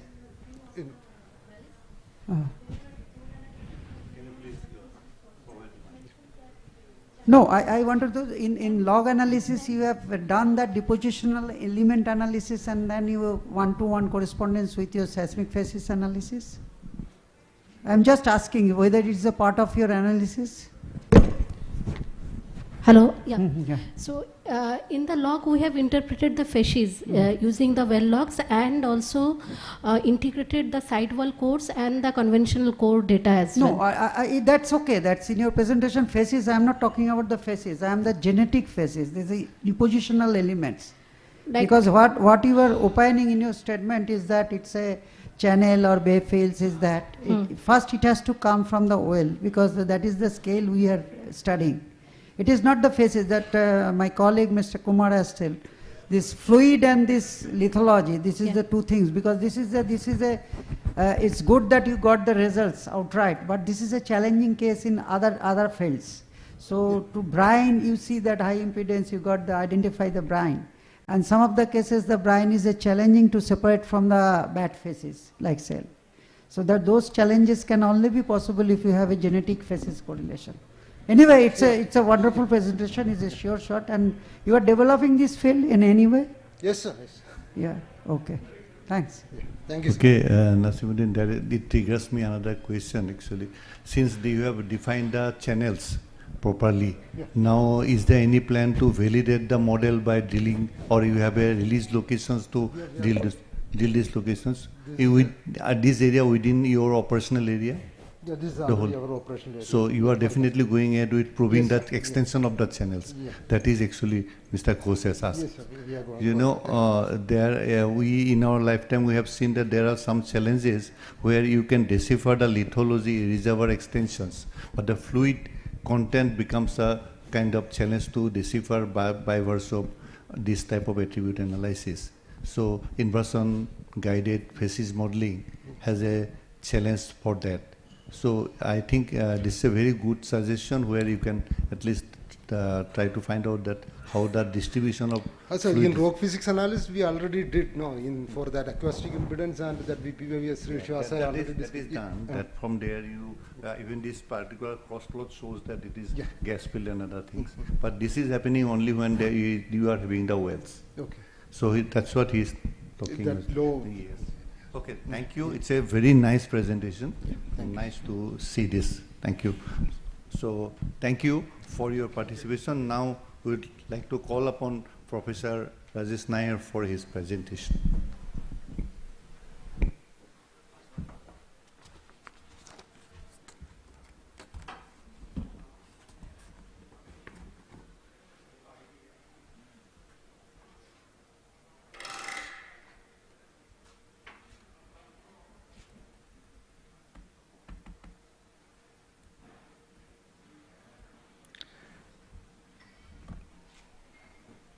So good afternoon to everyone, respected chairman and august audience. Today I am presenting here a topic on deep learning based low frequency reconstruction in a full waveform inversion using regularized objective functions as well as velocity distribution information from the wells. So this is a kind of topic, the full waveform inversion. I think you all must be knowing that it's a kind of deriving the kinematic and dynamic properties from the seismic properties. And then we are also using here a specialized function here. It's basically a kind of reverse time propagation, a reverse time migration. We are trying to update the model using the low frequency data here. So here we are trying to approach with two different approaches here, using kind of splitting of the low frequency and then converting from the Fourier transform and then bringing it back to the high frequency content, deriving the content from that. So a different approach followed here in this particular theoretical approach. Basically, we all know about the usefulness of full wave inversion, so how it can actually update the velocity models. Our basic aim in all this thing is that to get a true model, velocity model, which really represents the true nature. So how this can be improved? Basically, what normally happens is that the velocity model, the input velocity model which we given is always not of the high quality. It may not be the correct guess. So we need to, the convergence always becomes a very big issue. We always fall in a lot of local minimas and we are not able to get the real solutions. So how we can overcome all these things is the main strategy being adopted here in this particular approaches here. So the challenges and the solutions in the full waveform inversions and how the deep learning procedure like the machine learning algorithms can be brought in to understand how we can constrain the velocity models like VP, VS, etc., and what's variance and all these things can be constrained by giving it a certain functions over that. So these are the things which we look into it here. Okay, so full waveform information is basically a geophysical technique which I already told you about the kinematic and dynamic properties which we are trying to derive it from here using a high resolutions. Like normally we do with the 2D seismic and all, we are trying to use a cube of 3D seismic cube of data. So if, for example, you have a situation in which the offshore and onshore data need to be combined, it's a very complex situation. So in those cases, the uncertainties in the velocity estimation is going to be very huge. So in such cases, we need to approach as a kind of a methodology like this so that we can bring in more velocity updation in the models. Okay, so the DNNs, the discrete neural networks, are also used as synthetic data. There are certain models, for example, is available there in MR06 model, etc. We try to update those models and also use certain hybrid approaches which enhances the inversion efficiency. This means the convergence, and also in the resulting in the best approximation of the model parameters. This is what the normal thing, as you all know about the reverse time migration.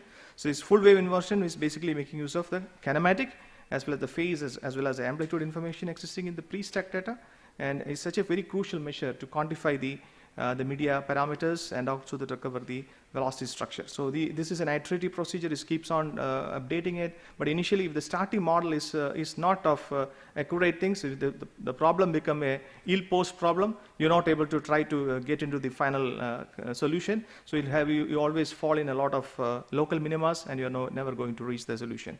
And in other words, in many of the times what is happening is the low frequency information is also lost in many of the data, because the data is recorded in that way. So we also try to capture how the low frequency, how to increase the bandwidth of the data, and so that we get into the real model parameters. So FWI basically in the full wave inversion tends to trap in local minima or cycle skipping due to local character of the model optimization. So local minimas and global minimas we have to estimate accordingly. Obtaining local low frequency information in the seismic data is going to be one of the key attributes here. And building an accurate starting model, the initial models need to be updated. And as well as all this process we are trying to do is that we are trying to improve the misfit objective functions in a much better way, by which we are using a kind of a regularization methods. Herein we have used the Adams regularization methods, which is closer to the reality, using a certain functions here. So low frequencies contribute to better resolutions and penetration as well as inversion, because there is practically the loss of data will be very less. So and absorption also will be very less. Extending the bandwidth of the recorded seismic signal at the low end of the spectrum leads to less side lobes on the wavelet. So we are trying to split the data into, say for example, greater than 5 Hertz or less than 5 Hertz. So take one block with greater than 5 Hertz, take the Fourier transform of that, and then take the complex inverse Fourier transform of that, when apply this that complex situation to zero model, and then we try from the high frequency content that by which we can create the low frequency information, and from the low frequency information we can create the high frequency content by using a certain kind of operation. And we try to merge this and apply this in a two different way and make a U pattern of this information. That is what is applied here in this regularization method. So low frequency model basically are missing because of the limitations in the seismic acquisition steps, and there is no explicit expression for transforming high frequencies into low frequencies here. The solution, we use a deep learning based LFR techniques which with high frequencies are transformed into low frequencies, which take full advantage of the information contained in the 3D pre-stack data. And also for the regularization method also we know that it's a severely ill-posed problem when multiple parameters are required to describe the surface. In those cases we use well-logs, which is a certain well-logs which provides reliable and detailed information on the subsurface, but only simple sample very limited area. So we have a spatial information, and then we have very little truth with using the well-log data. So this is a kind of how to manage with the low frequency data, the seismic domain data, then take Fourier domain. I already told you, just split the data into two parts: high frequency component greater than 5 Hertz and low frequency component, and take the inverse transform of the Hilbert transform and apply with the zero field spectra. Take the inverse transform and take the time domain and apply the windowing function, Gibbs effect, remove the function, and then Hanning window approach, and then you get back your model input model for that. So that's how we can similarly apply for the low frequency, and then from low frequency you derive the high frequency, and high frequency you can get the low frequency information. So this is how we use this hard splitting, ensuring that no spectral leakage from input to target occurs. So we are trying to avoid the loss of information in these things, and soft filtering, ensuring that no signal leaks to target for training purposes. So that's the way we are trying to manage with a kind of avoiding the bias in the data. And this is one example in which the MR06, the common synthetic model, has been utilized, taking a small cube of 64 by 64 cubes, and then how we divide this into high frequency content and low frequency content, and then apply the scaling. I mean, it's a testing data, it's a pure theoretical model, and then we applied this into a, as you can see over here, you know, the U-shaped function. This is a kind of a encoder as well as a decoder formation. So you're converting from a high level formation details to a lower level formation details, and similarly from a lower level parameters we are trying to get back the higher level parameters. So that's why we are able to get into to more into the deep learning model and finding out the proportionality between these models. That is going to become one of the key aspects in this methodology. So these are the sample cubes analyzed here. This is the convolution-based neural network, includes encoder as well as decoder. These are some of the results. As you can see, a lot of faulted structures here. How it gets improved, the inverted velocity models gets improved with each iteration when the input velocity becomes better and better. This is how the high resolution logging data has been added onto that, and then you applied the constraints using the regularization methods, using the neural network phenomenon here, and a regularization technique which I just now told you about that. So basically the current model based on ResNet model, where it tries to learn more global features, and the solution is this attention-based deep learning methods which learns more local and as well as global features with integration of both offshore and onshore data. This is a classic example wherein which we can combine the offshore onshore data, pre-stacked seismic data, which can be used with such kind of methodologies. This kind of a conclusion, we can say they designed a Hanning window based window to suppress the Gibbs effect during frequency splitting, and benchmarking for full waveform inversion shows DL predicted low frequencies resemble true low frequencies and reduce cycle skipping issues, and utilizes as I already shown you, a kind of a U pattern encoder and decoder type bridge-shaped 3D CNN to shift high frequency traces to low frequency counterparts. And the test shows the approach accurately reconstruct the low frequency from the high frequency data.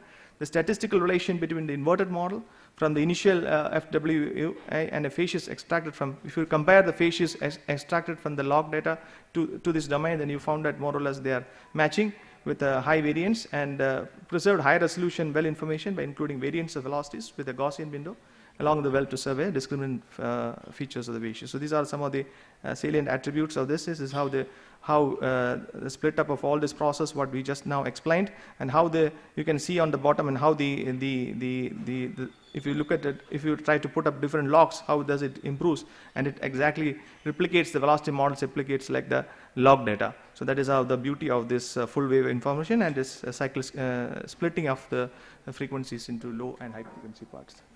Thank you.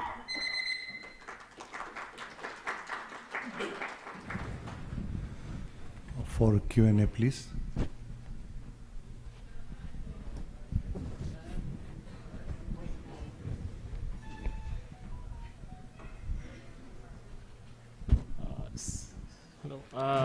Since you have done this on a MR06, which is the standard seismic data for testing various algorithms, right.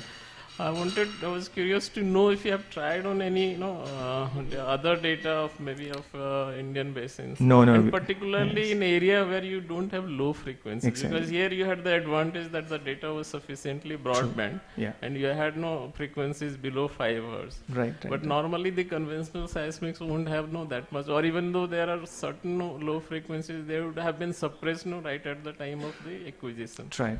So will it work in that case? Yeah, we haven't tried with the original data sets. We have tried with the synthetic model only. In fact, we are looking forward to how it can be adapted. The method can be adapted, tailor-made for the process. It could be possible. Yes, it could be possible. So that we can work out. Oh, yeah. Thank you. Thank you. Thank you. And that's actually brings industry academia together. So it's also our responsibility to provide the data to him so that he can at least work on the model and then prove his model to the further extent.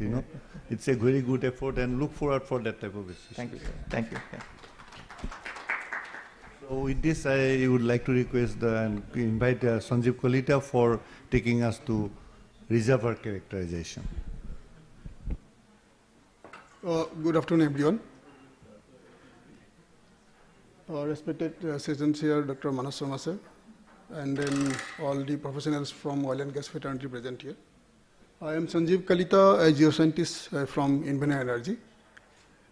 First, at the outset, I would like to thank Director General of Hydrocarbon for organizing this event and giving me the opportunity to be part of this deliberation on advancement of geophysical techniques in oil and gas exploration. I'll deliver it on a topic that's carbonate reservoir characterization using a collective geophysical interpretation technique. Basically, it's nothing new or no advanced kind of things I'm discussing. I'm discussing some classical techniques if we collectively do, where we have a minimum amount of geophysical data to come out with a reservoir characterization study to minimize the risk of drilling a dry well. So the outline of my presentation will be on these points. So first I'll give an introduction on what I'm going to talk about, and then the brief about the study area, and then a little bit of the data set available and methodology adopted here, and followed by the results as well as, and then discuss the conclusions part. So you know that the carbonate reservoirs are very heterogeneous in terms of lateral variation. So we have inconsistency in rock properties variation, and that is the challenge for exploring or developing a carbonate reservoir. So for a greenfield, again, then when you have less number of wells, a limited data set, that again make a challenge, because if my first phase of wells goes unfortunately dry, so that investment is not going to happen in next phase. So that's why we need collective geophysical techniques, so that we come out with the reservoir characterization and then minimize the risk about that. So these approaches are characterized by their fast and user-friendly styles and suited in scenario with limited data. So mostly in case of DSF fields, we have one or two wells, one dry wells, maybe one discovery wells with some seismic data and other all. So those can be applied here, what process we have designed here. So on the study area, it's located in prolific Mumbai offshore basin. There you can see in the map, there are 3 wells drilled. The northernmost well A is dry. Dry means there is pore facies. The southernmost well B is a discovery well, oil and gas, and in between C, that's acid gas. Now laterally, this reservoir, basically it's a carbonate one, almost the gross thickness of 70 meter, very much not variation of the thickness laterally, but variation of facies is there. So that's why we have a dry well there, we have a discovery well as well.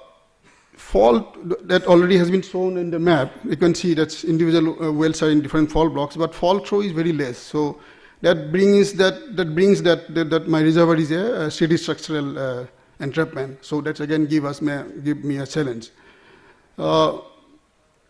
Whatever drills already has been drilled, exploratory wells have been drilled, so that wells have log data. So I'll briefly go for the data set.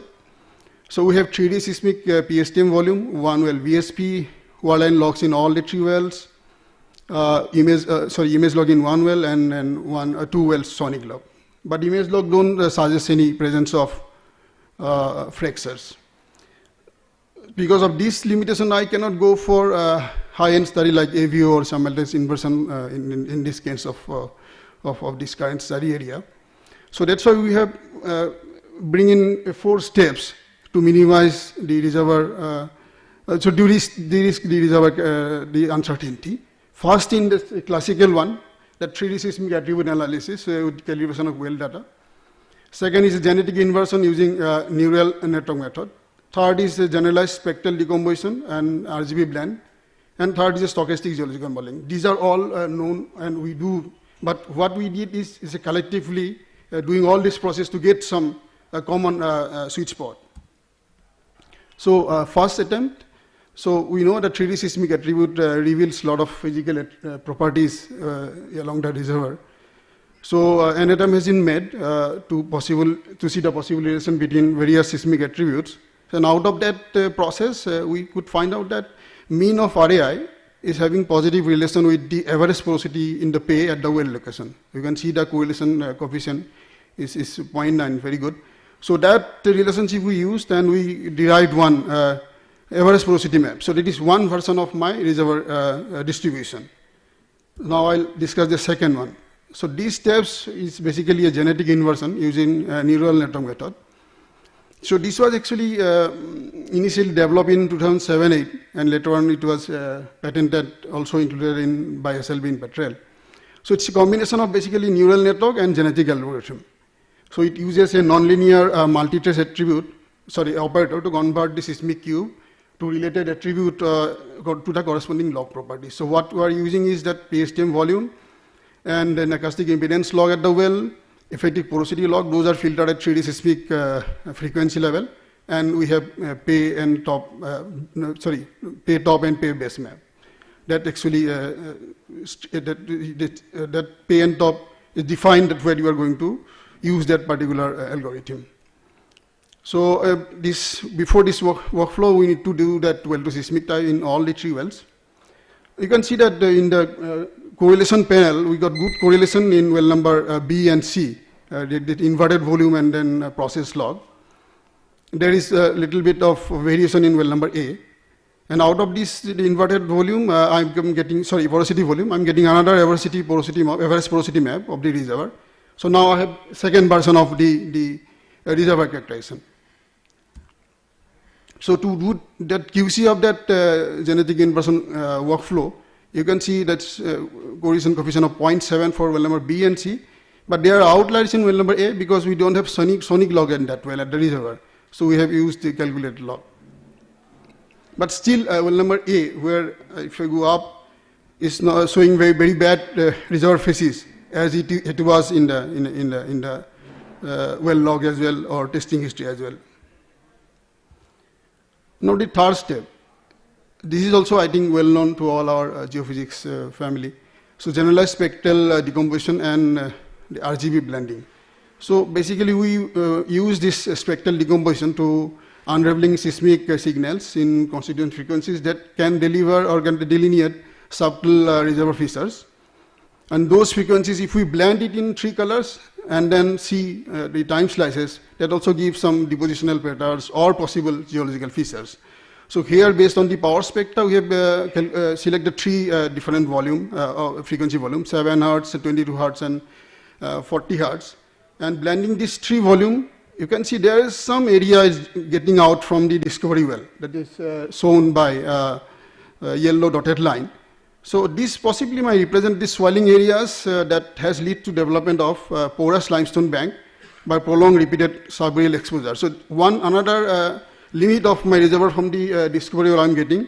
Only this is my third version of reservoir calculation. And the final one.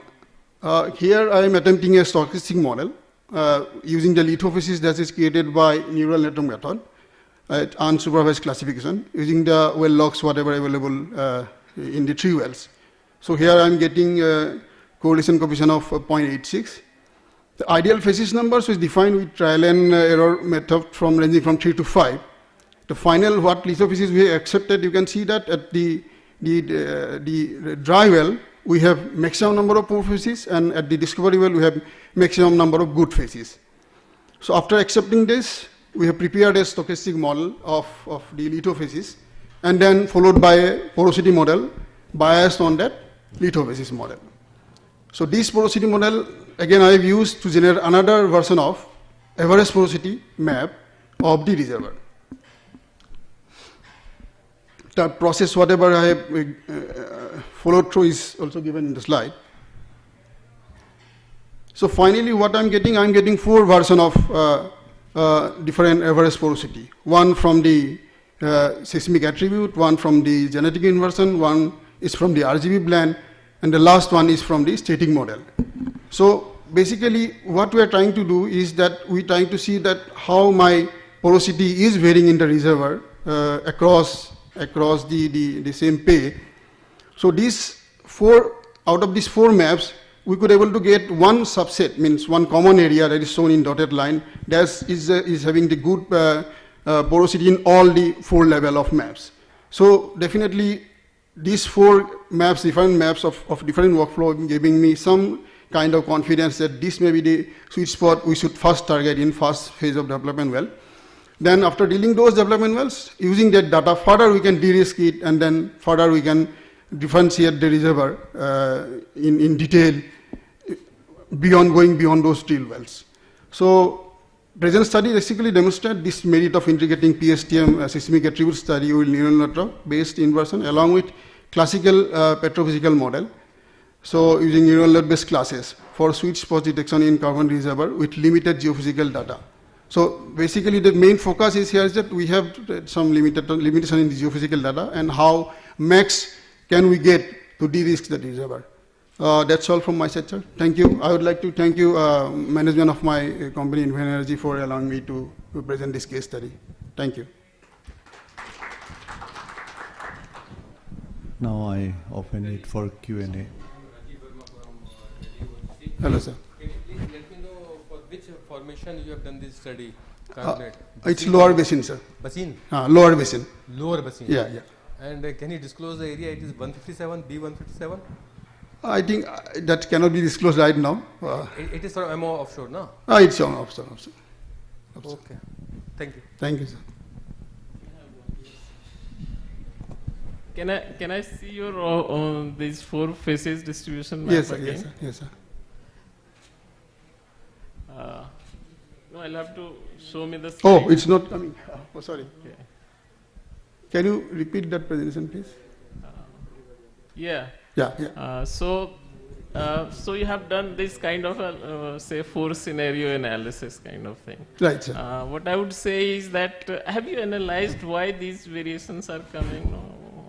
And what bearing the method has on giving you a different basis distribution. Right, right. Thank you. What I see is why your genetic algorithm and ANN is giving you this kind of variation is essentially it is developing a non-linear model and kind of going through addressing the local minimums. So this is why you are getting this variation. RGB I would like to discount because that I do not really see as the very realistic kind of distribution, except for the expression of your amplitude. Okay. The other part is, and of course the tuning part will also come in. What I see is you can think of this genetic method, this ANN method, and the other method that you have used. To really ascertain the kind of phases distribution in which your weightage of the well should give due importance of that. Right, right. And otherwise you will be in a position to develop certain pseudo kind of phases outside the block just on the basis of certain amplitude expression. Right, sir. So this is my suggestion. Thank you for session, sir. Only thing is that we have a confidence on this case is that this reservoir thickness is about 70 meter and very well under seismic resolution and resolving as well throughout. Yeah. So I understand that going forward with one definitely will not give confidence. That's why we are going with, if you see that static model, it's again only derived by the well data only. So there is a different orientation with the seismic one. But I'm getting some common area, so why not to go with that first phase? So in the first instance, you had 3 wells and they were joined with a straight line. Actually, that straight line in any case will come up. No, but again, then to placing those wells, we need some confidence level, sir. Thank you, sir. Okay. Thank you. Thank you. Yeah. Yes, sir. Sorry. Since you said that it's the phase variation is but the thickness is maintained. So what is the difference in the average porosity? Like what was the average porosity at the dry well and at the discovery well? At the dry wells around 9 to 10. At discovery it's 18. Okay. Okay. Yeah. Okay. Then there is a difference. Okay. Right. Thank you. Yeah. So, Sanjeev, if I can, what I can see from your static model map, the average porosity is showing a different trend than your attribute-derived and GI-related map. Right. So, finally, your well locations will be based on the static model. No. It will be the subset of all these 3. So that's why this study was there, because definitely this static model is driven by well data only. I have not used anything seismic on that. So I have one output from the seismic, but common area you can see that this seismic model is still bad here, but though it's good at seismic model. So there is a process by which you can integrate your inversion study into the static model. So you can use both well and the your inversion Finally, product. We will do that only. So that will be more integrated and robust. Thank you, ma'am. Thank you. Yeah. Very good suggestion. Thank you, sir. This culminates the whole process into one area where we can at least find a reservoir extension. And this is actually a age-old issue with all of us. When you start with less well, you are always having the ambiguity of not having the control. Finally, you have to carry out the exploration or a development, whatever it may be. So these are the process by which we eliminate the kind of shortcomings to a maximum extent, but agree it will still carry some uncertainty into it. It's very good effort. Thank you. Thank you, sir.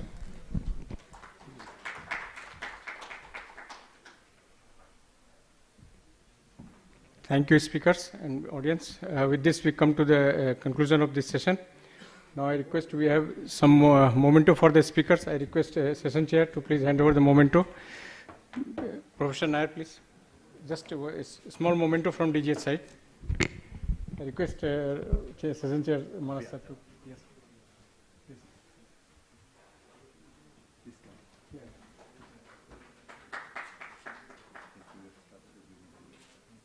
Mr. Sharma.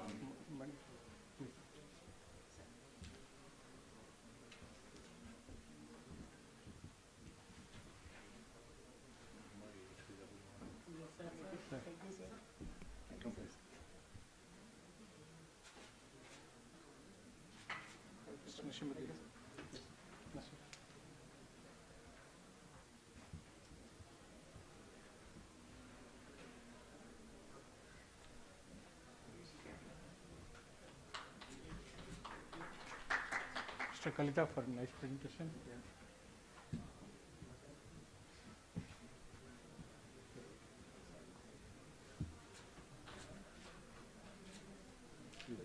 Thank you. Now we have a small presentation for a memento for you also, sir.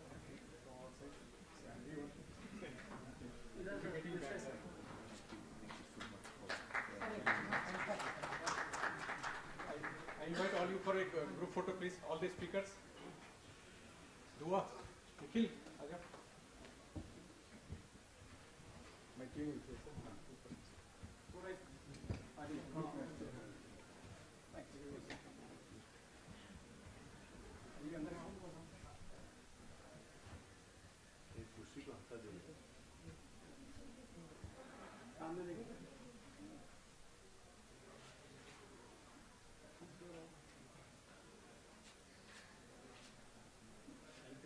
Thank you, sir. Thank you very much. Thanks.